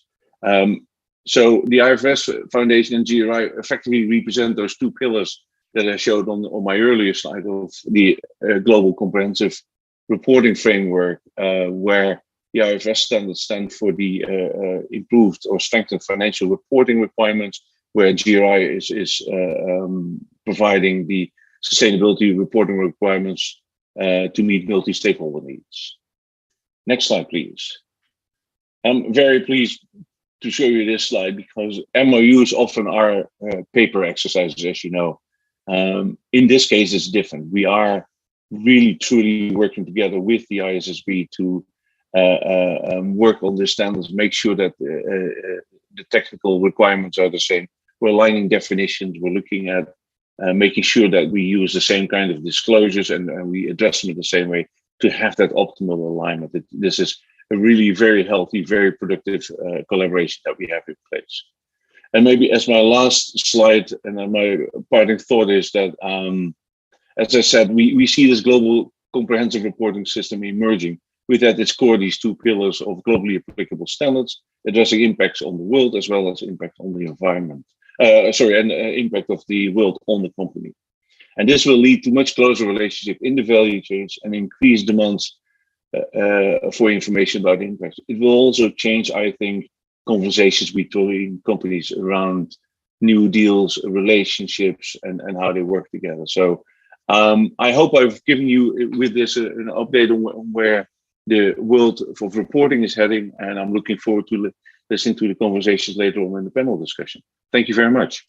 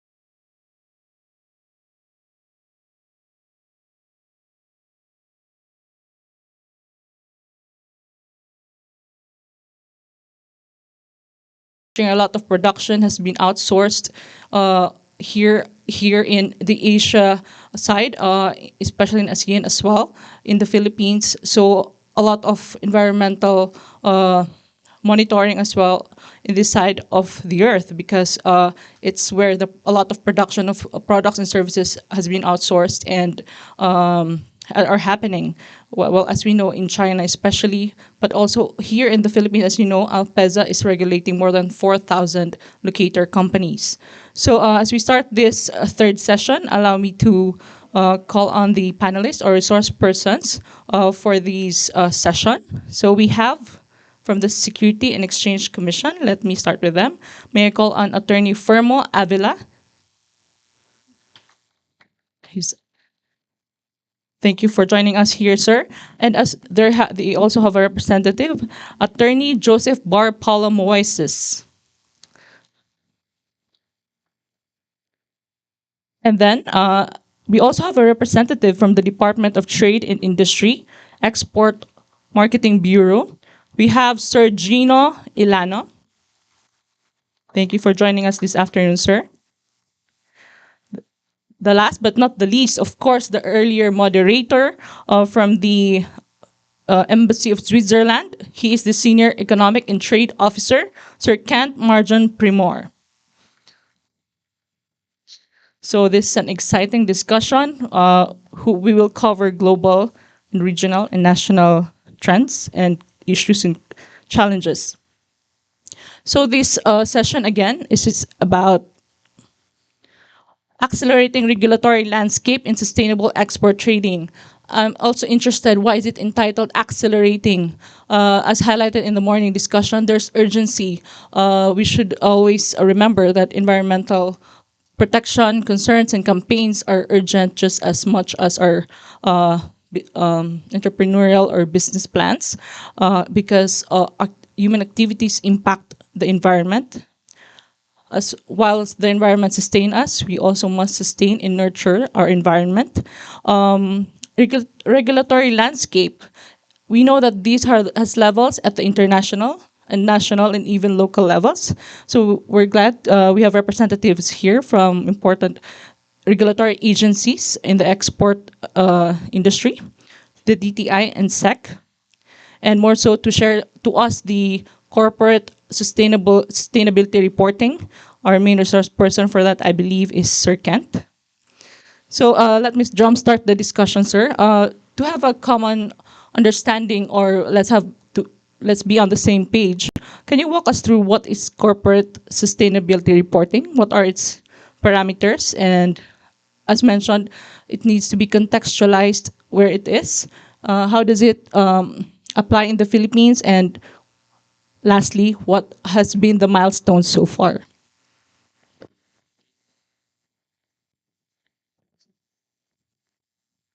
Thank you very much. Maybe I'm not the expert on the corporate side of things because I represent the State Secretariat for Economic Affairs, but more so about the regulatory side at the international level because, of course, SECO, as with DTI, basically our role is to facilitate and make sure that the regulatory space are conducive for the businesses themselves, and of course for them to have a platform and to be encouraged and enabled to do sustainability reporting. Just on that space, in terms of the promoting corporate sustainability reporting, we have actually funded a program called SRRB program, but sustainability reporting for responsible businesses.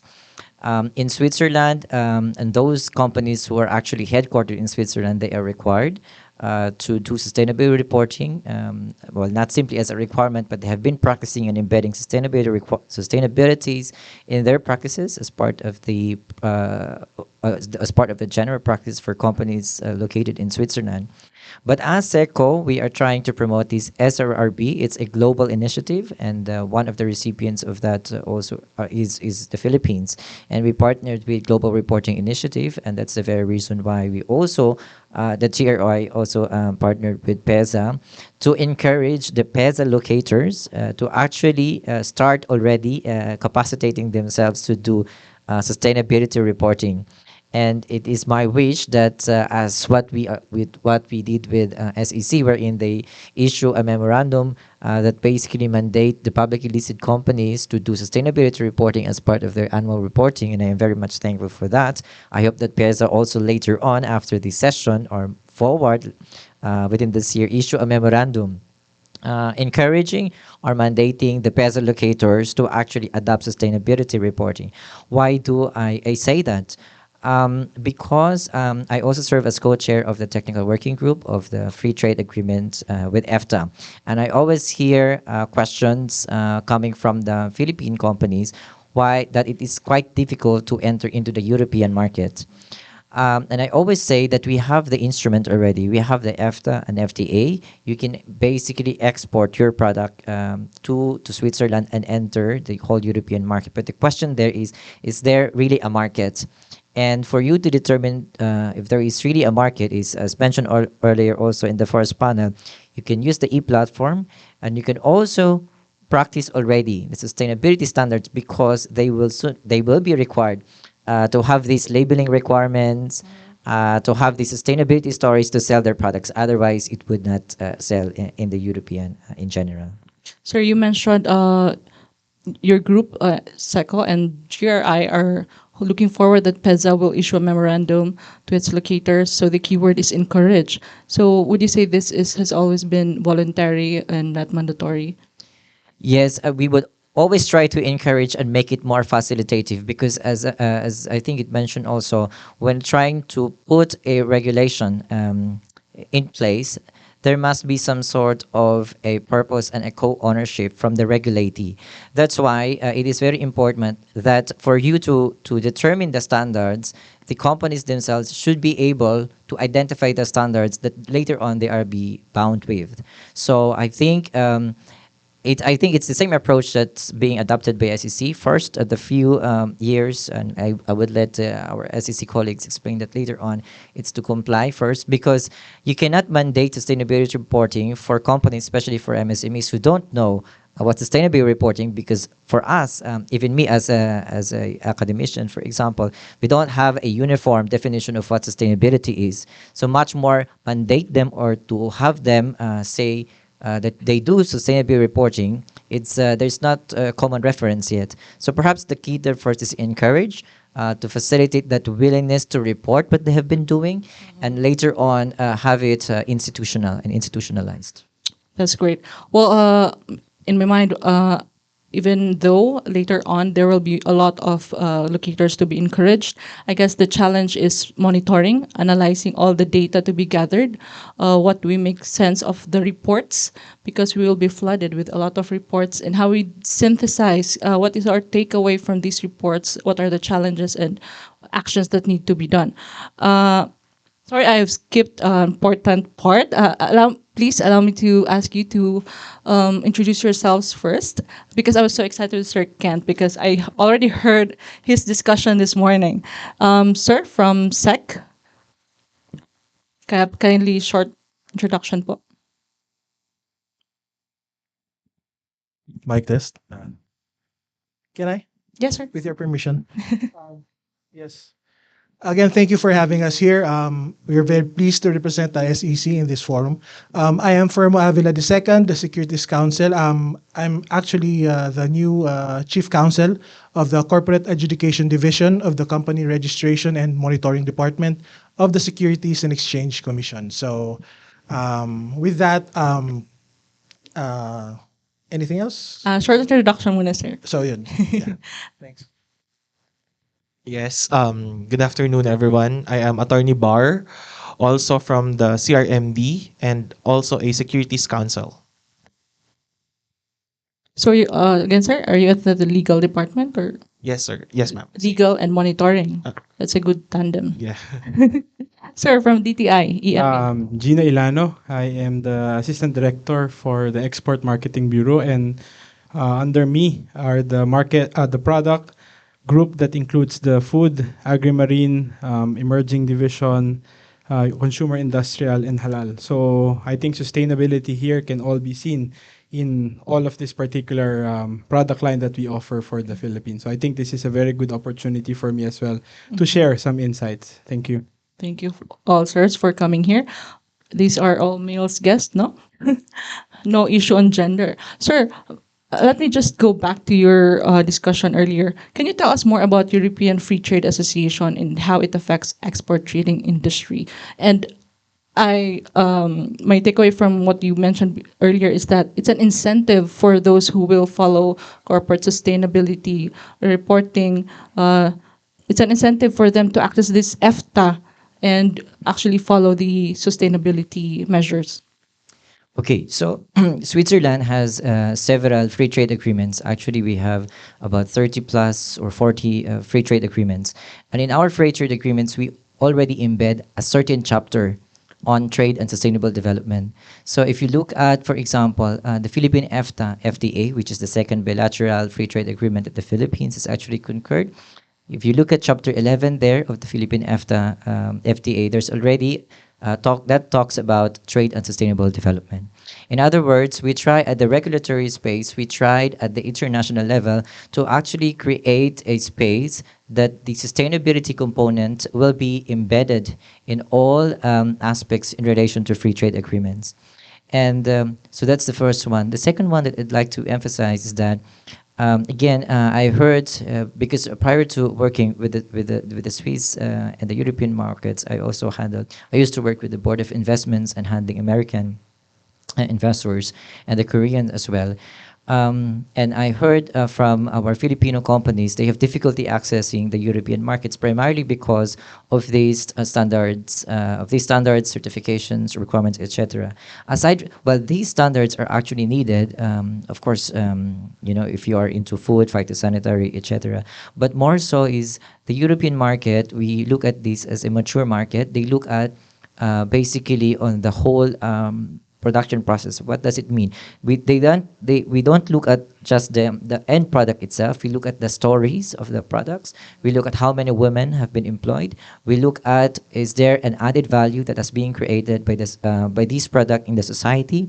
Are they using the natural elements, the natural product in that particular community? So we look at that, and that's the very reason that from us as the government side of the Swiss government, we try to embed it already in the regulatory space through the FTA, in some sort of tell them in advance that if you want to access the European market or the EFTA market, you have to already practice it yourself. Otherwise, it might be difficult for the product to have a market in Switzerland or in EFTA.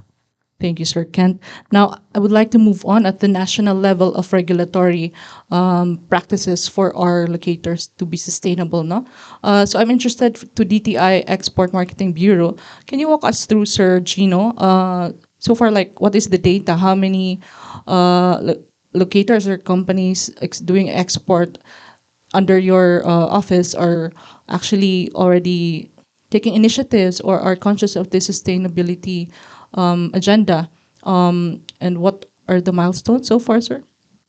In terms of exports right now, initially we have a good number of exporter, about 6,000 exporters that are currently exporting to a variety of markets. But over time, we did experience some downturn in terms of the number. So approximately right now, we have about 3,000 plus exporters, roughly. And very close to about 50% of losses in terms of MSMEs. This can be seen or attributed to many factors. And I think one of which has been mentioned already, the difficulty in trying to enter different markets. And obviously, one major reason here is the concern on certification, on entering different markets, particularly the European markets. And this has been one of the major issues as well that we are trying to battle with, to really allow our MSMEs to understand the importance of certification and, recently the talks on sustainability. And we are seeing sustainability as a good opportunity because if we look at how we are producing right now, even the consumer trends on how they purchase, they're really moving towards the sustainability component. So this is one area that we would really want to pump up our promotion of Philippine export. So we try to encourage them to look at sustainable farming, sustainable production as a new avenue for them to venture. And we hope that the decline in terms of our number of exporters can be improved again with the introduction of the sustainability component. So these are just rough numbers on the estimate, but if you need more details, we'd be very much happy to give you the exact details of this. Yes, sir. So what are the efforts of DTI so far in terms of capacity building or further supporting them? I believe this would entail political and economic relations abroad to be harnessed and actually review Philippine products, and maybe they can reconsider and also help us build capacities on sustainability. In terms of how we help those MSMEs on the ground, we have partnerships with Control Union, and they've been very instrumental to us in trying to give info session and capacity buildings to our MSMEs. So they're the ones that really push for the importance of certification and other components that would let them enter specific markets. On the market side itself, where the goods are being presented, we have about 28 FTSE posts, and they are the ones that are looking for opportunities for our MSMEs to really sell their products. So the 28 FTSE posts, or the different trading posts, trade and investment offices of DTI, are the ones partnering with the main office to help the MSMEs on the ground to identify which areas they can sell. And as continuously we do export trade promotion, participation in different trade fairs, and most of these trade fairs are the cost of participation are being shouldered by DTI EMB. Oh, that's great. Sir, let's talk about positive side. So can you at least name successful ventures or exporters we have, how they are well complying with sustainability standards and labels abroad, and maybe how they can be replicated by other MSMEs? In terms of success stories, I really don't know if we're allowed to Maybe not name to give the name of the what company. industry, what field? I think what we have are the ones for cosmetics. We have some on cosmetics. We also have other things on. I'm not so sure if it's between cosmetic and pharma because there are some that would have the nutraceutical component as well. So these are the areas that would have a particular, you might say, good performance in the sustainability component. Thank you, Sir Gino. Now, let's move to the Security and Exchange Commission.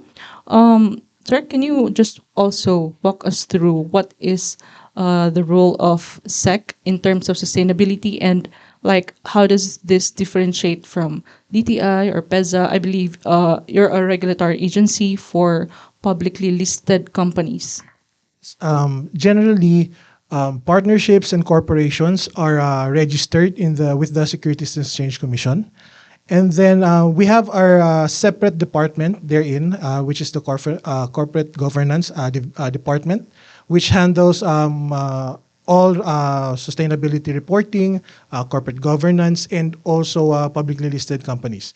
So with regard to sustainability reporting, we just in I think it's in 2019, we just started. It's just a new MC wherein we required publicly listed corporations to file their sustainability reports. So that's basically our role. We govern as an SEC. We govern partnerships and corporations, but then again, we also govern specifically publicly listed companies. So it was mentioned earlier that there's no clear or standard definition of sustainability. So you mentioned there's already a monitoring system developed in SEC since 2019. So can you tell us what does that template or monitoring consist? How do you monitor sustainability so far? Oh, so far we have this policy wherein comply then complain. So there for the first 3 years. We will allow corporation PLCs for that matter because only PLCs are required now to file their sustainability reports. We will allow them to just file the annexes required by our MC, and then they can, if they don't have the information or data with regard to some of the required information, then they can explain why they don't have such data. But that's only for the first 3 years. So maybe later on, I think it will start this year or next year, wherein we'll be more stricter. So is it on an annual basis, sir? Or? Yes, it's on an annual basis. And then, if I may share the current landscape of sustainability reporting for PLCs. So in 2019, for the 2019 sustainability reports, we've received, I think, 92 to 93% compliance. So most of our PLCs have been complying. In the 2020 sustainability reports, I think we've reached 95 to 96%, the same as for the 2021 sustainability reports. We are trying still to encourage other PLCs. We want to have at least 100%, right? We want them to comply, so we're still encouraging them to file their respective sustainability reports for that matter. Yes, attorney. So in the case of those small percentage that is not yet complying, is there some kind of a penalty for non-compliance? Yes, there are specific penalties. I forget what the specific penalties are, but there are penalties that will be imposed on PLCs that will not be complying with our guidelines. So let's move to the second attorney. Sir, can you, as part of the legal team, can you also mention to us or cite to us what are the legal basis or regulatory like laws and regulations relevant to sustainability? All right, now, so for this year, the Congress has actually enacted two new laws, which are maybe applicable to most of these companies here. The first one would be the Retail Trade Liberalization Act. No, it actually amended the old law wherein the required paid up capital has been reduced from 2.5 million US dollars to now just 25 million pesos. No. By the way, the term foreign retailer means that a corporation has more than 40% foreign equity. So that law only applies if the corporation has more than 40% foreign equity. So if before, if you can still remember, no, if with just 1% foreign equity, the corporation is required to have a US dollar 2.5 million US dollars paid up capital. But now we've become more lenient because of this law. Now the rule is only 25 million pesos. Secondly, another highlight of this law is that we remove the pre-qualification requirements. Before it was done by BOI, there were categories A, B, C, and D that was removed. It is more I think this law now is very welcoming towards foreign investors.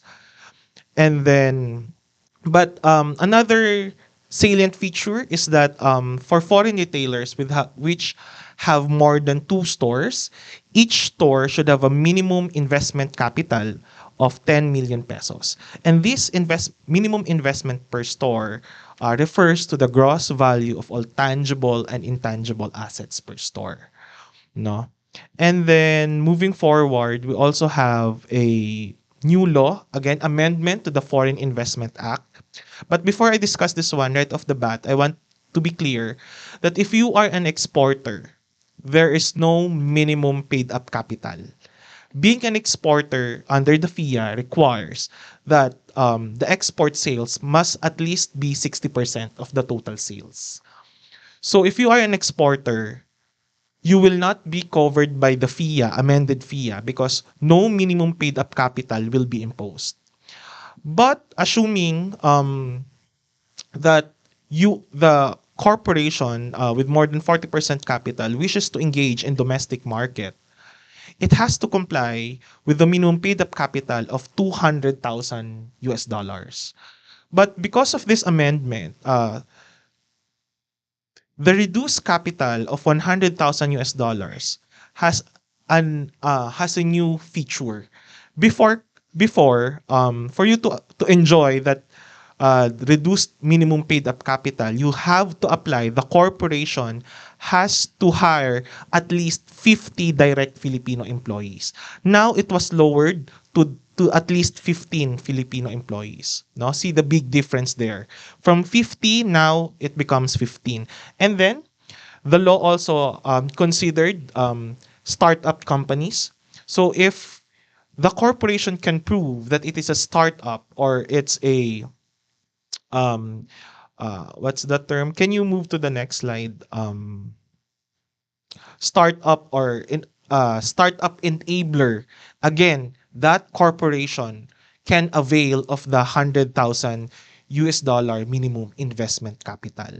Now the question is, how can these corporations avail of this reduced capital? My answer to that is, number one, you need to go and obtain, this corporation must obtain a certification either from the Department of Information, Communications and Technology, DOST, and even DTI, if they want to avail of the 100,000 US dollars.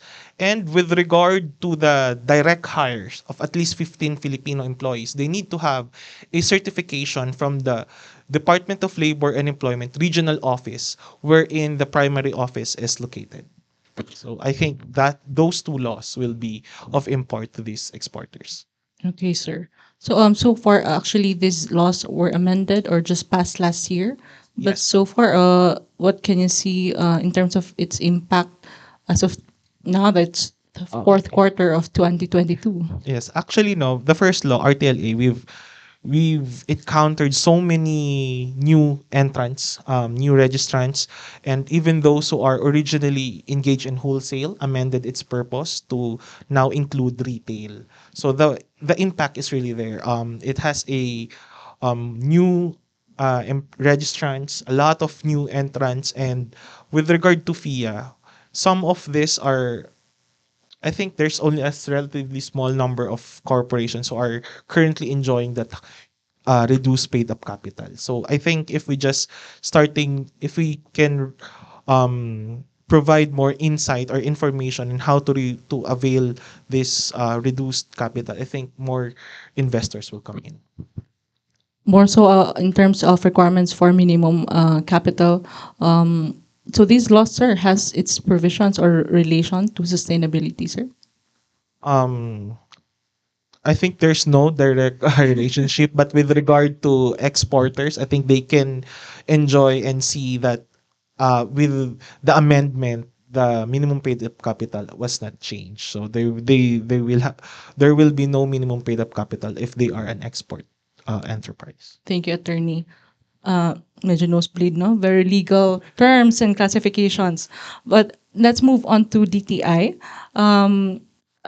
Based on research, two relevant policies on export and sustainability from DTI to date are the Export Development Act of 1994 and the Organic Agriculture Act of 2010. So can you give us an overview of what these laws are about and how it will drive operations to become sustainable? We have these two new not new these two legislations are actually the first one is trying to be amended because we feel that it's still from 1994, so it's quite as you might say in terms outdated, so we're trying to push for its amendment, and we are trying to look at export development and investment this time. So we really want to have a more encompassing and holistic approach to export development, wherein you try to look at the industry development as well. And we try to incorporate the investment side. And we believe that if we allow investments to come in, corporations, companies will now be more enticed to touch into or to venture into the aspect of sustainability. Because if investors are coming in and they see that the Philippines is a sustainable country to venture in, definitely it will allow more venture capitalists to really put their money into the Philippines, because the Philippines is a country that does promote sustainability, not just in terms of MSME development, product development, but on a holistic level approach. On the other legislation, the Organic Act, it's really something that I I am seeing that this is the only legislation in Southeast Asia that looks at the organic component of things. And yes, we're the only ones that has this, but other countries would have a more effective implementation of this particular law that we have. So I think we have the framework for this, and this will allow us to really look at how we promote the organic aspect of products. If I can just pull out some notes on this. The Organic Agriculture Act really looks at promoting, propagating, and develop further the implementation and practice of organic agriculture in the Philippines in order to enrich a few things. Number one, the fertility of the soil, increase farm productivity, reduce pollution and the destruction of environment, and prevent depletion of natural resources. All of which are deeply rooted on the aspect of sustainability. Yes, I do agree that problem of defining sustainability remains to be uncertain, but the subjectivity allows us to have more leg room to adjust how we can try to look at sustainability. So this two law, if properly implemented and with the amendment of the Export Development Act of 1994 into an encompassing legislation that would include investment, I think we can really have a solid foundation and background in the Philippines to really promote sustainability and the exports of organic to other countries. So my takeaways there is while there may be legislative framework in place, implementation can be a challenge, or sometimes the legislative measure itself needs improvement. But I'm glad to hear that at least Philippines is leading of having that legal framework. Sir, can you just quickly discuss how in terms of regional locations or mapping, export traders are performing? Like, is there a challenge when the export trader is in Mindanao compared to in Luzon, Visayas? The major problem remains to be logistics. So we all know that the Philippines is composed of 7,100 plus islands, right? We try to look at that component as something that as a challenge, hopefully for us in the government, because we really would want to look at connectivity. For instance, in Mindanao and together with Palawan, we have the BIMP region, the Brunei, Indonesia, Malaysia, Philippines, East ASEAN growth area. Yes, they are far from each other and they're separated by bodies of water. They are trying to put connectivity linkages, and I think initiatives like this can facilitate problems on logistics. And I don't want to be a poet or a literature here, but I've read in one poem of a Filipino author, tubig man yung pagitan, tubig din yung nagduduktong sa inyo. So it's really a matter of framing your perspective. So if water is actually what separates you, it's also the same thing that connects you. So might as well use it to your advantage. Thank you, sir, for that literary quotation. Indeed, we try to see opportunities amidst challenges, even during the pandemic or post-pandemic-ish. Sir, but would you say, my last question is to DTI, would you say that the export industry is untapped in terms of sustainability, or actually showcase the other side that they're performing well on sustainability? We can see it both ways. If you're an optimist, you'd definitely say we're doing well. But if you're a pessimist, there's a study by ITC done, and you can see that in terms of our exports, we have not yet capitalized fully on our export potential. But if you're an optimist, I think that export potential is something that can be translated into something positive. Why? Because if all things put into proper perspective, I think we can try to really give up more things for our exports. I'm just really optimistic. So that's why I'm pushing for that we can really put more value to our exports. Okay, I think actually I exhausted my question, but there's one question I reserved for each of all of you. But now let me go on to questions from online participants. The question is from Rich Gamba on Zoom. It's addressed to Sir Gino of DTI. With a vast requirement of converting land into a renewable energy like solar power plant, which requires a large scale of land, how are we encouraging our traditional exporters who are farmers? We have a lot of agricultural land still that are untapped in the Philippines. And we met with the Australian Design Center and the founder of the most famous agricultural development in Singapore. The Filipinos, we tend to really focus on kumbaga what's in. And what's in now is you do farming on the urban areas. But I think we can try to really look at the untapped areas. And to really answer this question, we engage. Actually, it's not us. This is more of the DA side. But from my understanding, what they're trying to do is they're trying to work with them. So for those facilities, let's say the post-harvest facility, that's where they establish yung mga solar farms.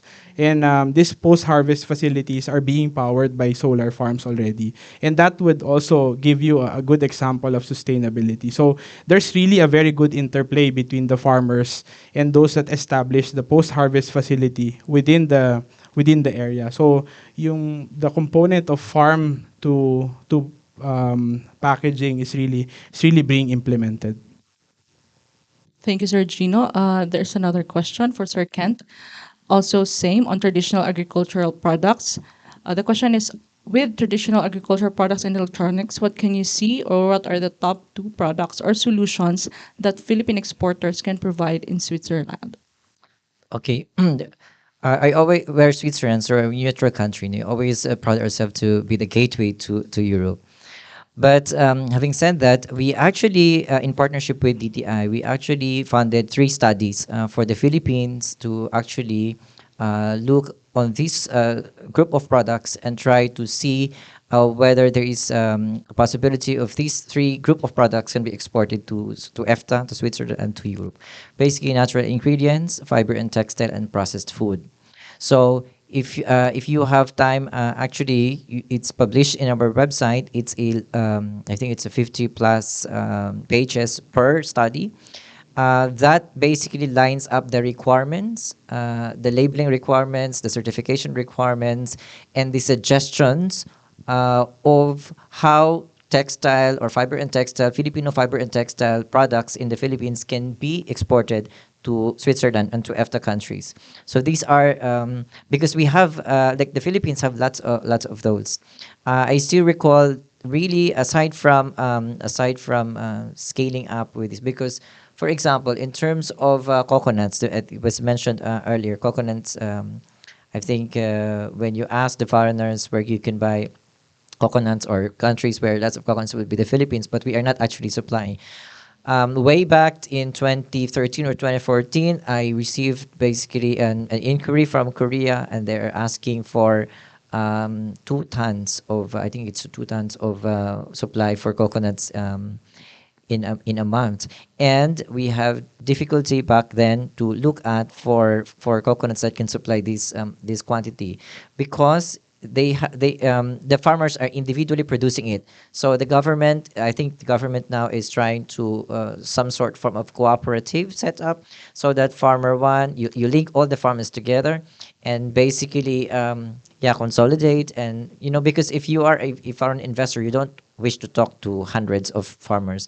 You talk to with one person or one corporate entity, and then guarantees the number of quantities that's being required for that month. So it's the same thing. Same thing with companies in Sweden. We're trying to bring in Swiss companies to be here and to look at the potentials of the Philippine side. But then, and we are trying to, because there are already inquiries, but we are trying to, what you call this one, to upgrade the products here to align with the EU standards, with Swiss standards and international standards. Standards and demands. So, sir, actually, just to promote segue, I believe that in PEZA we have one locator producing or focusing on coconuts.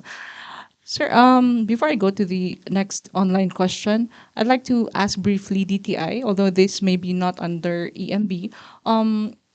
As a plain consumer, right? I'm concerned or wondering, even with other advocates, why is there like a double standard for a quality of products when it is for export? It is very eco-label conscious or compliant, but this may be not applicable in local standards. I can answer some. Can start and then but what I can say is from a personal note, because on the domestic level, from my observation, I'm not answering in behalf of DTI, but just a personal observation. On the domestic level, you will notice that our consumers are not really privy of, like, trying to look at what's in the product actually, trying to look at the labels, right? We just really look at the packaging, if it's packaged really nice or if it's well presented in supermarkets, right?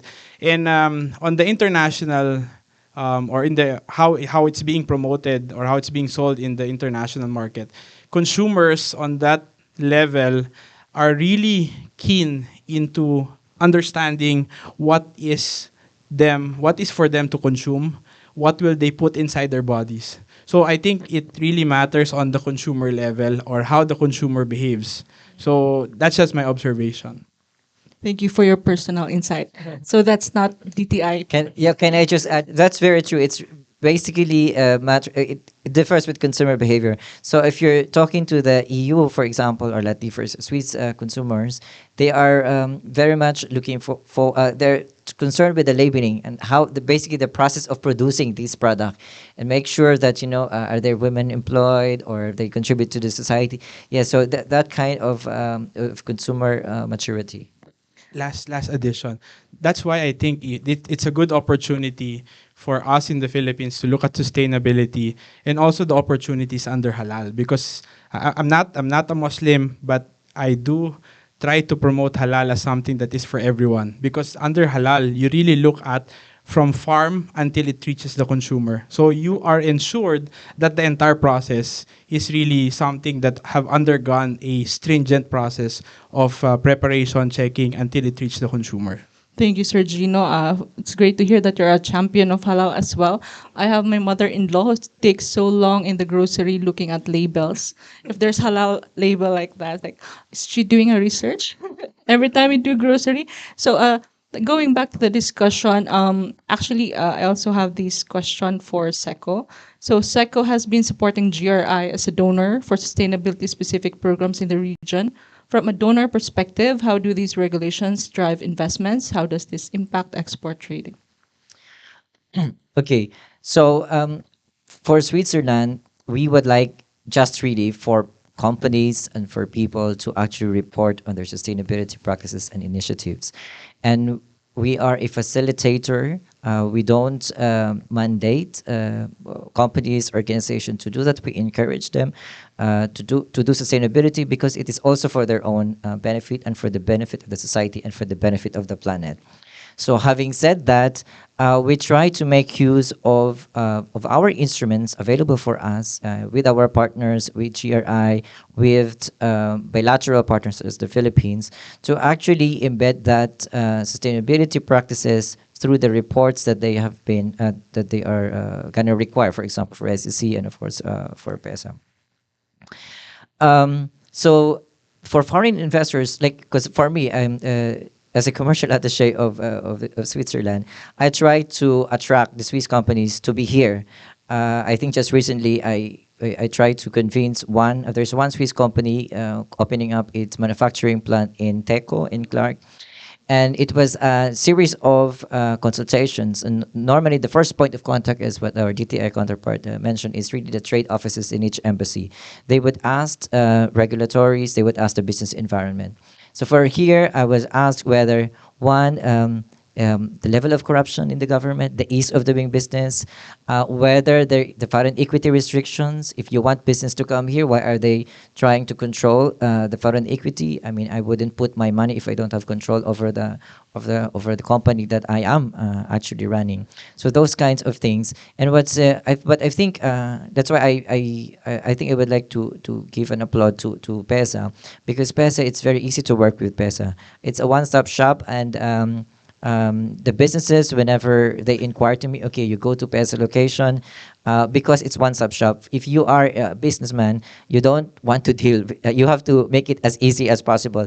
Less regulation, less business interruption, and more of, make it transparent. So I think that's why we are also very much supportive on digital transaction, because by digitalizing things, you make it transparent to everyone. I mean, more transparency, I think, also gives back benefit, not just for the company, but also for the society. Thank you for the recognition for PEZA. You may be considered an investment promotion partner. and all of these guys here. So I think the equity topic resonates with SEC. So there's a question here for SEC. You've made mention about the sustainability reporting to SEC for those PLs or publicly listed companies. Is human capital reporting also included on the report? If I may take that answer, that question. So, with regard to human capital, it is required in the sustainability report. If I may give a background, so the aim of sustainability reporting for PLCs is to help them assess and manage their non-financial aspects with regard to environmental, economic, and social portions of their activities. Now, human capital here, in I think if I remember it correctly, in our one of our forms, it's I think it's in the social aspect. And there, PLCs are required to list the number of employees, what are the benefits they give to their employees, and other information. So human capital is really considered with regard to sustainability reporting. Thank you, attorney. So you can see the timer now ticking. So allow me to take questions from the floor. Is there any question, please? Please come in front or near the mic. Oh, sir.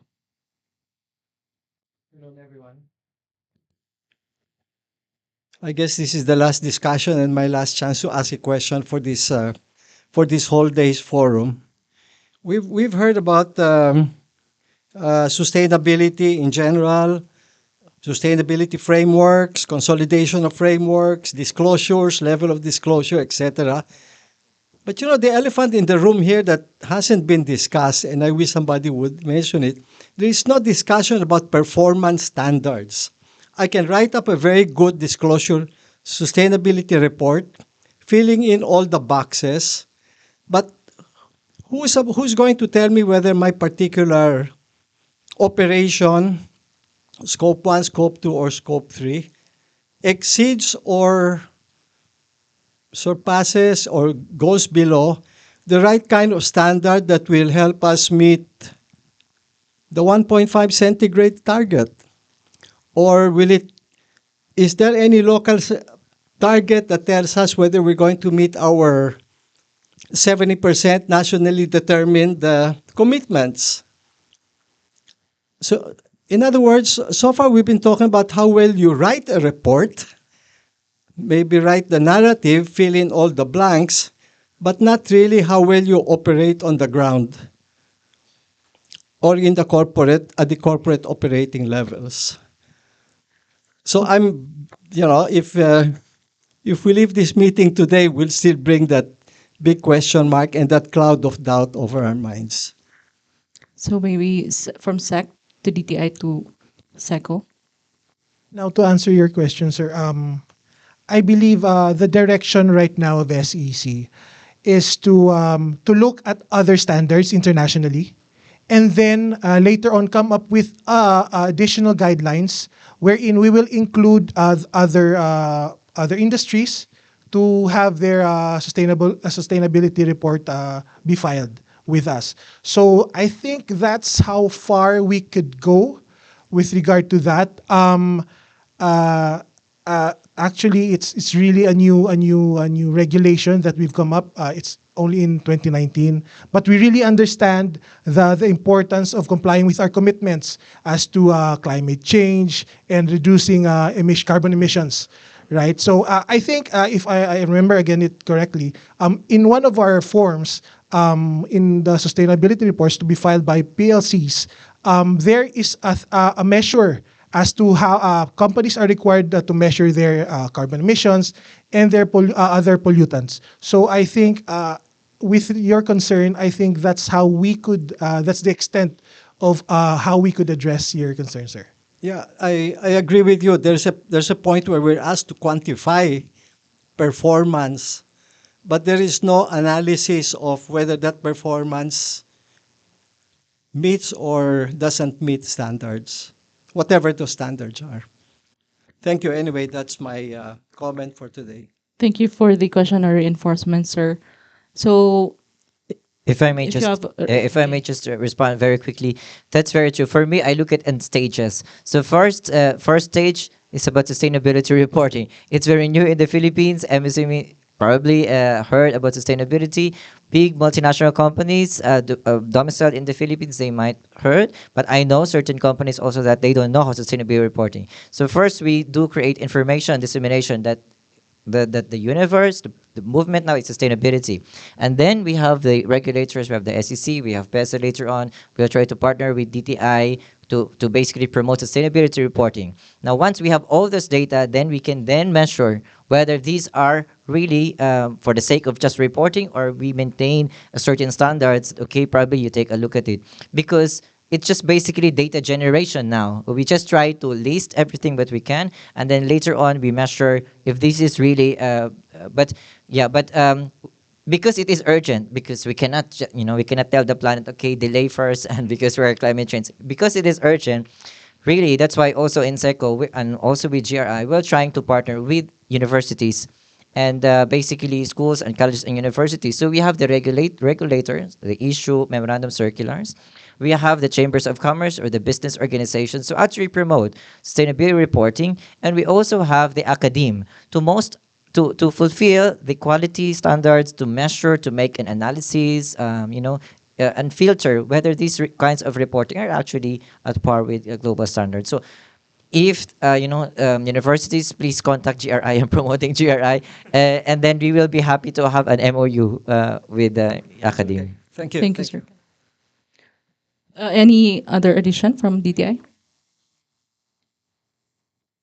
We have a metrics coming from the UN, the Sustainable Development Goals. They are being, they're the ones that give us the measure, and after which I think these are monitored by NEDA and PSA and properly given to different agencies. After which they are now required to take action, respectively as to which ones are relative to the office's mandate.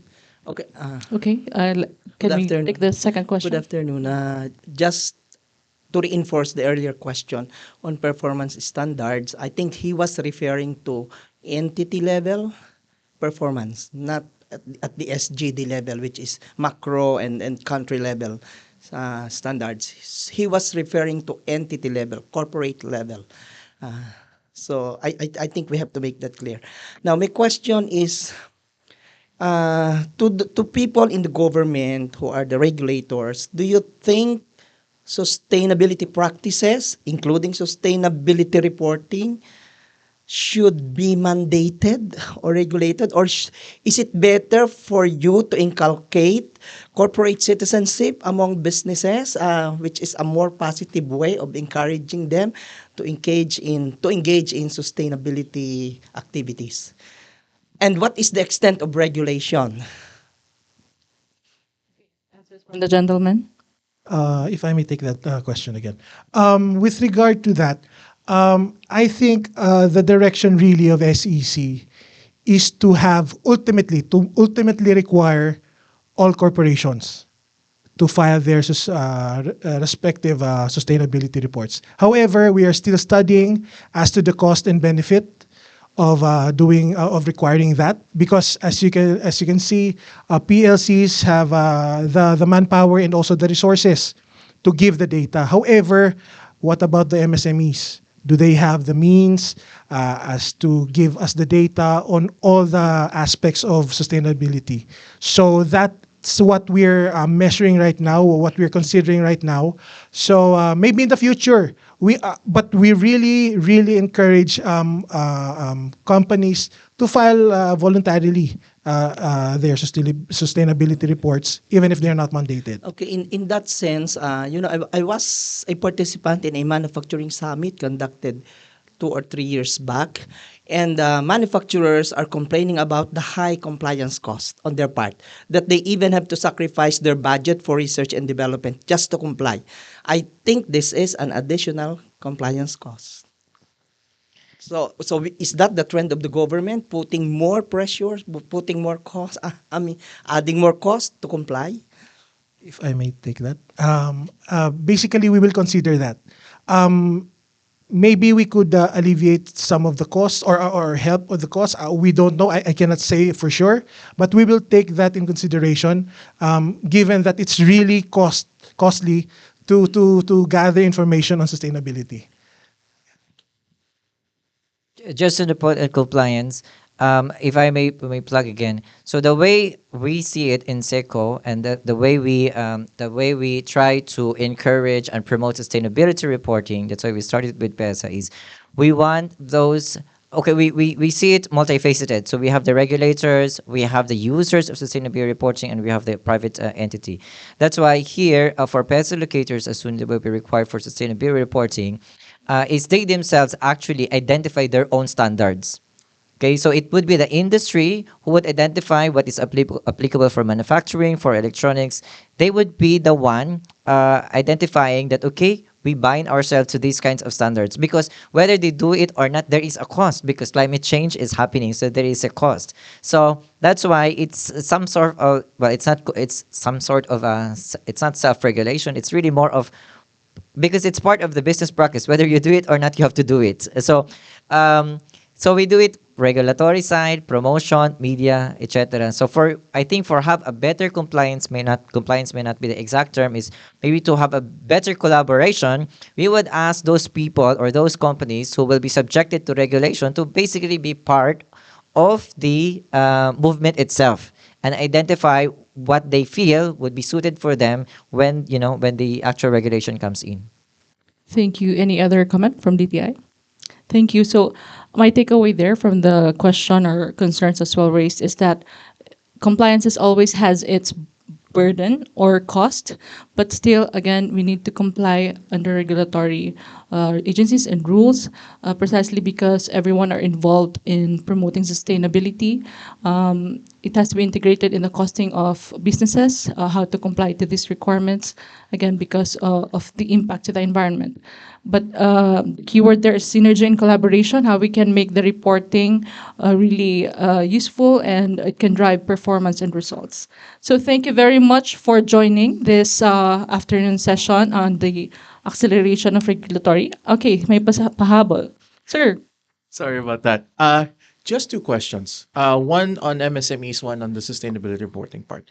Um, Based on my experience in sustainability reporting, the major issue that the companies have is that they're always having this mindset of compliance, compliance, compliance, which is okay, because that was the initial purpose of MC4 2019. But now that we're already 3 years in, there are certain organizations that are pushing for going beyond regulatory compliance and trying to educate these companies and trying to um, put a soul into the reporting aspect and make it actionable. Would DTI and SEC be open to opening to discussions on how to do it with organizations that are pushing for this? Because so far, I don't think it's not yet been discussed. And then this, at least from what I know, I could be wrong. Secondly, on the MSMEs, if I recall, DTI used to have this thing called the green dashboard. I just like to know what happened to that. And will there be? I mean, if it's not, if it's no longer being implemented, will there be like efforts to create a simplified set of metrics for reporting just for MSMEs under DTI and not necessarily from like corporations or from the SEC? So yeah, those are the questions. Thank you. Now, for your first question, I think I can answer that. With regard to corporations, the SEC is empowered to impose administrative sanctions on non-compliance by corporations. So with that power, I think we can use that and also use the information we have on sustainability reports with regard to achieving the sustainable development goals of the UN. So I think basically we are still studying, currently studying, as we are still new to the Philippines is still new to sustainability reporting. But rest assured that this information, the information contained in the sustainability reports, will be used by basically by the SEC in order to help us achieve the SGD goals. SDG. SDG. Yeah. Any addition?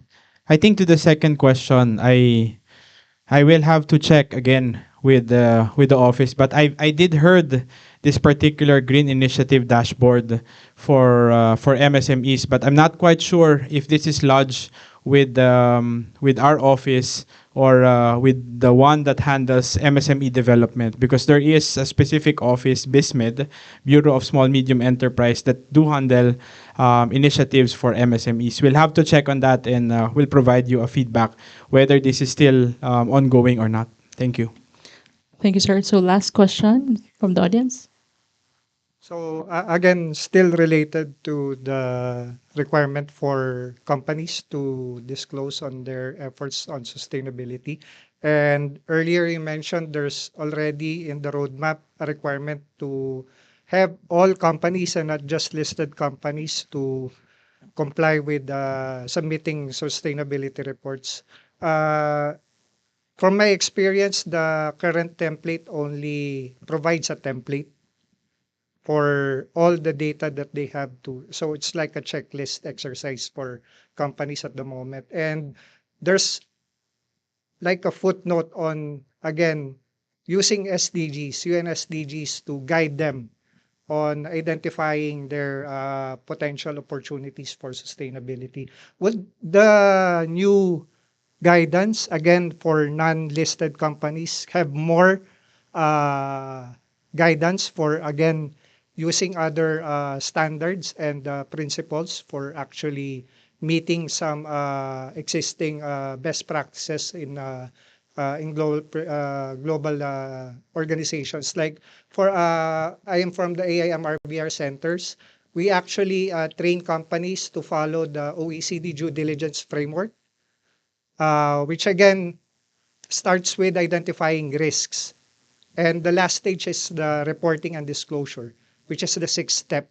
Would SEC be adopting certain international principles to have companies be more guided in their preparation of their sustainability reports?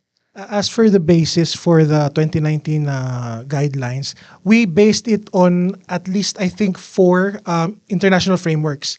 And currently, right now, I think the direction of the Commission is to look at other frameworks and consider them, and and gradually, the ultimate goal again is to have all corporations to file their SRs.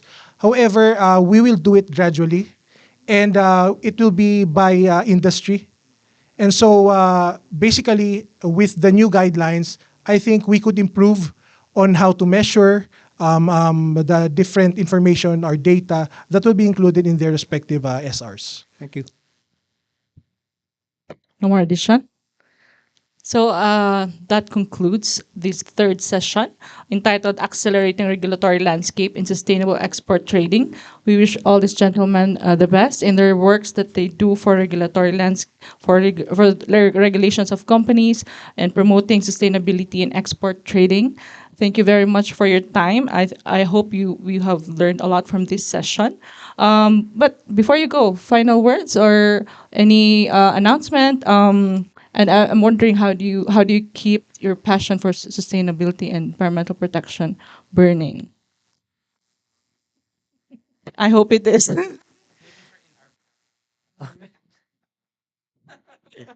No, I think no, I really wanted from a donor perspective. I really would like more. Like for example, first with PEZA, because we look at the low hanging fruit first, but later on we will jump to MSMEs. Basically, for more PEZA locators to already join this initiative, or join the technical working group that we will be formed later, because as I've said. If the regulation comes first and the regulators are not consulted, it would be disastrous. The compliance rate would be very low. So we do it the other way around. Basically, the regulators, they meet together and identify what standards apply to them before the actual regulation actually comes in. So basically, just a call for our locators, for PEZA locators and MSMEs, and also to academe, to partner with GRI, of course, and practice sustainability reporting already. We have so many standards, and what applies to you should be, it should be reported. Thank you very much. A round of applause to this gentleman. Thank you again, Attorney Fermo Avila, Attorney Joseph Moises from SEC, and Sir Gino from DTI, Sir Ken from SECO. So let's have a vote opportunity for giving tokens.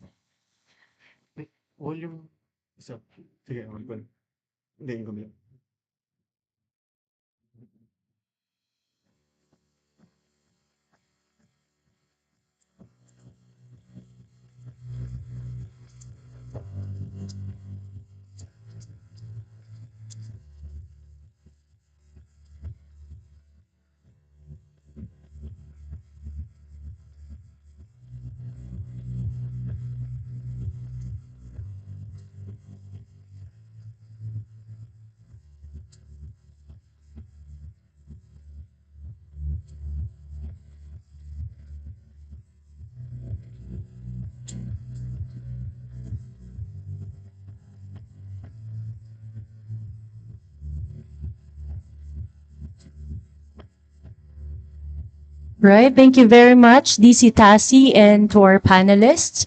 This concludes our today's forum. We would like to extend our sincerest appreciation to all of our participants, both on-site and virtual. We are indeed looking forward to your further participation as we advance the causes of sustainable development goals, highlighting sustainable reporting. This has been your host, Jaika, and maraming salamat po.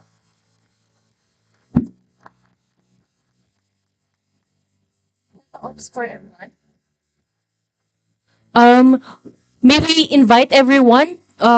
We could have our photo ops in front for those who would like to have their photos.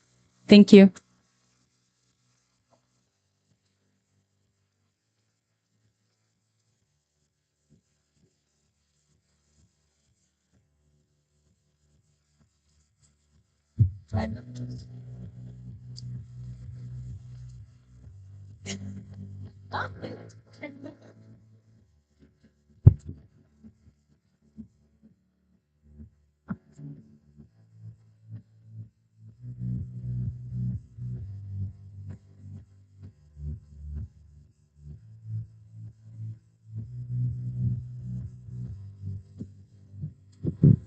Hi everyone, just a quick announcement. So this sustainability forum will actually be moved forward by another roundtable discussion. So in the form that you've uh, filled out coming here, I don't know if you remember, but we asked, we had an interest check who will be interested to be part of the technical working group for the sustainability reporting guidelines development. Pagod ako. For the expert traders and or who will be interested to just learn more. We will be holding a 1 hour roundtable discussion that will be a more intimate discussion. So we'll reach out to you. We're looking at December 13 around that time, 11 a.m. to 12 noon. But the timing might change because we want to bring in DTI and other partners as well. So just stay tuned and we'll keep you posted. Thank you so much.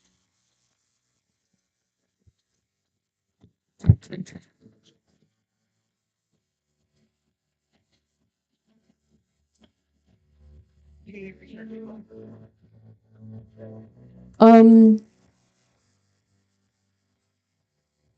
some of those who would like to take their photos, you may now